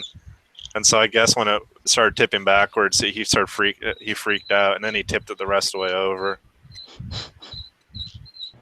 So I think he was covered in shit. Sounds like a shitty day. Literally in shit, not the blue fucking water shit that you see in American Porta Johns, but literally just in shit and piss. Well, it's probably better with just shit and piss because you could wash that off. The enzyme in the blue shit is designed to break down shit, so it might have like fucked up the skin or something. I'd rather be covered in the blue stuff than the straight fucking MRE crap. Oh god. God, I didn't know we stole an armor. That's an armor unit. I feel bad now. It was a prank. Get over it. Oh, it almost got us in trouble. So what's ADA? Assistant District Attorney. No, that's air defense artillery. But I wonder what color. Oh, they have a red guide on. Oh, fucking pieces of shit. Oh no, yeah, they do. A scarlet yellow. Yeah, fuck, I hate air defense artillery. Those guys are fucking dipshits. The closest thing we did to anything that we can controversial, I guess, that we almost got caught for was me and my boys. We went to some kind of fair, and one of my boys won like a huge 6-foot Barney. You know, Barney the dinosaur. Yeah. Because like it was a thing in our unit. Like when you did field day and the inspectors went through, not only did they rate your room on how clean it was, but the different ways you killed Barney. So we saw this. My friend spent a buttload of money to win it. Won it. We brought it back and we hung it from the center of our hangar, like tied a noose around its neck and hung it from the center of one of the engine hoists. Yeah, hung it up, and we loosened up the neck so the neck would like slouch and all that good stuff. And everybody thought it was great fun until somebody's kid stopped by. So we had to dispose of it. So that night, we all took it to Shit Creek, the Shit Creek Bridge, which is a cement bridge between the wing side of the base and the grunt side of the base. And we had a Barney burning. And then the fire department got called and all that shit. And they tried to figure out who lit it on fire. Of course, nobody stuck around when we heard sirens coming. We all bolted. And because the Marine Corps Fire Department came and put it out because somebody had saw the burning Barney and decided to complain. But that was something even the wingers, like the air wing side and the ground side could do. We all sat there and drank beers and watched it burn for about 5 minutes before, fire department started to come. And then we split. God, I almost got in trouble so many times. We would just do dumbass pranks on each other. Like you guys had to just to kill time, did you not? We kidnapped a guy from the other platoon and hogtied him upside down from the shower with the cold water, and we left the cold water running, and we just left. And we thought eventually somebody would come and get him, but we came back I don't know how long later, and he was still tied up upside down in the cold water, just drenching him. Jesus. I made an MRE bomb that almost put our entire fort on fucking alert, and I'm so glad that didn't happen. I don't know. I might have got kicked out of the Army for that. That was a prank that went too far. So I made the MRE bomb out of a 2-liter instead of a water bottle, and it scared the guys on guard duty so bad they thought somebody was shooting at them. Well, they thought somebody shot at them, and then they're about ready to hit what we called the big red button, which wasn't a big red button, but we called it the big red button, which basically puts everything on alert. How does one make an MRE bomb? You take an MRE heater, and you take what we used to use this plastic, the water bottles, because they're small and everybody's got them. And you roll up the heater, you drink all the water out of the this empty plastic bottle. You roll up the heater and you put it in the bottle, and then when you're ready to use it, you put a little bit of water in the bottom of it. You make sure it's dry. You put a little bit of water in it, and you cap it, screw the cap on, and you throw it at whatever you want to scare the fucking living shit out of, and eventually it'll balloon up and explode. But I'll warn you, like, you can hurt people with it, and you can fucking make them go really fucking deaf if it lands too close to them. So you got to be careful. I'm trying to remember what we used to do as kids with the 2-liter bottles and shit. And I'm sure it's in this day and age, I'm sure it's like some kind of like fucking. You could probably get charged with some fucking fucked off felony now for doing something like that. Yeah. Back then, it was just like something to do to each other. Like you'd throw a fucking MRE heater, or no, you'd because it takes so long for them to, depending on how much water, how long it takes it to explode, and so you could hide it in somebody's shit and put it in somebody's rucksack, and they'd be like marching, and the rucksack would like blow. It wouldn't blow up, but it would make a loud pop.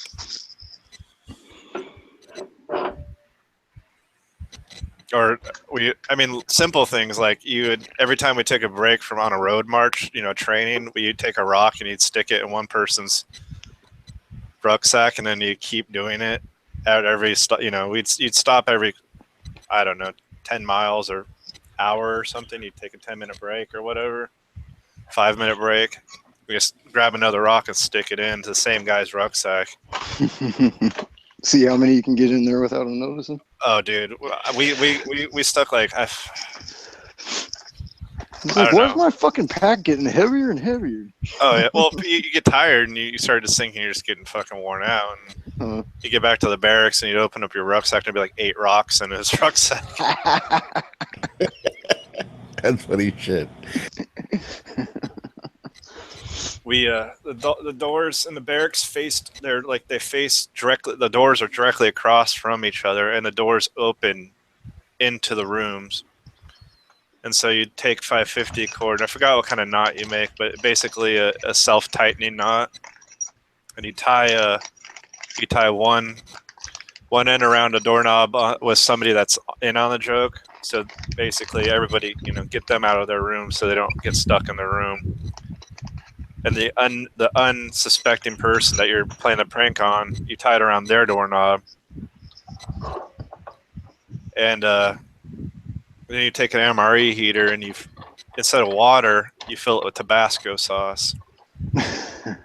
And what happens is as the Tabasco sauce boils, it aerates it and basically makes like poor man's tear gas. Oh, you take a wet towel and then some 100 millimeter tape. You tape the fucking MRE heater to the ground, out the crack of their door, facing in with the open end facing in. And you take the wet towels and you shove them into the crack, so it basically seals it up. Oh shit! And then as they try to open their door, the self-tightening knot tied to the door handle across the hallway tightens it up, and so they get stuck in their own room. In a fucking mist of homemade pepper spray. Nice. Have you guys ever done that to somebody and then like got no response, and then you go to open the door and you go inside and you see the guy sitting there in his gas mask, just like reading something? That's what I did. They did to me one day, and I was playing PlayStation. They did it to me, and I just put my fucking gas mask on and went back to playing PlayStation, and yeah, after a while they got puzzled, and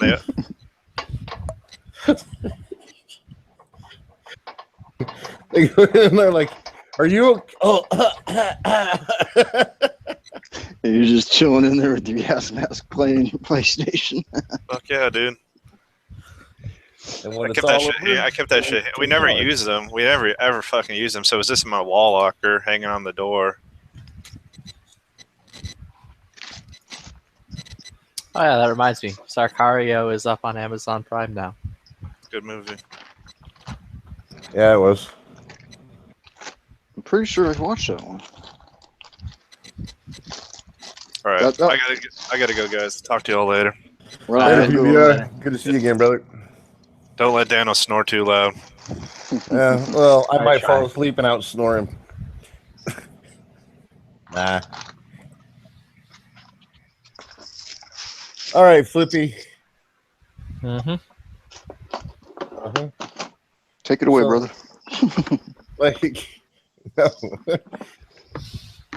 Okay, when I got that MFT stock, you asked me if I was buying that stock. And I was like, hey, Flippy, if you found a better deal or you have another thing, let me know. I could still cancel the order. And you're like, no, never mind. And I felt like I was married to you for a second, because that's what women do. And I was wondering, I'm still curious. What the fuck did you want? Nothing, dude. Honestly, I was All right. about to buy it and just have it shipped to you, but then you're like, I already bought it. I'm like, oh, all right, never mind then. Doesn't fucking matter. Hey, dude, it's the thought that counts. Thanks. Appreciate it.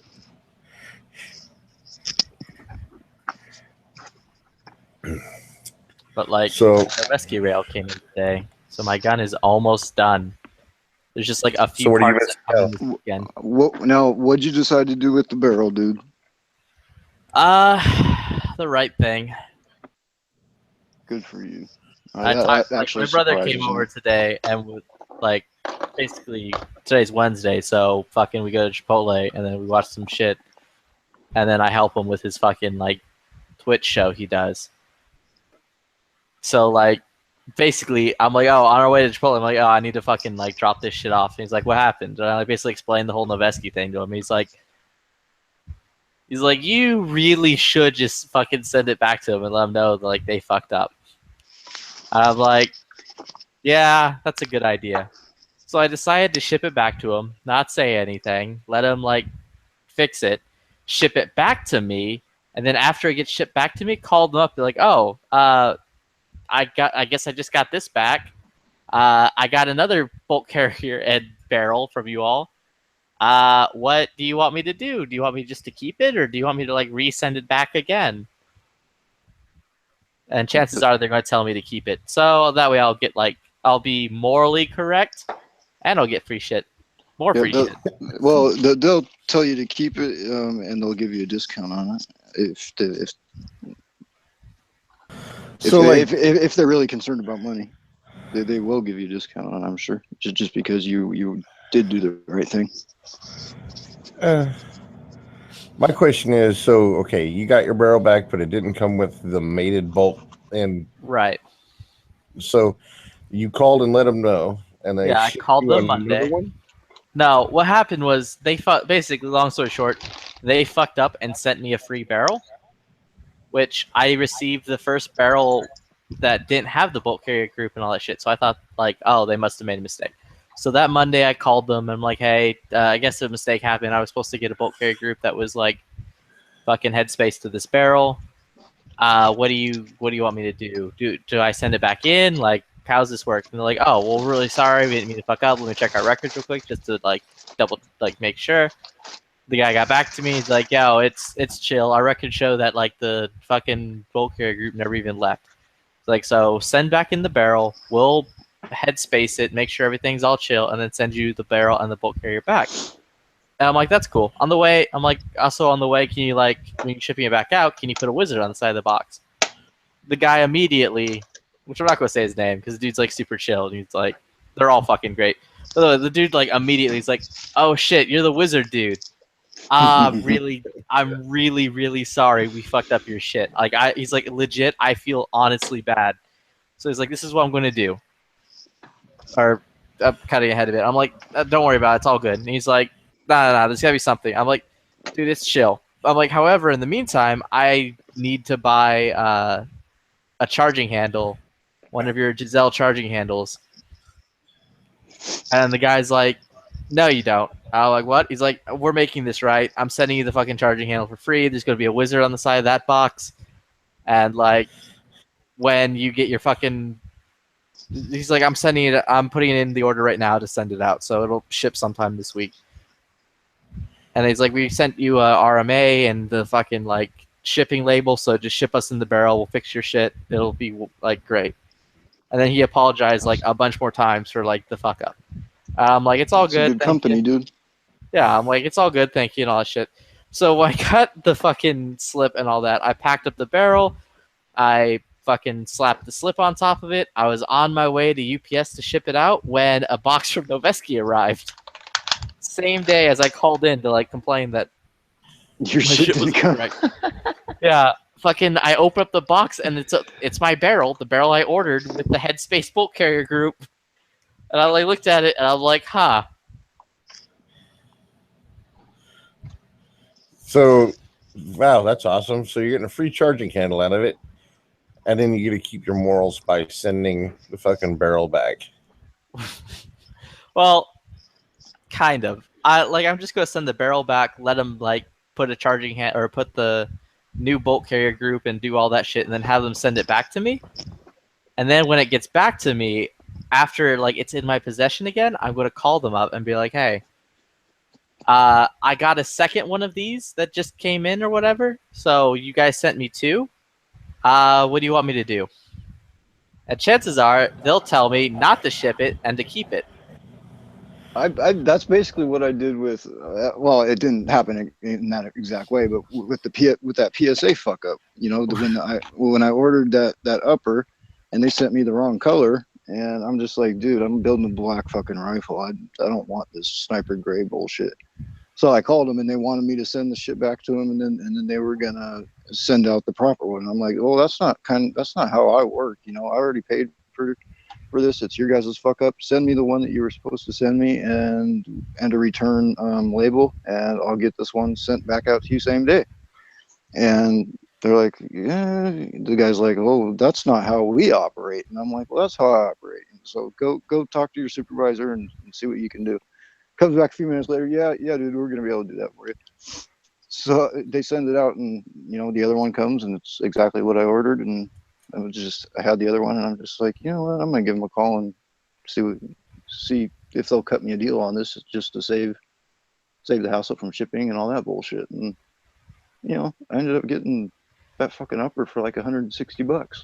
It's just like, yeah, and how I could have fucked them is because I bought it with I went and put cash on just a Visa gift card.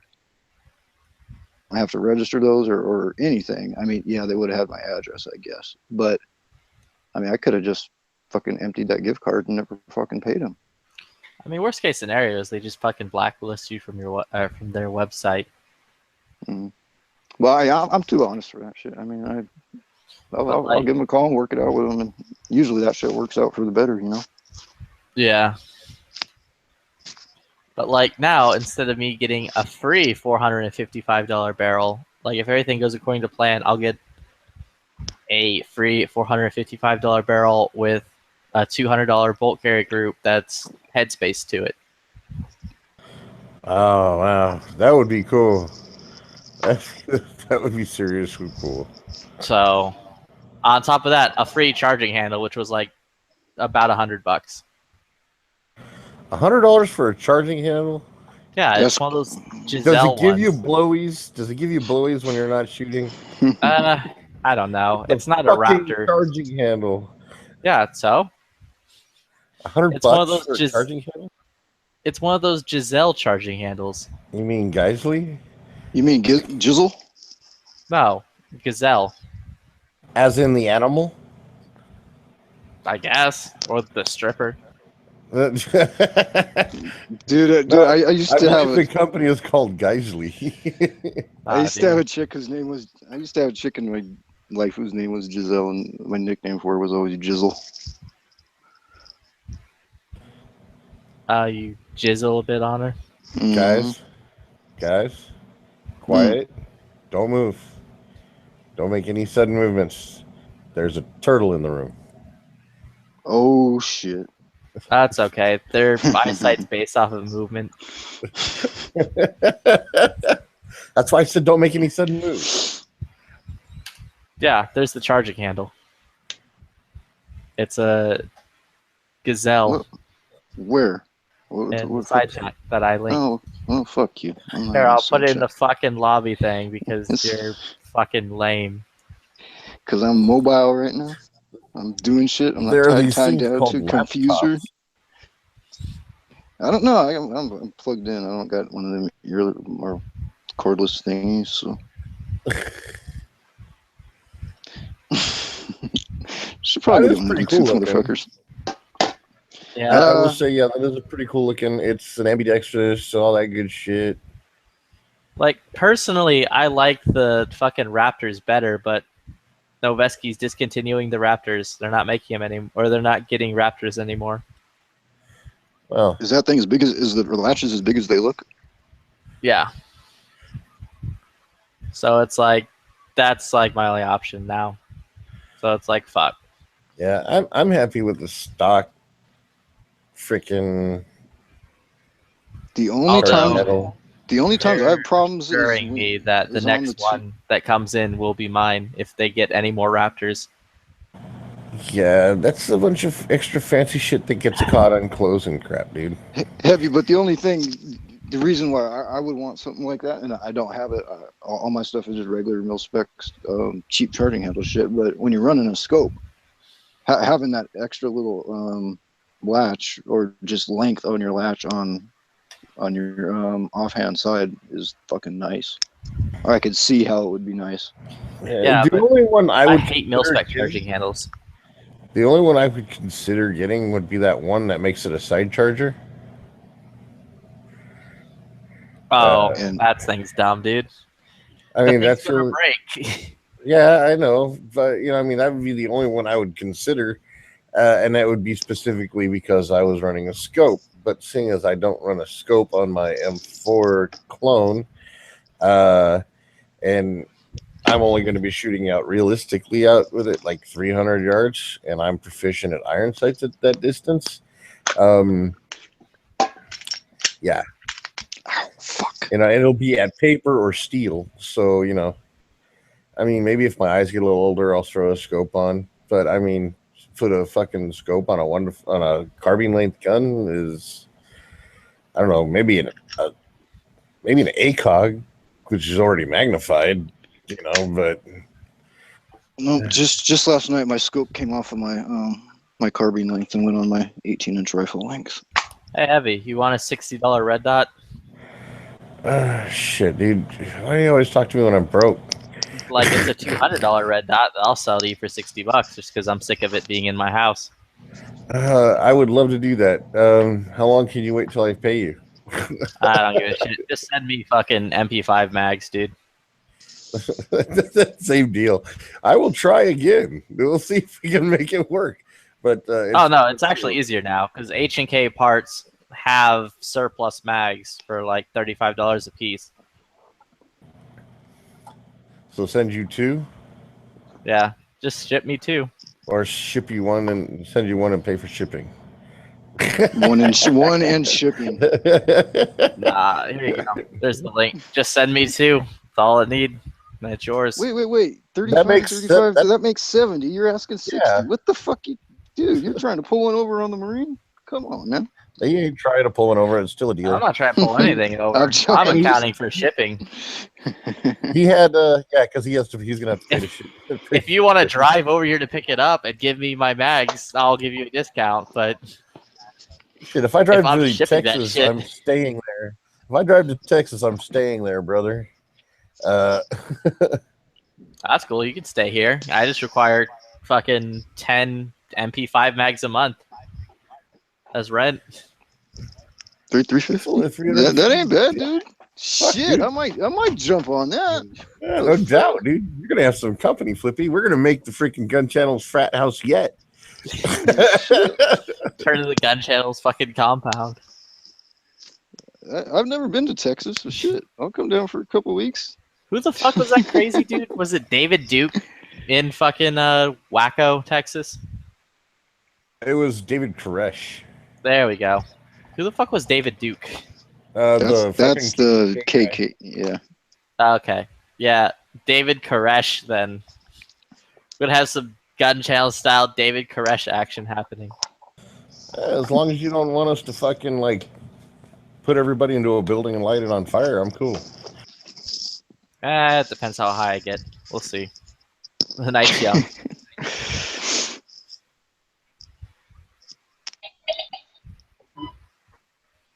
Oh, hey, Flippy. Are you hiring at your work? No. Well, damn it. Then how am I supposed to buy the Oh. K mags a month? No, fucking find something. Do something. What? He's got to put a roof over your head and money in your pocket? Come on. Hello, didn't you say I felt like I was married to him earlier?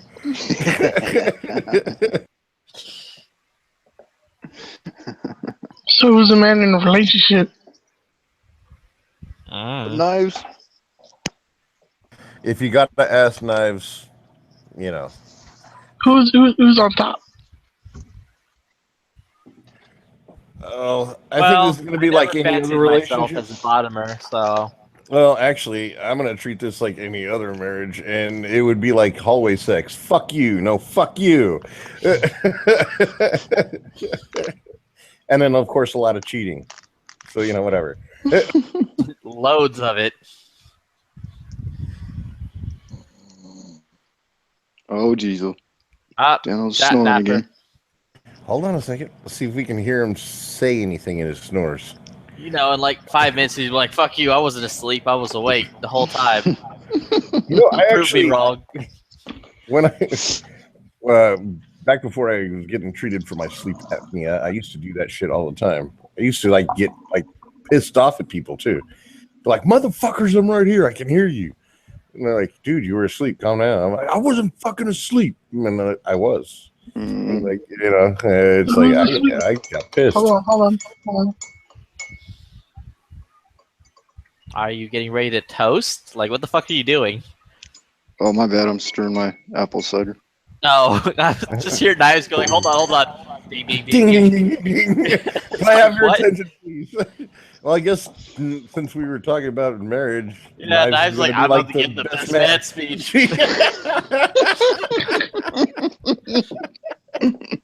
It's like, this is my moment. Best moment ever. Just ruined. This is my moment, Mom Spaghetti and all that shit.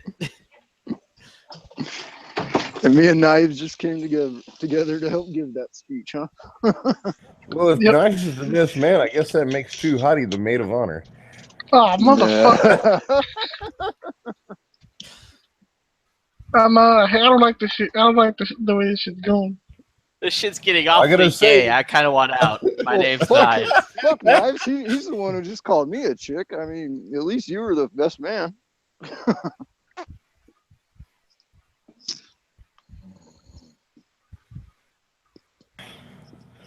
Ah, fuck. A bunch of homophobes. Look, man, if you're not secure enough in yourself to know this is a fucking joke, get help, all right? Dude, totally. Oh, no. It's all good. Nah, dude. It's not. They're a weird people.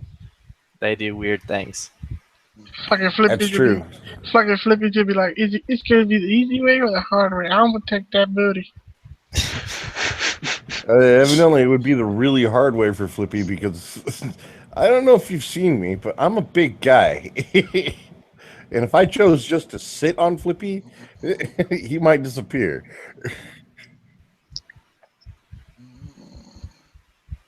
All right, Dano. Do we mute him or do we just let this keep going? I don't Let it know. keep going. It's Let it up to keep you going. guys. All right, I don't give a shit. I'm Let's game see if for we can whatever. come up with a subliminal suggestion to see if we can get Dano to do. Just gonna wake up tomorrow and be like, I have this really fucking powerful urge to send fucking Flippy a bunch of MP5 mags. I don't even know why. Yeah, send me and Harry some money. Dude, he's an Uber driver. He ain't got no money. No, wait, quick, Flippy, go to sleep. In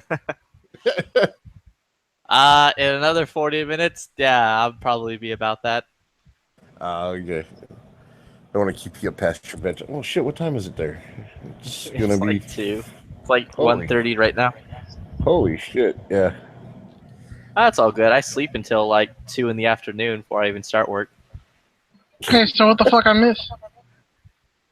I learned the error of my ways and I'm going to do the right thing and try to make Noveski think that they fucked up and let me keep both barrels and the fucking get the second bulk carrier group for free. And a charging handle. Oh no, I already got the charging Thank handle. you, The charging handle's showing up Saturday. You're gonna make a also, Flippy. I never heard anything back from Battle Arms Development, so we'll see what's happening with that eventually. Now, does that surprise you? No, Battle honestly, I Arms don't give a shit. That one shouldn't surprise you. After What the is way- Battle Arms Development? They're a fucking shitty ass company that sucks at what they do. And they got They make a douchebags. garbage fucking product that they Yeah, then overly douchebags proud working about. for them too. Yeah, Like, okay, what did you get? I bought a badass safety, and the fucking screws snapped, like both of them. So the safety is now like unusable because the fucking like little levers can't get stuck on because like the fucking screw is stuck inside and can't be pulled out. So Oh, so you didn't get a badass safety. You just got a bad safety. Yeah, pretty much everything that company makes is fucking bad. Either way, I fucking called them up. I'm like, yo, this shit happened twice. Like, granted, this is much more polite when the way I was actually saying it. I'm like, this shit happened twice. The first time I was able to fix it myself. This time it's too far in and I can't get the screw out. Can I ship this in and you guys either fix it or send me a new one? And they're like, okay, contact. He's like, we can't talk to you on the phone or whatever. He's like, contact this email and we'll get you, like literally, he's like, contact this email. We'll get you an RMA and we'll give you a shipping label so you can ship it back into us. I'm like, cool. So I sent an email that fucking day to the email address he told me to. I didn't hear a reply until like fucking 5 hours later. And the reply was basically, sorry this happened. Send us a copy of your receipt and we'll send you a shipping label. So I sent the email back being like, I don't have the receipt. I bought this thing like 6 or 4 months ago, dude. I'm not holding on to receipts for fucking like $80 products. I don't know why I would. I'm sorry. And the dude sent me another email back like the next day being like, well, without a receipt, we can't help you. And I'm like, this is kind of fucking terrible. So I called them back and I'm like, yo, what's going on here? And like, I talked to the same guy again. And the dude's like, well, he's like, what's the problem? Like, yo, I called in yesterday. This is my problem. I told you all that like my screw broke and I can't get it out. And that your safety is now like non-functioning for me because the fucking lever fell off of it. So, and when I followed your instructions and the dude told me they can't do anything without a fucking receipt, which I'm like, this is like, I don't have the receipt. It's gone. I'm not going to be able to get a receipt for it. It's just straight up gone. And the guy's like, all right, email. He's like, all right, this is what you need to do. He gave me another email address. He's like, email blank at battlearmsdevelopment.com. He's like, forward me the emails you received and we'll help you out. We'll fix this up for you. I'm like, all right. And he's like, after you do that, you'll hear back from us. I'm like, okay. So I did that. Fucking 2 hours later, 2.5 hours later, I get a call from some lady, and she's like, "Hi, this is Battle Arms Development. Are you Chris Miranda?" I'm like, "Yeah, I'm Chris Miranda. I'm having this issue with the safety." And she's like, "That's weird." She's like, "All right, well, you can send it in to us, and we'll pull the screw. If we can pull the screw out, we'll pull the screw out, give you a new screw, and ship it back. But if we can't, we need the receipt before we can replace your safety." And I'm like, I keep telling you, I'm getting a little tired of this. I keep telling you people, I don't have the receipt for it. I bought this shit like months ago. I didn't hold on to the receipt, and I don't have a way of getting it back. And so she's like, well, contact the company that you bought it from. She's like, did you buy it from us, or did you buy it from like You can't pull up on your email or whatever. I'm like, no, I didn't buy it from you. I bought it from like a local shop. And they're just not going to give me a receipt for it because this was, again, months ago. They don't have this records, like they still don't have these records in their fucking computer. From like, they dropped that kind of shit like 2 months after a purchase. So I'm like, there's no way of getting a receipt. And they're like, the lady's like, well, I can't help you. I'm like, what do you mean you can't help me? This is kind of ridiculous. I'm like, you guys built a product. It's like an $80 product for a safety that's supposed to last the apocalypse and whatnot. And I have 2 screws just snapping it. Like, it's crazy. And she's like, well, what's the company that you bought it from? So I told her. And she's like, well, where is it? She's like, you know what? I'm going to call them, and I'm going to have them send the receipt. I'm like, cool. More power to you, but that's not going to work because I re-explained again. I'm like, they're not going to have the receipt. She's like, well, it's either you send in, it's like you either get the receipt, and if you send your thing in and you don't have the receipt, we're not going to ship you a new one back. We're either going to fix yours or send the broken one that you sent in back to you. And I'm like, that's counterproductive as fuck. Why can't you just, like, help me? Like, this is ridiculous. Like, well, this is our policy, so deal with it. In a friendlier term, granted. So, but that's the gist.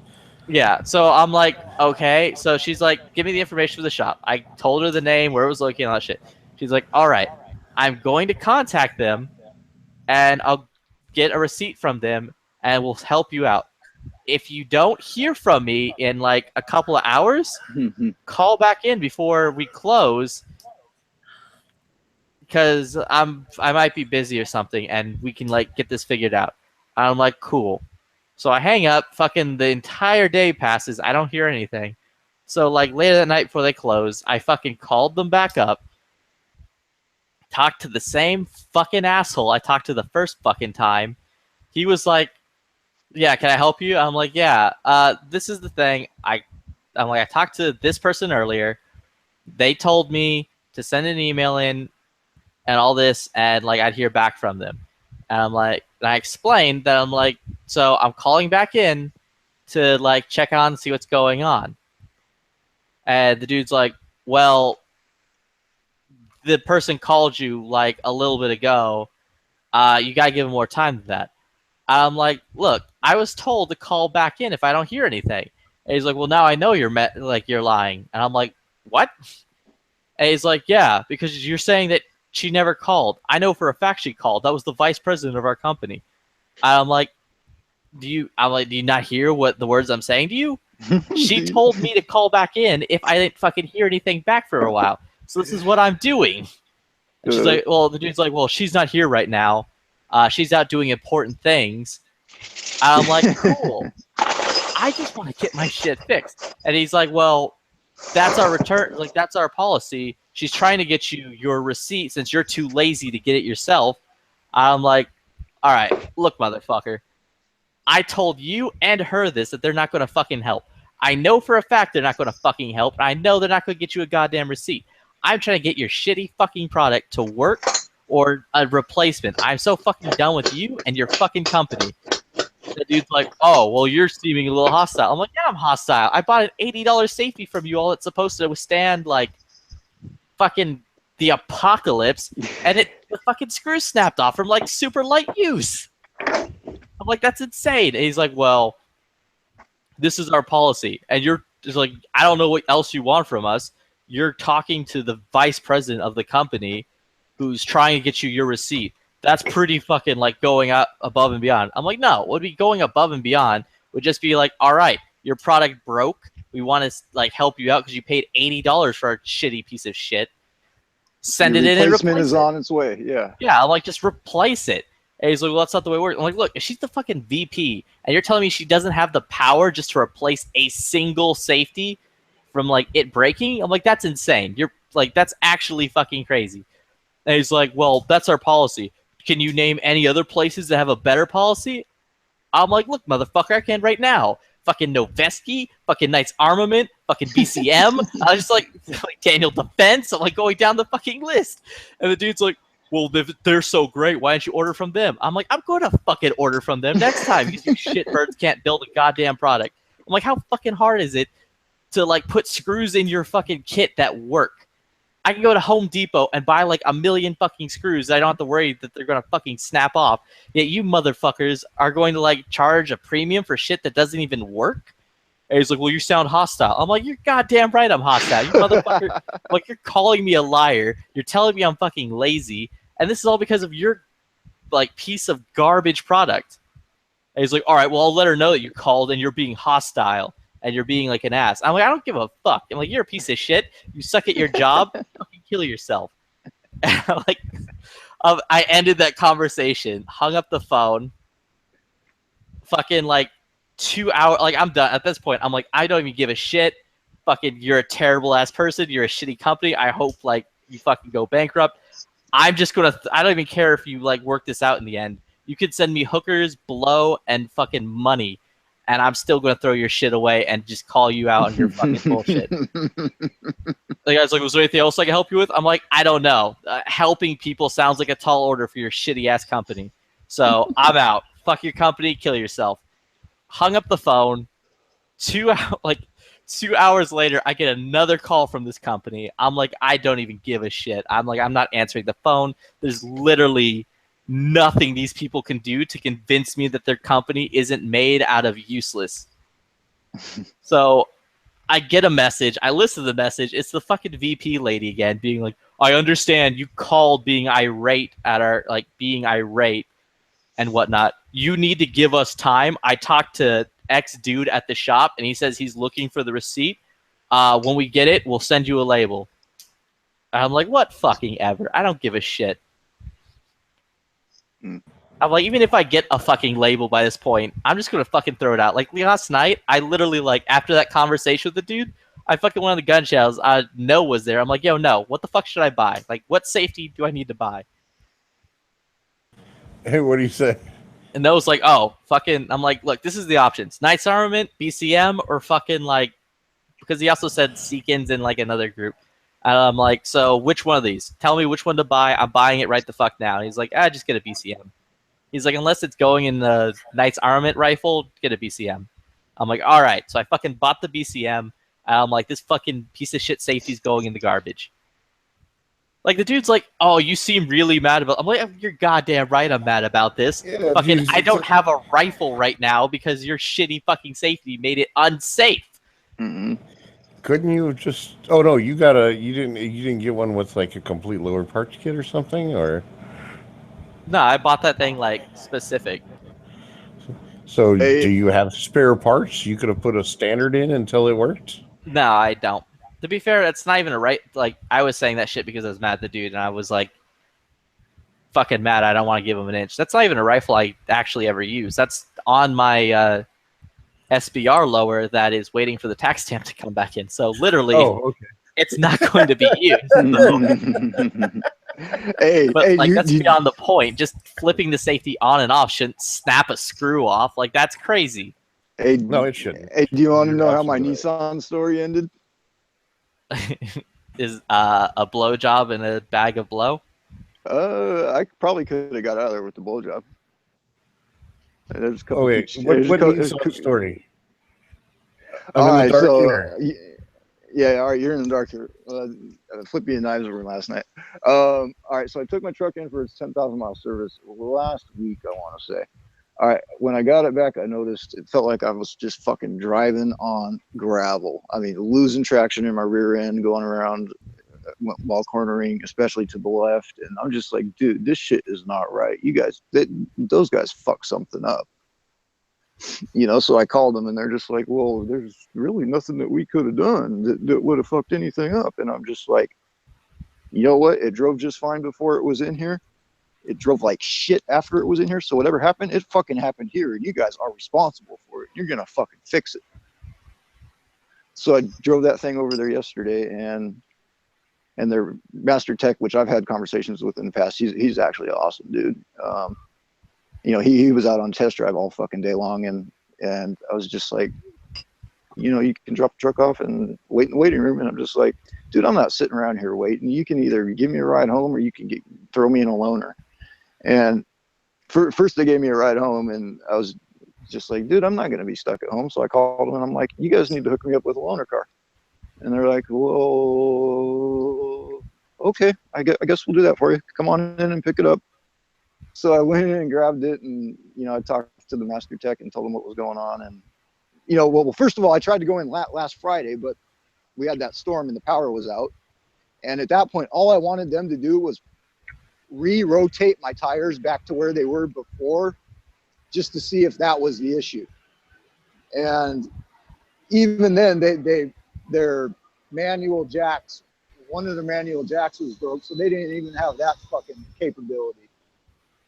But all right, we're back to this week. And I got up today and I was just like, well, fuck, it's 11:30. Truck got there at 11:30 yesterday. I'm gonna call him and see what the hell's going on. So I called him and they're like, well, yeah, the master tech's he's it's up on the rack right now. He's working on it, or he's taking a look at it, diagnosing it. And I'm just like, listen, tell him it's gotta fucking need an alignment. That's the only thing it could need, unless you guys fuck something up in my traction control system. And they're just like, all right, well, we'll pass that along to him. And the lady calls me back a few minutes later and she's like, well, I just talked to the master tech and he says, yeah, it does need an alignment, but and then she says it's going to be $100 and some odd. And I said, I laughed at her and I said, no, it is not going to be $100 and some odd. I said, that is your guys' fuck up and you guys are going to pay for it. And she's like, well, I don't know if we can do that. And I'm just like, well, you're going to go talk to somebody who can. And then you're going to get back to me and let me know that you're working on it. And you're going to let me know when I can come in and pick it up. All right, she's like, all right, well, let me go talk to so-and-so and I'll give you a call back. I'm like, all right, when am I going to hear from you? She's like, oh, 20 minutes. I'm like, so a half hour goes by and I didn't hear from her. So I called her and I'm like, so what the fuck's going on? Hold on a second. What up?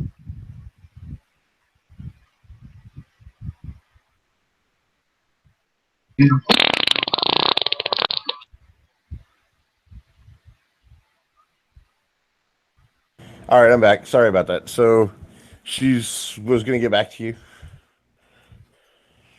Yeah, so she was going to get back to me and I called her and she's just like, yeah, so the master tech, he says, you were right. It does need an alignment.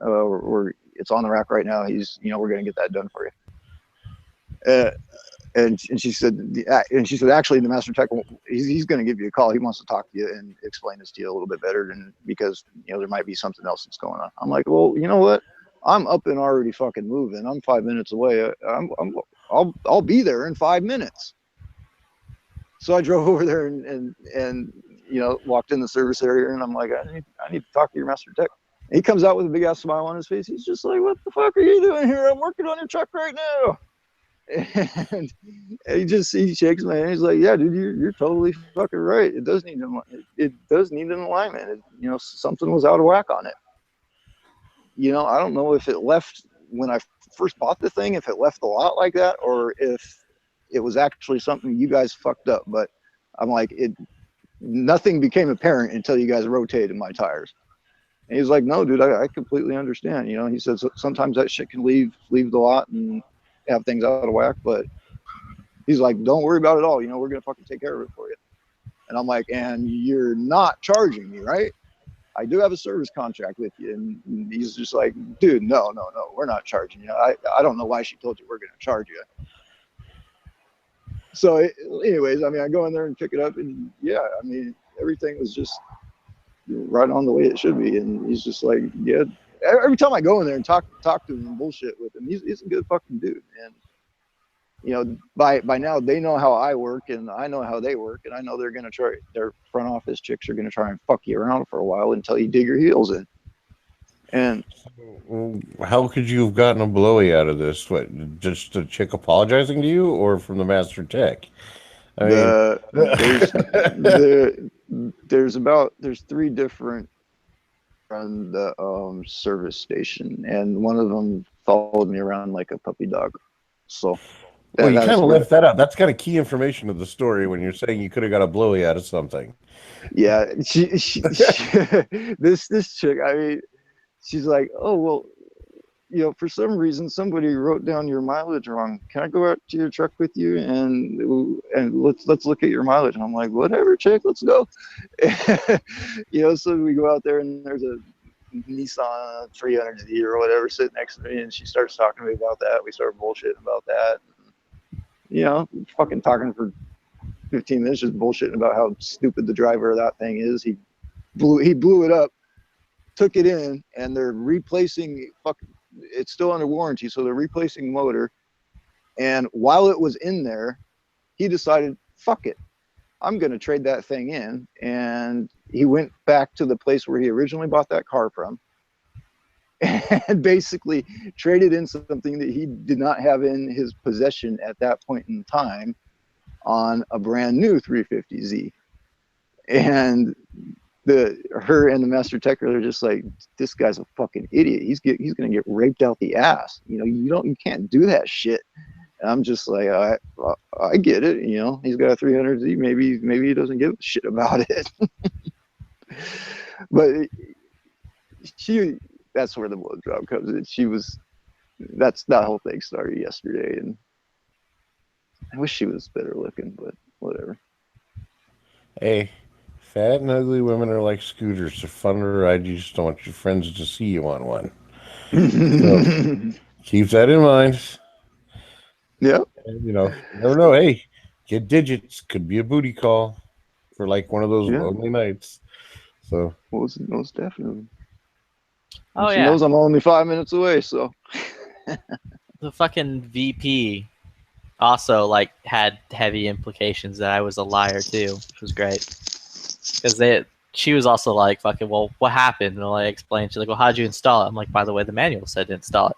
She's like, all right, how's the manual tell you to install it? I'm like, what? Why does this matter? The manual says to, and she's like, well, no. I'm like, she's like, you need to tell me how the manual says to install it, how you installed it. I'm like, okay, this is how I did it. I fucking did it the way the manual said. I went out through the instructions on the manual, and she's like, all right, whatever. Get us a receipt. Dude, and that's totally something I got to give my guys props on, because, when I was talking with them, I'm just like, listen, I know my truck, you know me, I'm not a fucking bullshitter.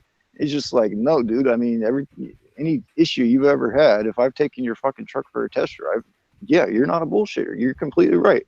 And that's when he came out with the smile on his face and was like, dude, you're completely right. It was out of alignment.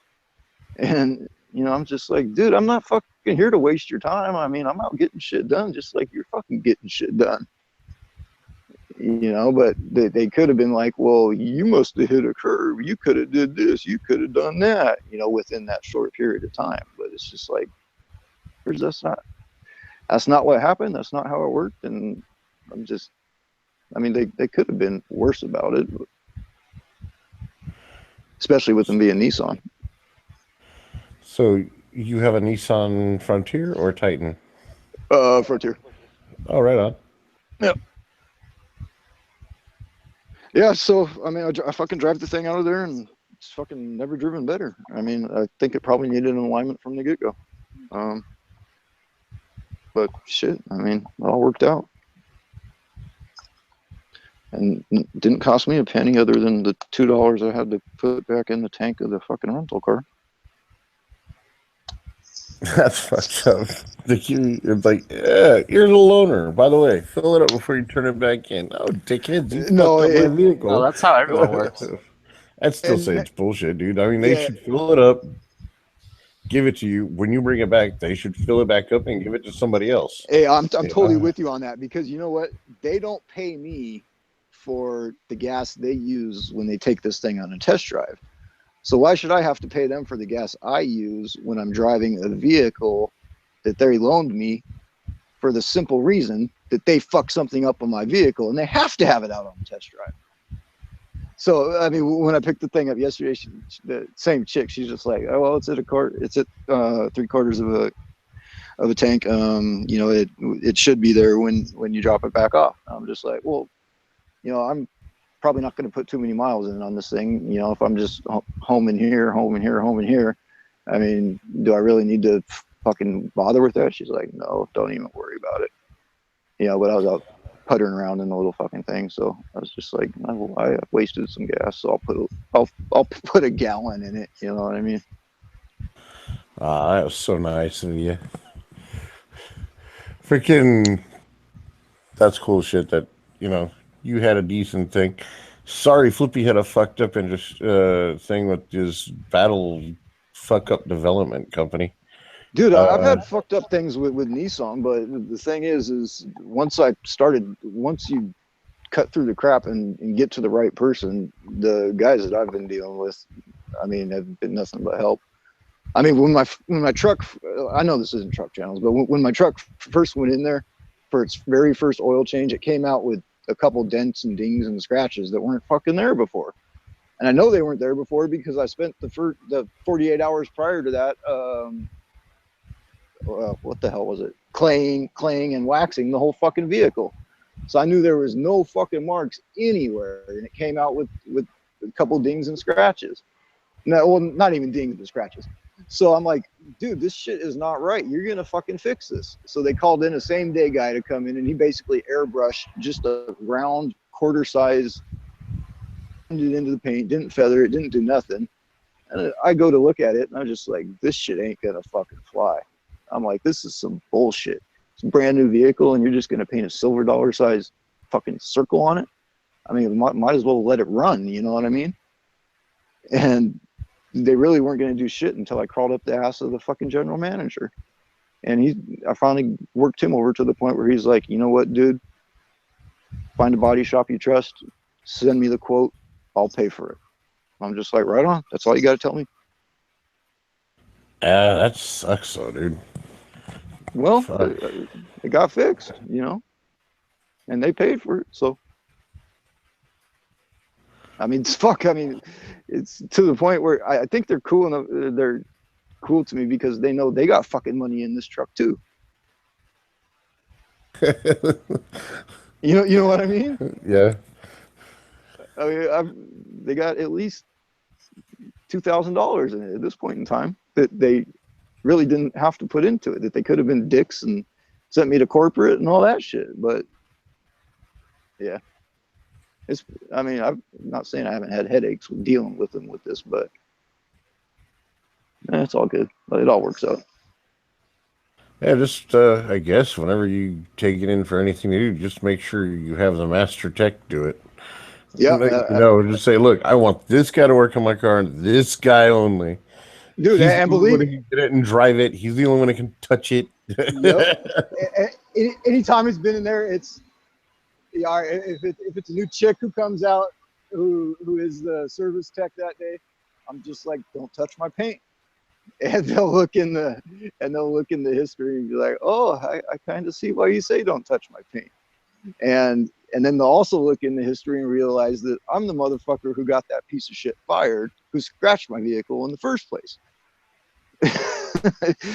Because I'm the one who made a big enough stink that it cost them an extra $1,500 that day. And I wasn't the first one who's had those sort of issues. So me talking to the general manager was just kind of the straw that broke that camel's back. And he was just like, no, we're done having you fucking thick-skulled monkey scratch up customers' $30,000 vehicles. And I went in there, and, you know, after they did that, and he's just like, no, he's gone. That dude's gone. He ain't never coming back. Just like, well, shit, that's what you got to do. Well, yeah. Fucking the fuck. Did he even cop to it, or did they have to like narrow it down to who did it? I'm not sure. I after talking with the GM, I know that he's kind of a numbnut and klutz and has done that sort of thing. I don't know if he's a punk rocker sort of guy and wears spikes on his wrist or what, or a big old watch or something. But he's just a clumsy motherfucker. And you know, I wasn't the first one who had that sort of issue, and I was the one who dug my fucking heels in and made them pay for it. Well, and it was the same today when the chick first tried to tell me it was going to cost me money. I'm just like, bullshit. It ain't costing me a fucking dime. You know, this thing drove just fine before it came in here. It drove like shit afterwards. That tells me it's something you guys either did or did not do that you were supposed to do. And you know, after they sit down and talk to you, they look at you and be like, dude, you're totally fucking right. You know, it needed an alignment. We fucked up. You know, it's fixed now. We'll see you in 6 months. And I'm just like, yep, I'll be back in 6 months. And I'll be back to give you hell in 6 months. Well, like I said, you go in there, make your appointment with the master tech only. Mm-hmm. And then go in there and talk to him. Say, hey, look, dude, you're the only one I can trust to fucking touch this thing. Oh, dude, and as I was pulling out of there today, he's just like, dude, stop in sometime. You know, I love bullshitting with you. Almost like asking me out for a beer, even though I don't drink. But I mean, he's a good guy. He's a guy I'd fucking take out shooting. Cool. You know, he knows his shit.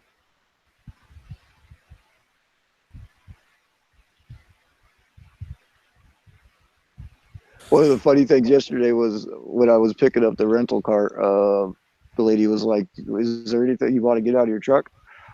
I carry a med kit, and I'm just like, well, yeah, let me grab that trauma kit out of there. And she kind of looks at me like, why do you carry a med kit? And she might have even said something. And, you know, I was wearing my Every Second Matters shirt. You know, of course I'm carrying it, and I just kind of looked her dead in the eye, and I'm like, I carry something that can put holes in people, so I want to be able to fill said holes if I ever have those in me or somebody I love. And she kind of looks at me, her eyes get wide and smiles, and the lady standing right next to her, you know, who was obviously eavesdropping on conversation, turns around and she's just like, dude, we learn something new about you every time you come in here.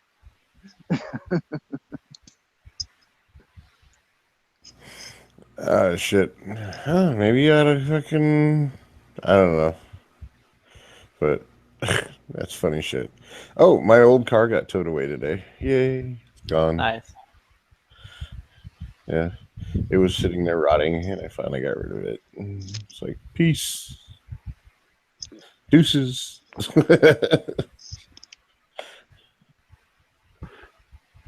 Peace out. I want my driveway back.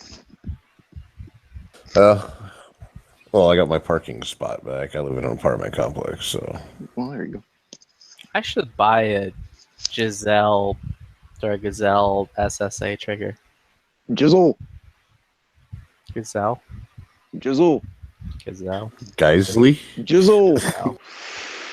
Geisley. Gazelle.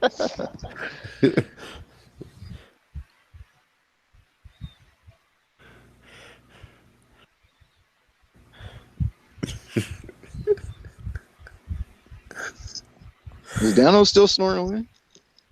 Nah, I heard that's some probably shit weird. clanging in the back, so I think he realized what he was doing. Oh, and then he turned his mic off. Yeah. Yes, I'm here. Oh, shit. We were just trying to figure out how to plant some subliminal messages in your brain to send Flippy something tomorrow. How does one send a middle finger? Snapchat. I was just thinking that actually. It's like he's probably sending him something right now.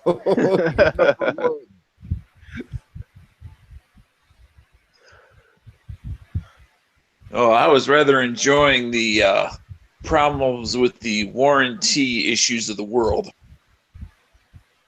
No problems here. On my end, anyway. Flippy's still in the shit, I think. I don't even care what happens. I'm just fucking livid about the whole goddamn thing. And what company was that, Flippy? Battle Arms Development. I should have understood by the fact that their abbreviation is bad.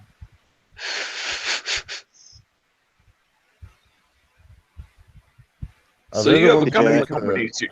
Bitch ass You have a distributor. What was that other company you were complaining about? Or falling out of love with?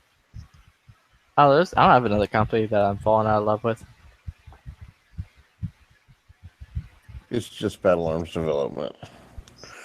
Like I bought their product before the one that fucking broke, and it was fine. I liked it, so I bought a second one. And then when it broke and fucking they're not doing their goddamn jobs, I'm like, well, this company's fucking garbage. I'm done with them. I thought it was it Knights Armament? I will never talk shit about Knights Armament. Those motherfuckers are like good to go. Okay, then it must be another company. It'll come to mind sooner or later. They don't fucking give me the runaround. Same with Noveski. They also don't give me the runaround. They'll just fix my shit immediately. What about H&K? They're slow. Really, really slow. But to their credit, they giving me a frame for free. Like, they apologize for things being so slow. But you haven't gotten it yet, so you don't really know that for a fact. What, that's free? That it's it's free. even coming. It's coming. Did you open wide? Nah. Oh, that was a money shot reference. Good one, Dano.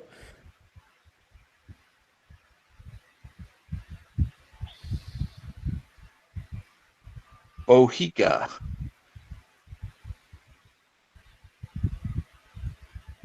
Bend over. Here it comes again.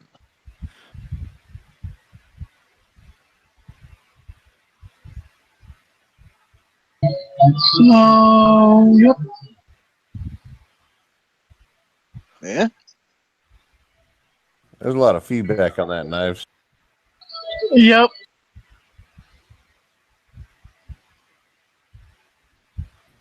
So, Knives, how's the weather out there in the LBC? Kind of hot today. What about in the city COMPT?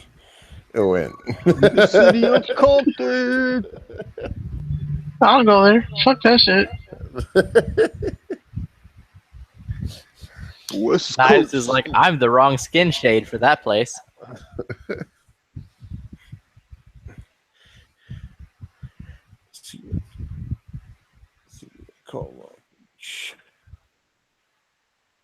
I ain't got nothing to do there, so I go.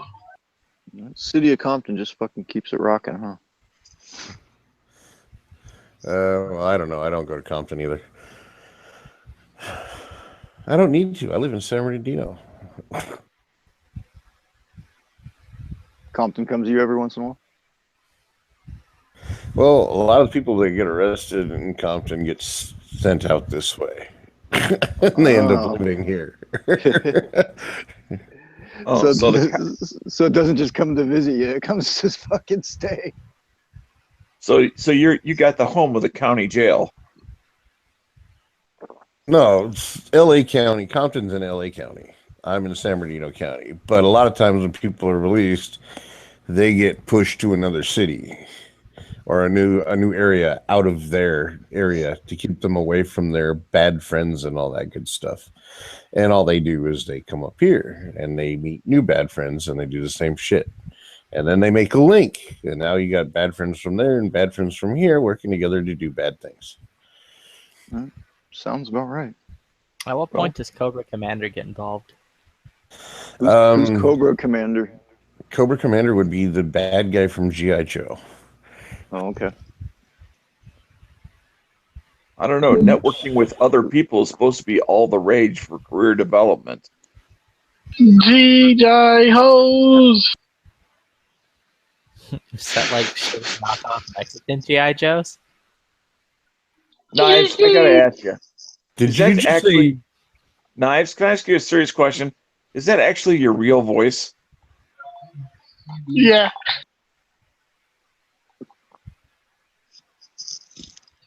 My 29 years old, my voice didn't change, neither did my facial. I didn't grow no facial hair. What? Wait, slow that one down. Can you rewind that one and play it in slow-mo? 29 years old. Can you drop a beat?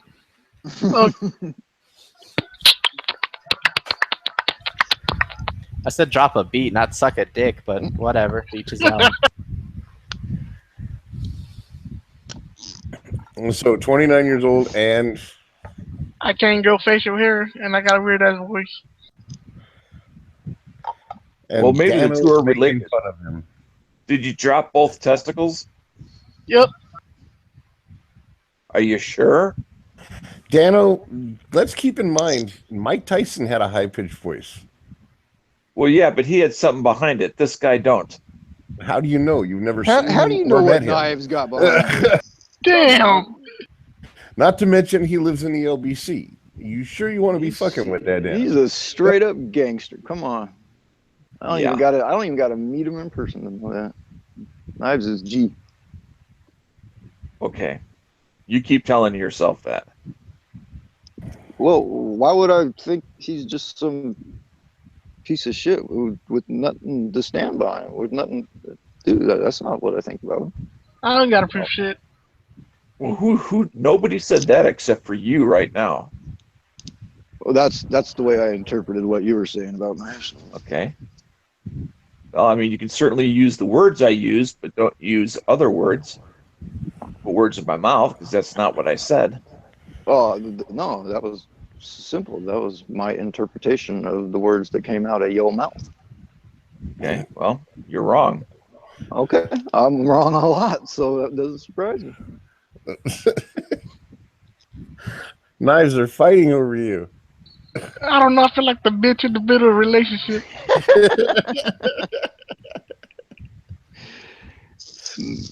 Nobody's fighting or anything.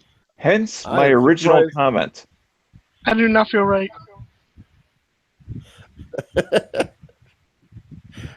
And what was your original comment? He was asking if that was his real voice. Oh. Yeah, it's my real voice. And somehow that became something quite different. You're the one who said, well, you're the one who, well, okay, here's how that whole thing rolled out. Let's go to the tape. Let's roll back the tape. Right, you were talking about his voice. So Heavy said, well, remember, Mike Tyson had one of them voices. And you said, yeah, all right. Heavy said Mike Tyson had one of them voices. And you said, somebody said something about, well, Mike Tyson had something to back it up. That would be Dano. Dano said that. And you said, Yes, well, yes, I did. and you said, well, Knives doesn't have anything to back that up. And how do you know? That's where I'm at. I'm going off the law of percentages because there are only so many people who had the physical attributes of Mike Tyson. And I think it's pretty darn unlikely that he probably has the attributes of Mike Tyson. See, Nah, dude, I'm a jelly roll, dude. I don't know. A lot of dudes beat women. Oh shit, Flippy. Well, I was referring to some other attributes, but And I wasn't necessarily saying he's Mike Tyson. I'm just saying, how do you know what he's got backing him up if you've never met the dude? well, very easily because the vast majority of men do not have the physical attributes of Mike Tyson. Would you agree or disagree? Oh, I would agree. Very with that. simple probably. I'd probably agree. Okay. Therefore, now you know why I made that assumption. So you're Now it's playing. up to Mr. Knight to tell me You're whether playing I'm right or wrong. You're playing the percentage ball game. Okay. Absolutely. Absolutely. Yeah. And it's up to Mr. Knives to tell me that either A, I'm wrong, or B, I'm right, or to say nothing. Personally, I'll give him the benefit of the doubt until I'm proven wrong. Dude, Okay, I'm not well- buff. I don't look like Mike Tyson. I'm a fat kind of guy. 5'11", 10'11", 5'11". You don't gotta be in That's Mike how tall I am. Tyson's shape or look I look like like Mike fucking Tyson Andy to still Milonakis. have the fight that he's There you got. go. He's a pair of tactical pants. So, because I'm like right at 5'11" myself. 5'11" inches, I believe, is what he was talking about there, Flip. Thank you. Now, beyond the 5'11", I have no idea what he said. It pretty much said he's a fat dude. It's like 5'11", and he looks like something. I didn't hear that last part. Andy So I think we, But that doesn't mean he can't fight like fucking Tyson, though, right? I believe Tyson was in a little bit different shape. Well, Yeah. Okay. Anyway, As a yeah. fat dude myself, I can honestly say I can hold my own in some scraps. Right. That's all I was saying. And I'm roughly the same height and probably around the same build. Judging by the way Flippy or Mr. Knives is talking, I'm thinking I might even be slightly bigger. Wow, dude, And you need to chill. I'm white. well, you're black Call me and a white. Mex- Actually, a you're Mexican black. man. You're black and white. I just went for the middle. Yeah, whatever. It's all good. Freaking, yeah. So yeah, I'm probably a little bit bigger than Knives, weight wise. I'm about the same height, and I know I can hold my own in some scraps.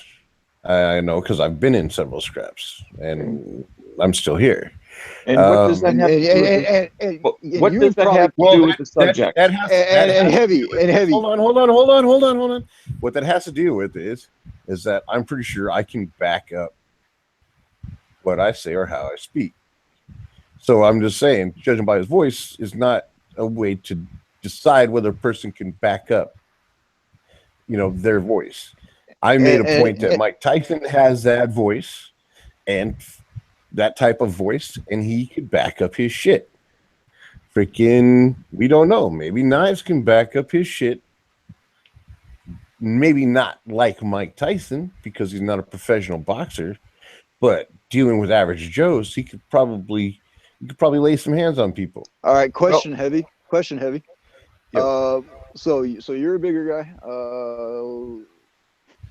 You've been in scraps? Is it safe to say that you've kicked somebody's ass who's been in a lot better shape than you, just because you've had more fight than him? Yeah. I did bounce at bars for many years, so yeah. Okay. That's the only place I'm coming from is you don't got to be fucking built like Mike Tyson to be able to have fight in you. And no, it's just that Heavy B's attributes have absolutely nothing to do with Mr. Knives. I mean, two different people, two different attributes. Well, that's what we're doing here. I can say that we're two different people, but physically we're similar.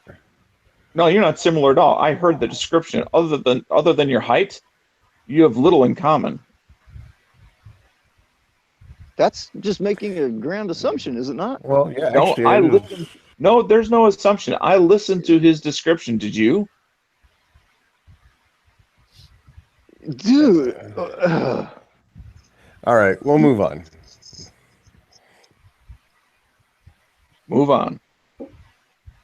It's not like he's not here to jump in. I mean, you guys are jumping in to somebody's defense who's already in the room, who, if they had a problem, could easily step into the conversation and say one thing or the other. But he's chosen not to, and that's perfectly fine. You don't need to defend somebody who's not willing to speak up for themselves. Well, that's actually how I'm psychologically profiled, as the hero and the Joker. So, well, I mean, if someone was not here, number one, I would not comment about them because they were not here. But if they are here, they can choose to A, say nothing, or B, speak up. That's totally up to them. There's nothing wrong with either option. Damn, Dano, you woke up on the wrong side of your easy chair, didn't you? Totally, man. He woke up in this, man. I don't know. He was getting a conversation started. No, it's all good.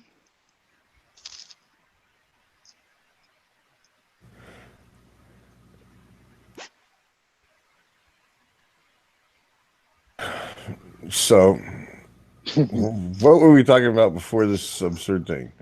I was asking Knives about the weather and all that shit down there. And he told How's me your weather doing, man?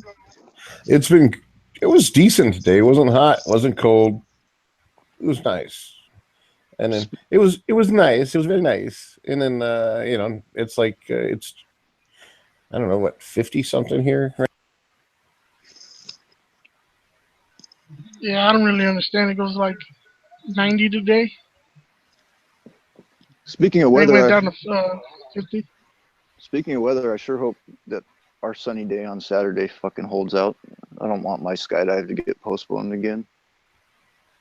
Why the fuck would you jump off a plane? Why the fuck not, dude? You only live once. Because it's fun. You got to Because try it. gravity works. I've seen Fuck it. evidence of it my entire life. I don't claim to be anything better than fucking gravity. You don't need to be better than gravity if you got a fucking parachute. Yeah, nah, fuck that shit. You know you're going to be Yeah. jumping tandem, right? Yeah, I'm gonna be jumping tandem. You get Now, are after you your first couple. Yeah, you got to do that. Well, when I was going through it, they wanted you to do 3 tandems. I only got to do 2. Three sounds about right. And then after that, you'd be certified to jump on your own. You could do a solo jump. So Static though, right? Static where you shoot poles the second you jump out of the plane. I guess I don't know. I never got to that point. I only did then- the two tandems. And then out of I'm the pretty 3. sure. Then I'm pretty sure you work your way up from there to being able to have control of your own shit and being able to pull that cord if you want to. Or I don't think they do static jumps. Like- I think you just like No. once you do 3 tandems, because when you're jumping tandem, you're not jumping tandem static. No. You're skydiving, and then the reason you're running tandem is so an experienced person Right. could hold a chute for you. They tell you how to do it. They tell you what time. You get a couple of jumps in under your belt. You get certified, and then you can go do it on your own. I will know a lot more about the next few jumps and how that process works as far as getting your license after I do this and whether I like it or not. But I could have swore that one of the steps in working your way up to your license was a static jump, where it either a static jump or something where your chute goes at a certain altitude, whether you fucking pass out and pull that motherfucker or not. Do you wear special shoes for that? I'm wearing my Air Jordans, man, because they won't let me wear my my lace up just fucking leather boots. Dude, you dive out of that plane with your Air Jordans, you'll never touch the ground. Dude, I'm gonna. Those are one of the only. I'm a boot guy, so I had to go dig in my closet for fucking shoes I used to wear in high school. And You got out the FUBUs. nah, I fucking pulled out those black and gray fucking Jordans, man. Too hot, he's gonna show up in a dashiki. Hey, You guys didn't remember pull LA out. You guys didn't pull out the R Force ones. Oh, I had a pair of those at one point. The creams? The white cream? Hey, it was either gonna be the Jordans or some all white Adidas shell tops. No, you need to go get yourself some Airwalks. I got. Old school. I do have a pair of those. They're beat to shit, but Now you gotta get your LA Gears, dude. no, I don't fuck with that shit. What about the BKs? What about the BKs? With the pump. The Burger Kings.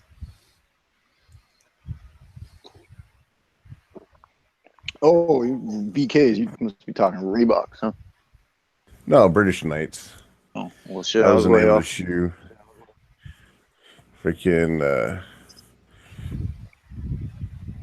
British Knights. Yeah, BKs. They were in for a bit. It depended on what you called them. Depended on who was wearing them. They became gang affiliated. I've never even The fucking heard of it. Cortezes. Yeah, But I'm not in a gang, so it kind of makes sense. yeah, that's true. Well, neither am I. Nor have I ever been. But I grew up around them, so. Well, I do too, but I've never heard of the BKs. Other than Well, blood. you're also not you. I plead the fifth. I think all the Which- Crips running around are BKs. But Yeah, that's they're actually. they're blood killers. Yeah, that's exactly what they call them. Okay.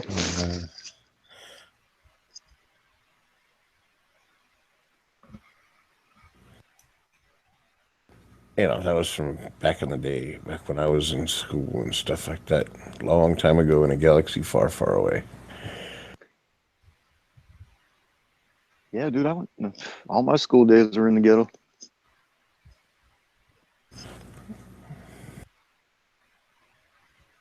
Oh, my school wasn't really in the ghetto. It was like in close to the suburb area, but we had a lot of everybody there. Enough so to where we had like race riots and stuff. You know, like when we had dances or functions, we had like sheriffs on the roof with like rifles. Yeah, I kind of live in the suburbs, and I would go to fucking school in the ghetto. It all worked out. That, or you go to the Catholic school and you become a fucking heroin addict or pill popper or whatever. And I mean, them kids are more fucked up than us who went to school in the ghetto. Well, I only went to the Catholic schools to pick up on the chicks. Well, the cool thing is them Catholic school chicks a lot of times like to push the boundaries. Heavy was going after nuns. He likes to play the hard game. He likes a challenge. Yeah, I don't take no easy. Testing out his skills. You know you got mad game if you can get a nun. That's all I got.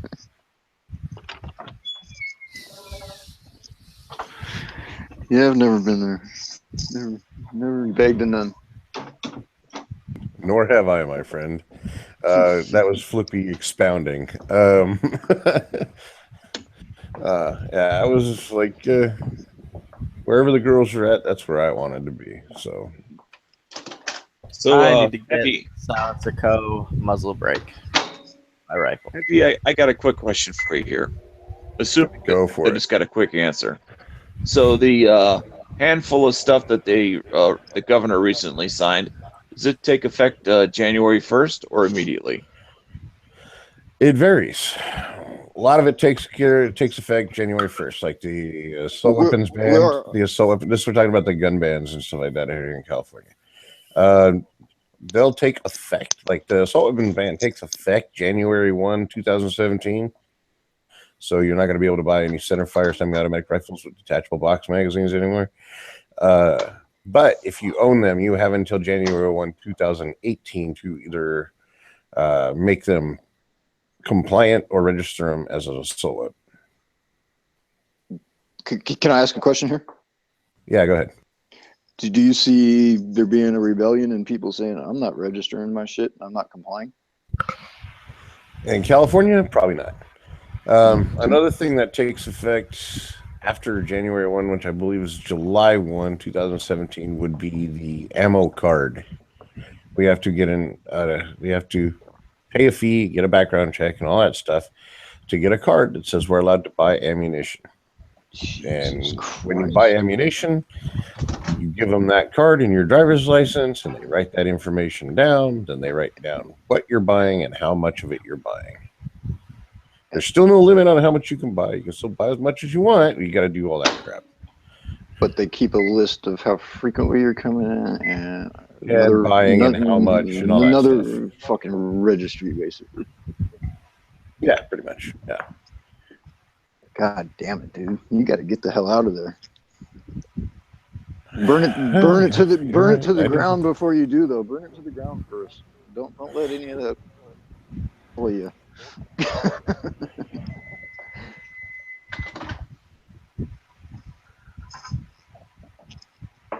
You'd rather build the wall and lock them all in.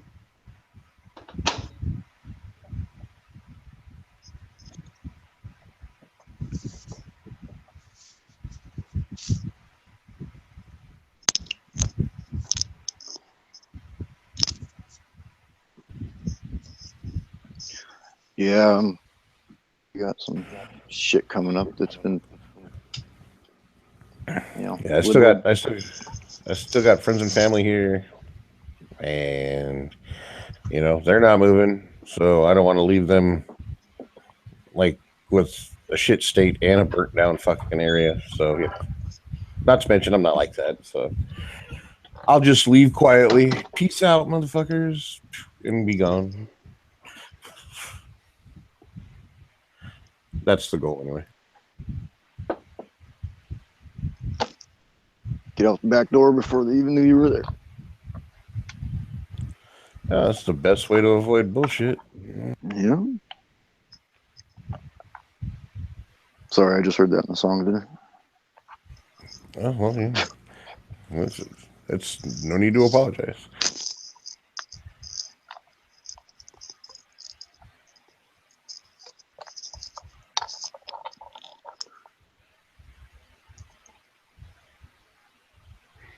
Got something to do. Get in, get your work done, get the fuck out. Yeah, I'm just looking to move the fuck out of state, that's all. So Take me with you. shit, brother, you want to go, let's roll. We'll roll now if you got money. If not, you're gonna have to wait. 35 cents count? Whatever. And How many cents? Well, How many cents? 35 cents. Yeah. How And far, is some that, lit. how far is that going to get him heavy? I don't know. Right Far now, enough. after I just paid my bills, yeah, he's richer than me, so it's all good. Nah, I still gotta pay my medical bills. Those are always a bitch. I'm working on them myself. I know.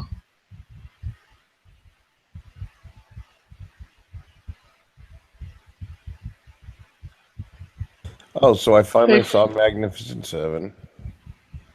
Still haven't seen it. Is it worth fucking? I didn't like it. You didn't like it? I like the OG one. I like the OG one too, but I think this one was done well too. I think it was a conglomeration of Wait, the original. guys, did you not like it because you're the bad guy or your people are the bad guy? Yeah. Oh, okay. Well, no, because White Guys were the bad guy in this one. Oh, I So, don't like it. That's It would have been unrealistic. your people. Freaking no, it was a good flick. I think Matt is actually right on the Vincent DeForno character is fucking awesome. Yeah, it was a good movie. I don't want to like fuck it up for anybody who hasn't seen it though. Dude, speaking of white and black, today I was watching our news and there was a big thing about Seattle school district, like thousands of teachers Lives Matter shirts to school today to make some sort of point. I got a, I'm white. I have a cousin who I don't know if she married the black dude or what, but she's got and she's just like, I'm so happy that they're doing this. It's about time. And she posted that on Facebook. And dude, I tore into her. I'm just like, this shit does nothing but fucking divide us as a fucking people. I'm just like, this is goddamn ridiculous. I mean, I could pull up the post if I wanted to and speak more eloquently about it, but I was just like, this Then is go fucking... on to call her a racial slur. No, I didn't go there. Oh, A I would have. sexist slur? A No, sexist racial slur? slur. No, well, he said no on the racial slur, so I was asking maybe a sexist slur would be, thrown in there. Oh, No?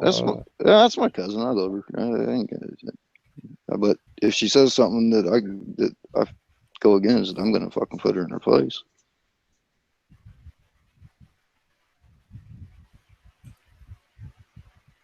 I'm pulling it up right now because I fucking showed a couple people and they're like, dude, that's fucking truth. Dude, I don't care if she was my cousin. Saying dumb shit, she's getting called a slut. And the other word that's less nice.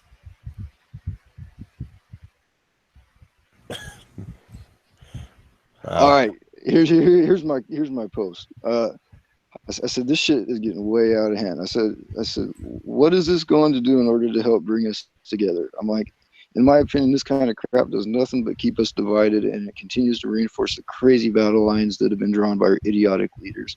Hashtag all lives matter, blue lives matter, clowns lives matter. I said black, blue, red, yellow, purple, and so on. I'm like, but no, let's just keep letting our mainstream media and politicians divide us into these ridiculous factions. I'm like, they want us divided. They know our fucking true power comes from unity, and that scares the shit out of them.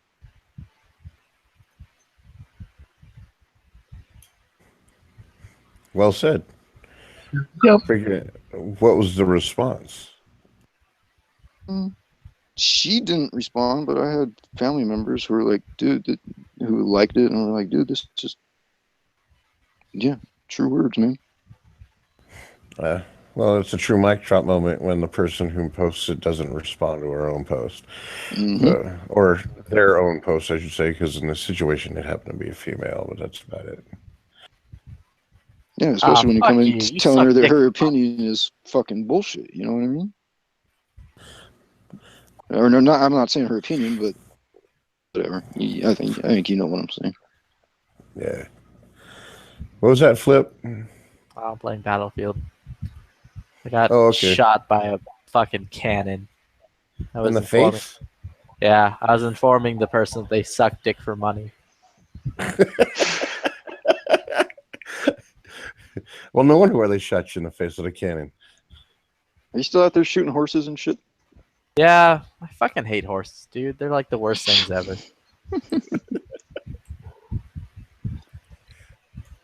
No, dude, it was funny last night. At one point in the conversation, you jumped or something, and you're like, "Oh shit, that horse scared me." And I'm just like, "Wait, Flippy's in Texas. He may have horses. There may actually be a horse. It may have actually fucking terrified him." I think Flippy actually has horses. He probably rides all the time.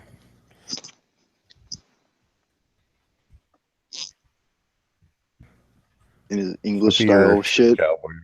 Jesus Christ. That fucking thing came way too fucking close, dude.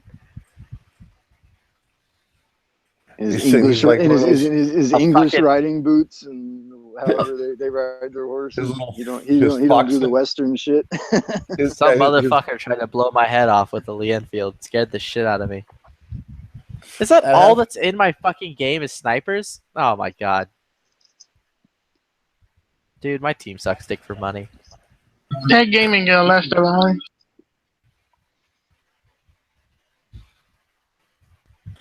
Yes. He'll have his English boots on, wearing his little fox hunting outfit. You know. What's the different saddle that they ride? They don't even use a Western saddle with the horn or whatever. It's an English saddle. Yeah. It's very streamlined. I don't even know if it has a pommel. Friggin', I don't know. I guess they ride with their legs. So instead of using a bridle to steer, they use their legs to steer the horses.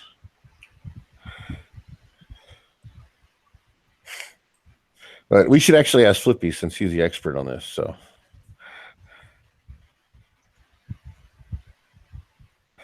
Flippy, on your last fox hunt, when you released the hounds and you were riding, were you using a bridle, or or the reins, or were you using your knees to steer the horse? Dude, I don't fucking know. I was drunk or high or some shit.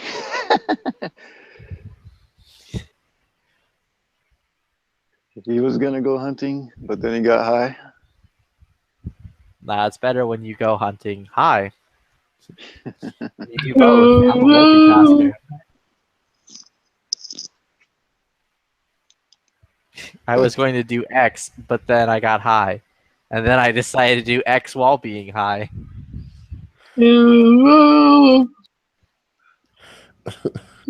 Cause I got real OG rolls. Wow.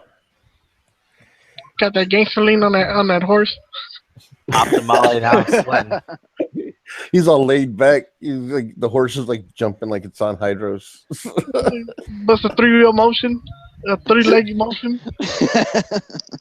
Yeah, the fucking horse is like bouncing all over the goddamn place. Fucking loud hippity hop music is like blaring out its ass. Side to side. Is that where you put the bass tube, Flippy? I mean, I think it needs its mouth to breathe, so yeah. Flippy's bumping that lowrider. Fucking hate horses, dude. They're like actually the worst animals ever. Dude, I love horses. They fucking deserve it. What about cows? I thought cows would be the worst animal ever.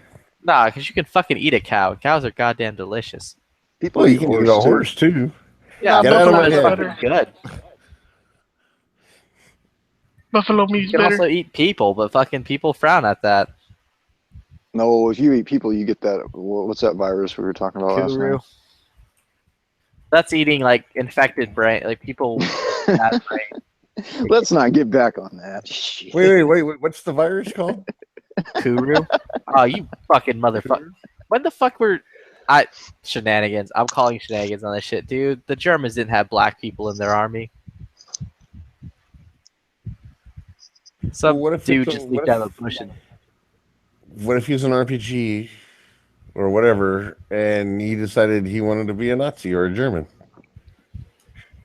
I don't know, fucking Not what? around yet. There's not Nazis. They don't got none of that shit.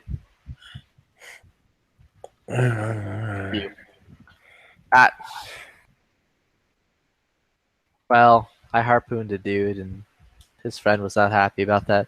Oh, well, saying Kuru. Yeah, Kuru is like a hell of a disease. It literally turns your brain into a sponge. Some of the side effects is you'll just start laughing for like no apparent reason. You get really fucking shaky, and like once the symptoms start, you have like fucking. I think it's like 2 years before you're fucking dead as fuck. And that's from eating infected what? That's from eating brains, like human brains. Oh hell. Oh wow. I wonder if that would do something with like consuming other person's gray matter into your body and then it absorbing and all that shit. Yeah, that's just asking for problems, is it not? Probably. So just chop off the head, let it roll away, and then like do like they did on Alive and eat the ass. Is that what you're saying? That's I'm the one saying with the plane? live your life how you want to live your life, bro. Gotcha. Yes, flip knives. You do you, boo. Yes, knives. It's the one with the plane that crashes and they get stranded and they have to revert to cannibalism to survive. Was that wait? Was that the movie that Knives was in? You know, the dude on the bridge who was like, the plane, the plane. That was the Now the fact you TV get it show, in. and it was called The Fantasy Island. Oh, is it like Westworld? No. Well, actually, no. No. Like, what if your what if your fantasy was to bang a bunch of hookers and do a lot of murder? Then I guess it would be like Westworld. Dude, I'm so about Westworld, like you have no idea.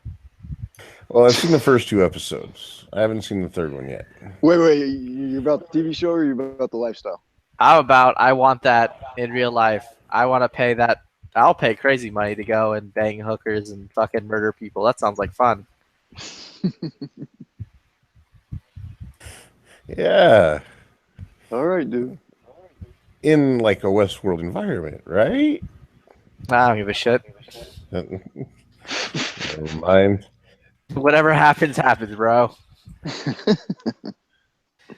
I'm saying, like, that character, the fucking dude in black who rolls around with a, what is that, a Limat? A Limat? A Lamont. Yeah, I want to be that dude. That dude's like my hero.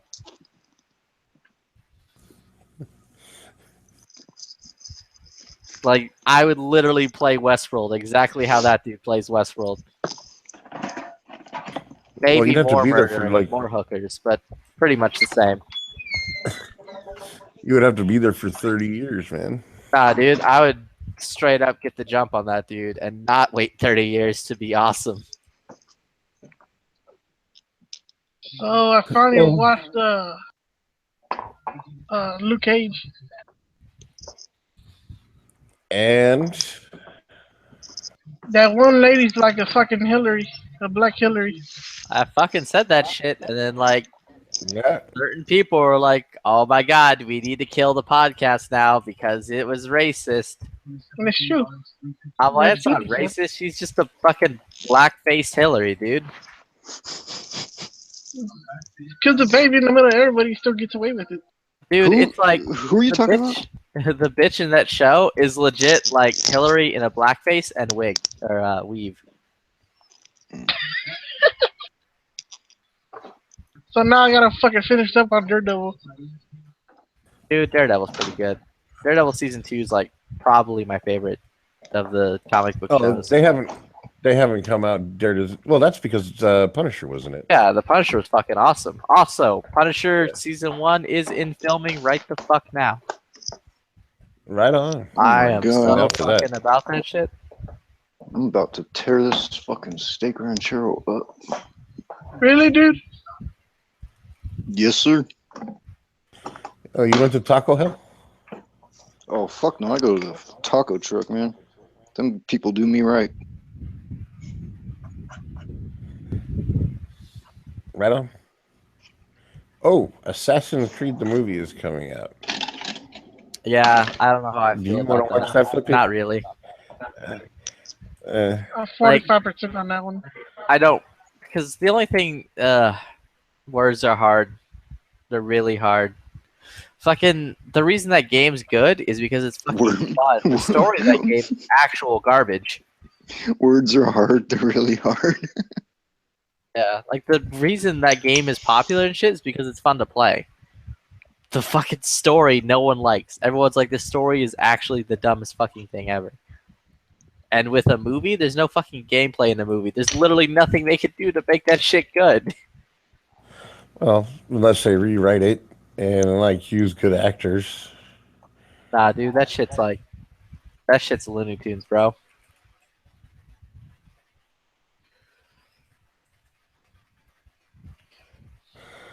Yeah, there's that one coming out. I'm not sure I want to watch that one. But Rogue One's coming out in December. Dude, aren't you excited? Kill Bill Volume 3.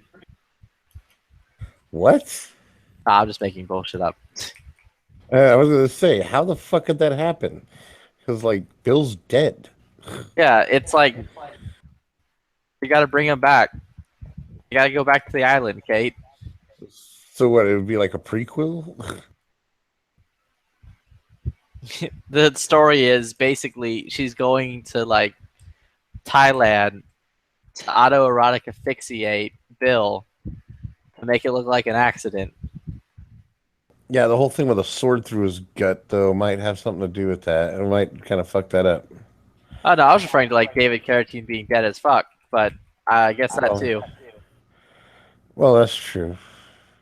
Well, that's going to be kind of hard. They'd have to go back and unless they have footage of it actually happening. I mean, they probably They could do a story, build up the story, and then like have her pay somebody that looks like the person to freaking set up Carradine for his auto. Oh my god, fucking mustard gas is actually the worst. It like destroyed me.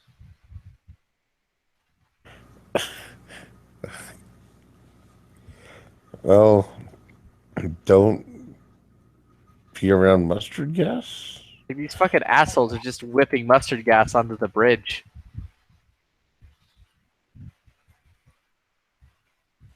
So shoot them from a distance so the mustard gas can't get to you? Cool. Thanks, fucking teammate. You're garbage, and I hope you burn in hell. Sick your horse on them. Pick me up, you motherfuckers. Oh my god.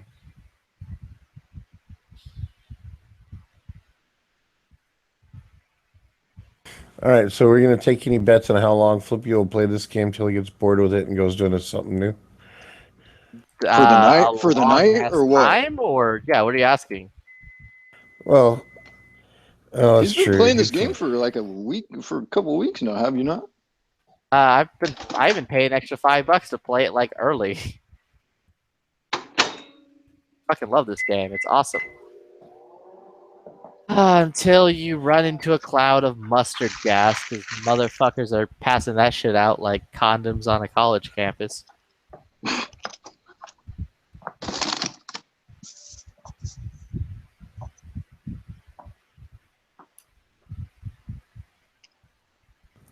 Yeah, I don't do the whole video game thing, so. I never did. Well, I played here and there, but I could never get into all that shit.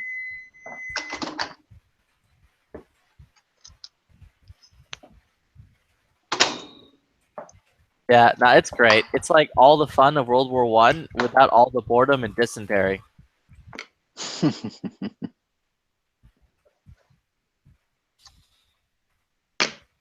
Is that like the actual sales pitch, or is Honestly, it should be. I'm a fucking marketing genius.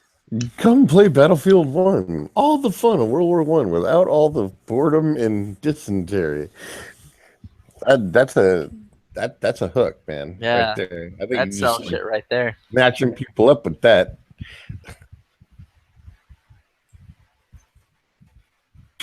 So, out of curiosity, what firearm is your character using when he's not being killed with mustard gas?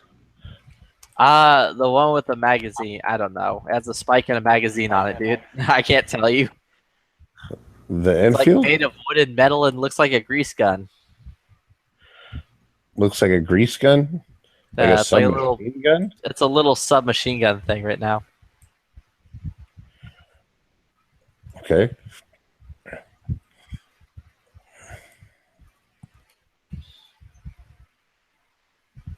I will tell you in like 2 seconds because I just got shot in the forehead again. Doesn't sound too Have you pleasant. have you been doing much trench fighting? Yeah, I'm in a trench right now. What is this? MP18. That's the gun I'm using right now. Whatever the fuck that means. MP18. And then M1911.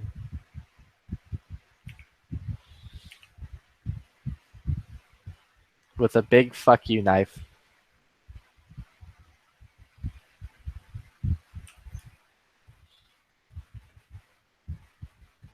So why aren't you using like a battle rifle? Because I need to get like 10 headshots with this fucking shitty ass piece of shit gun. And what happens when you get 10 headshots with this shitty piece of shit gun?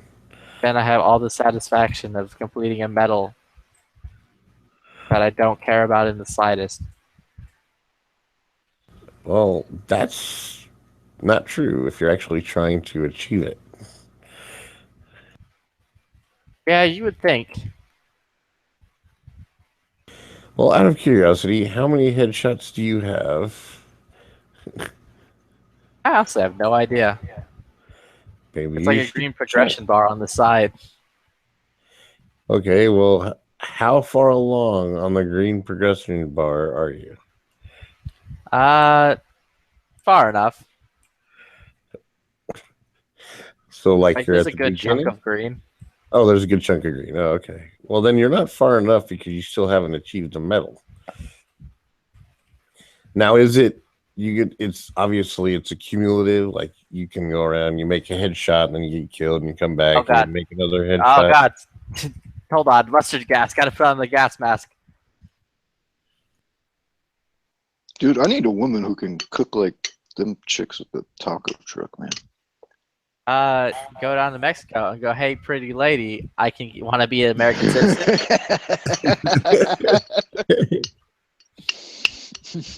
I promise I won't trade you out for a newer model in like a couple years. Wink. Do I get to at least test the food first? I mean, do you, boo? But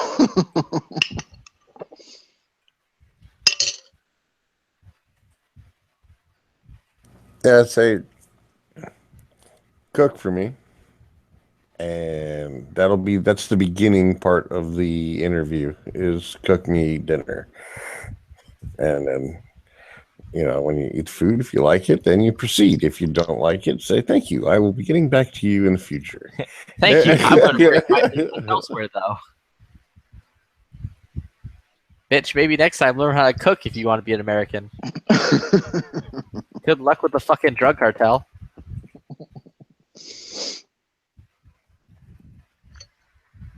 I could live off of this shit, man. Yes, Sorry, I'm chewing in y'all's ear. I didn't hear you. I hear the fucking fork dropping more than I hear anything else.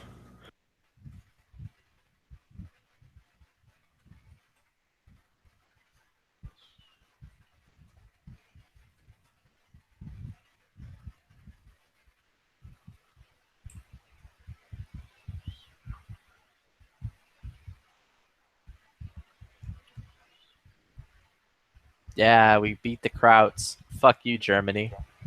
Why don't you Good come job. back around for like next go and see if you can fucking take us on again?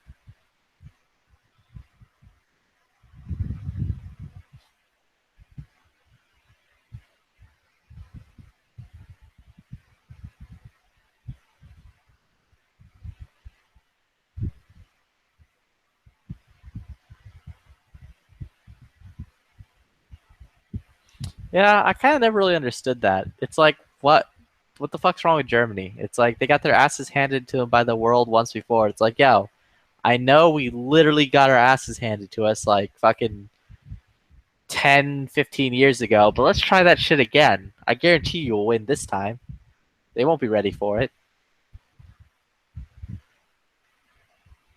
Well, technically, they weren't far off. They came back and they did that shit, and they were like seriously doing well. And then we came into it, and they weren't doing so well anymore. In a long way down the road.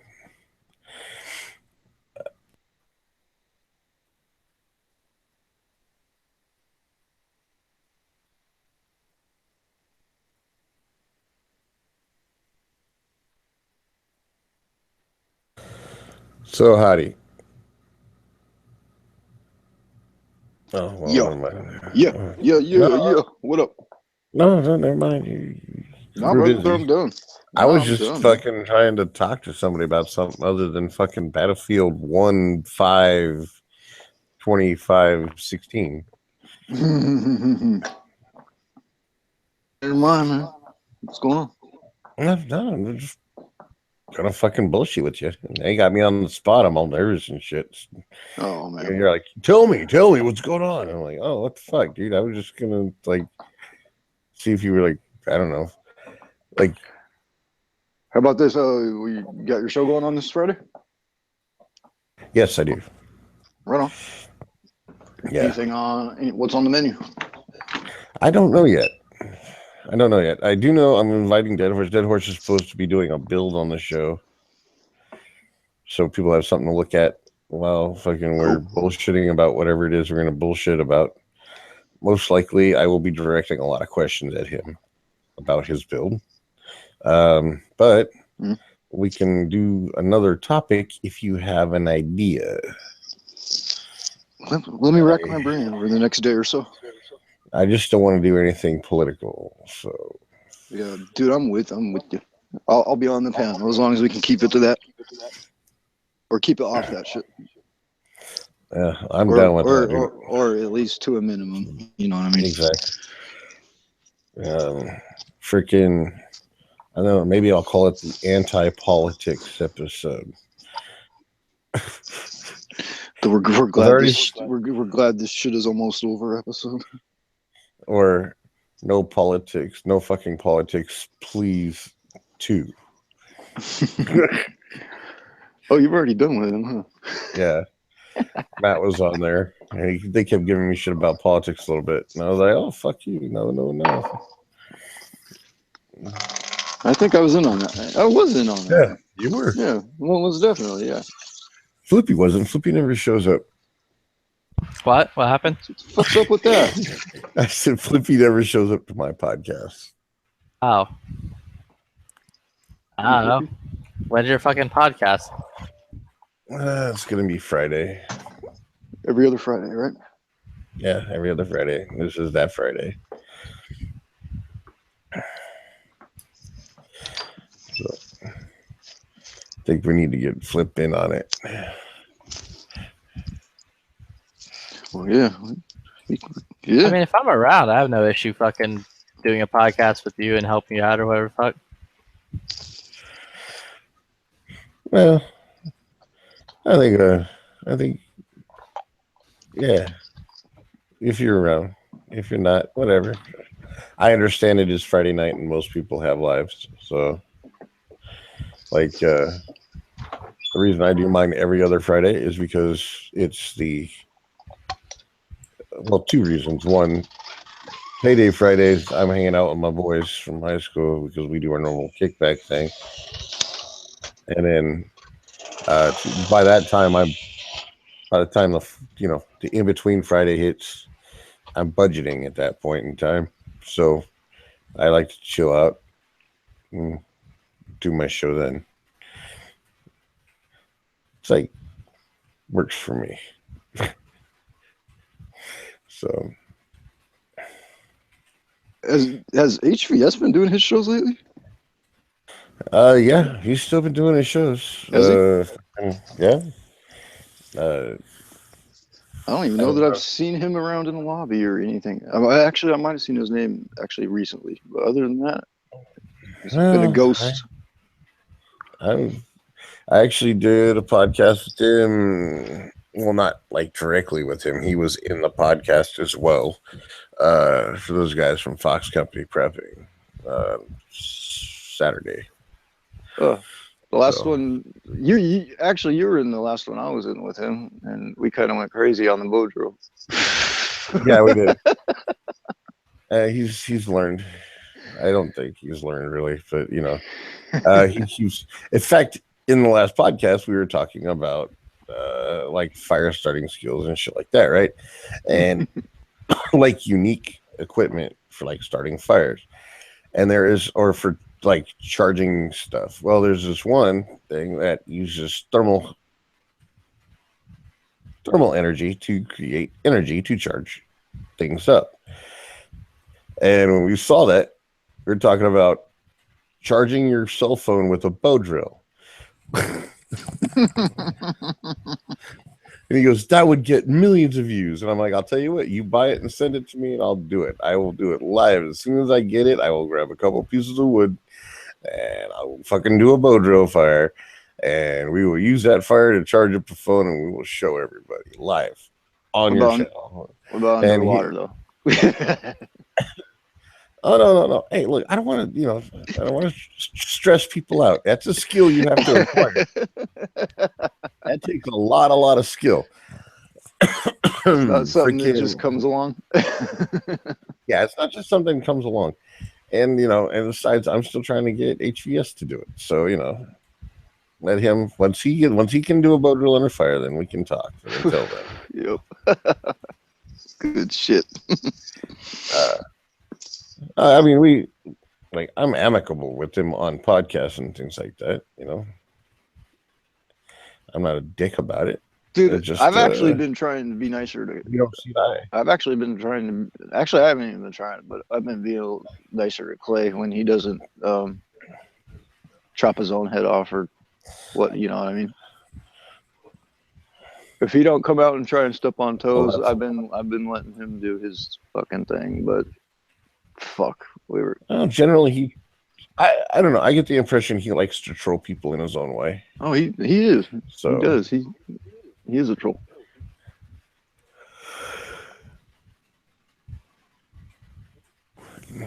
Like Flippy. So Flippy's always trolling. Oh, fuck me. I'm good at it. Well, I don't know if I've ever seen Flippy come in somewhere and just troll for the sake of trolling, though. He's always. No, you weren't here earlier than with fucking PBR when I first met him. Oh, I first started he was talking about sharpening bayonets, and I kept egging him on to do it too because I thought it was hilarious. Oh, dude, fucking, he got mad. He was like, "You don't sharpen bayonets." And I'm like, "What good is a fucking knife that's not sharp, bro? What am I gonna do with that? Fucking like stab a log or some shit? Like,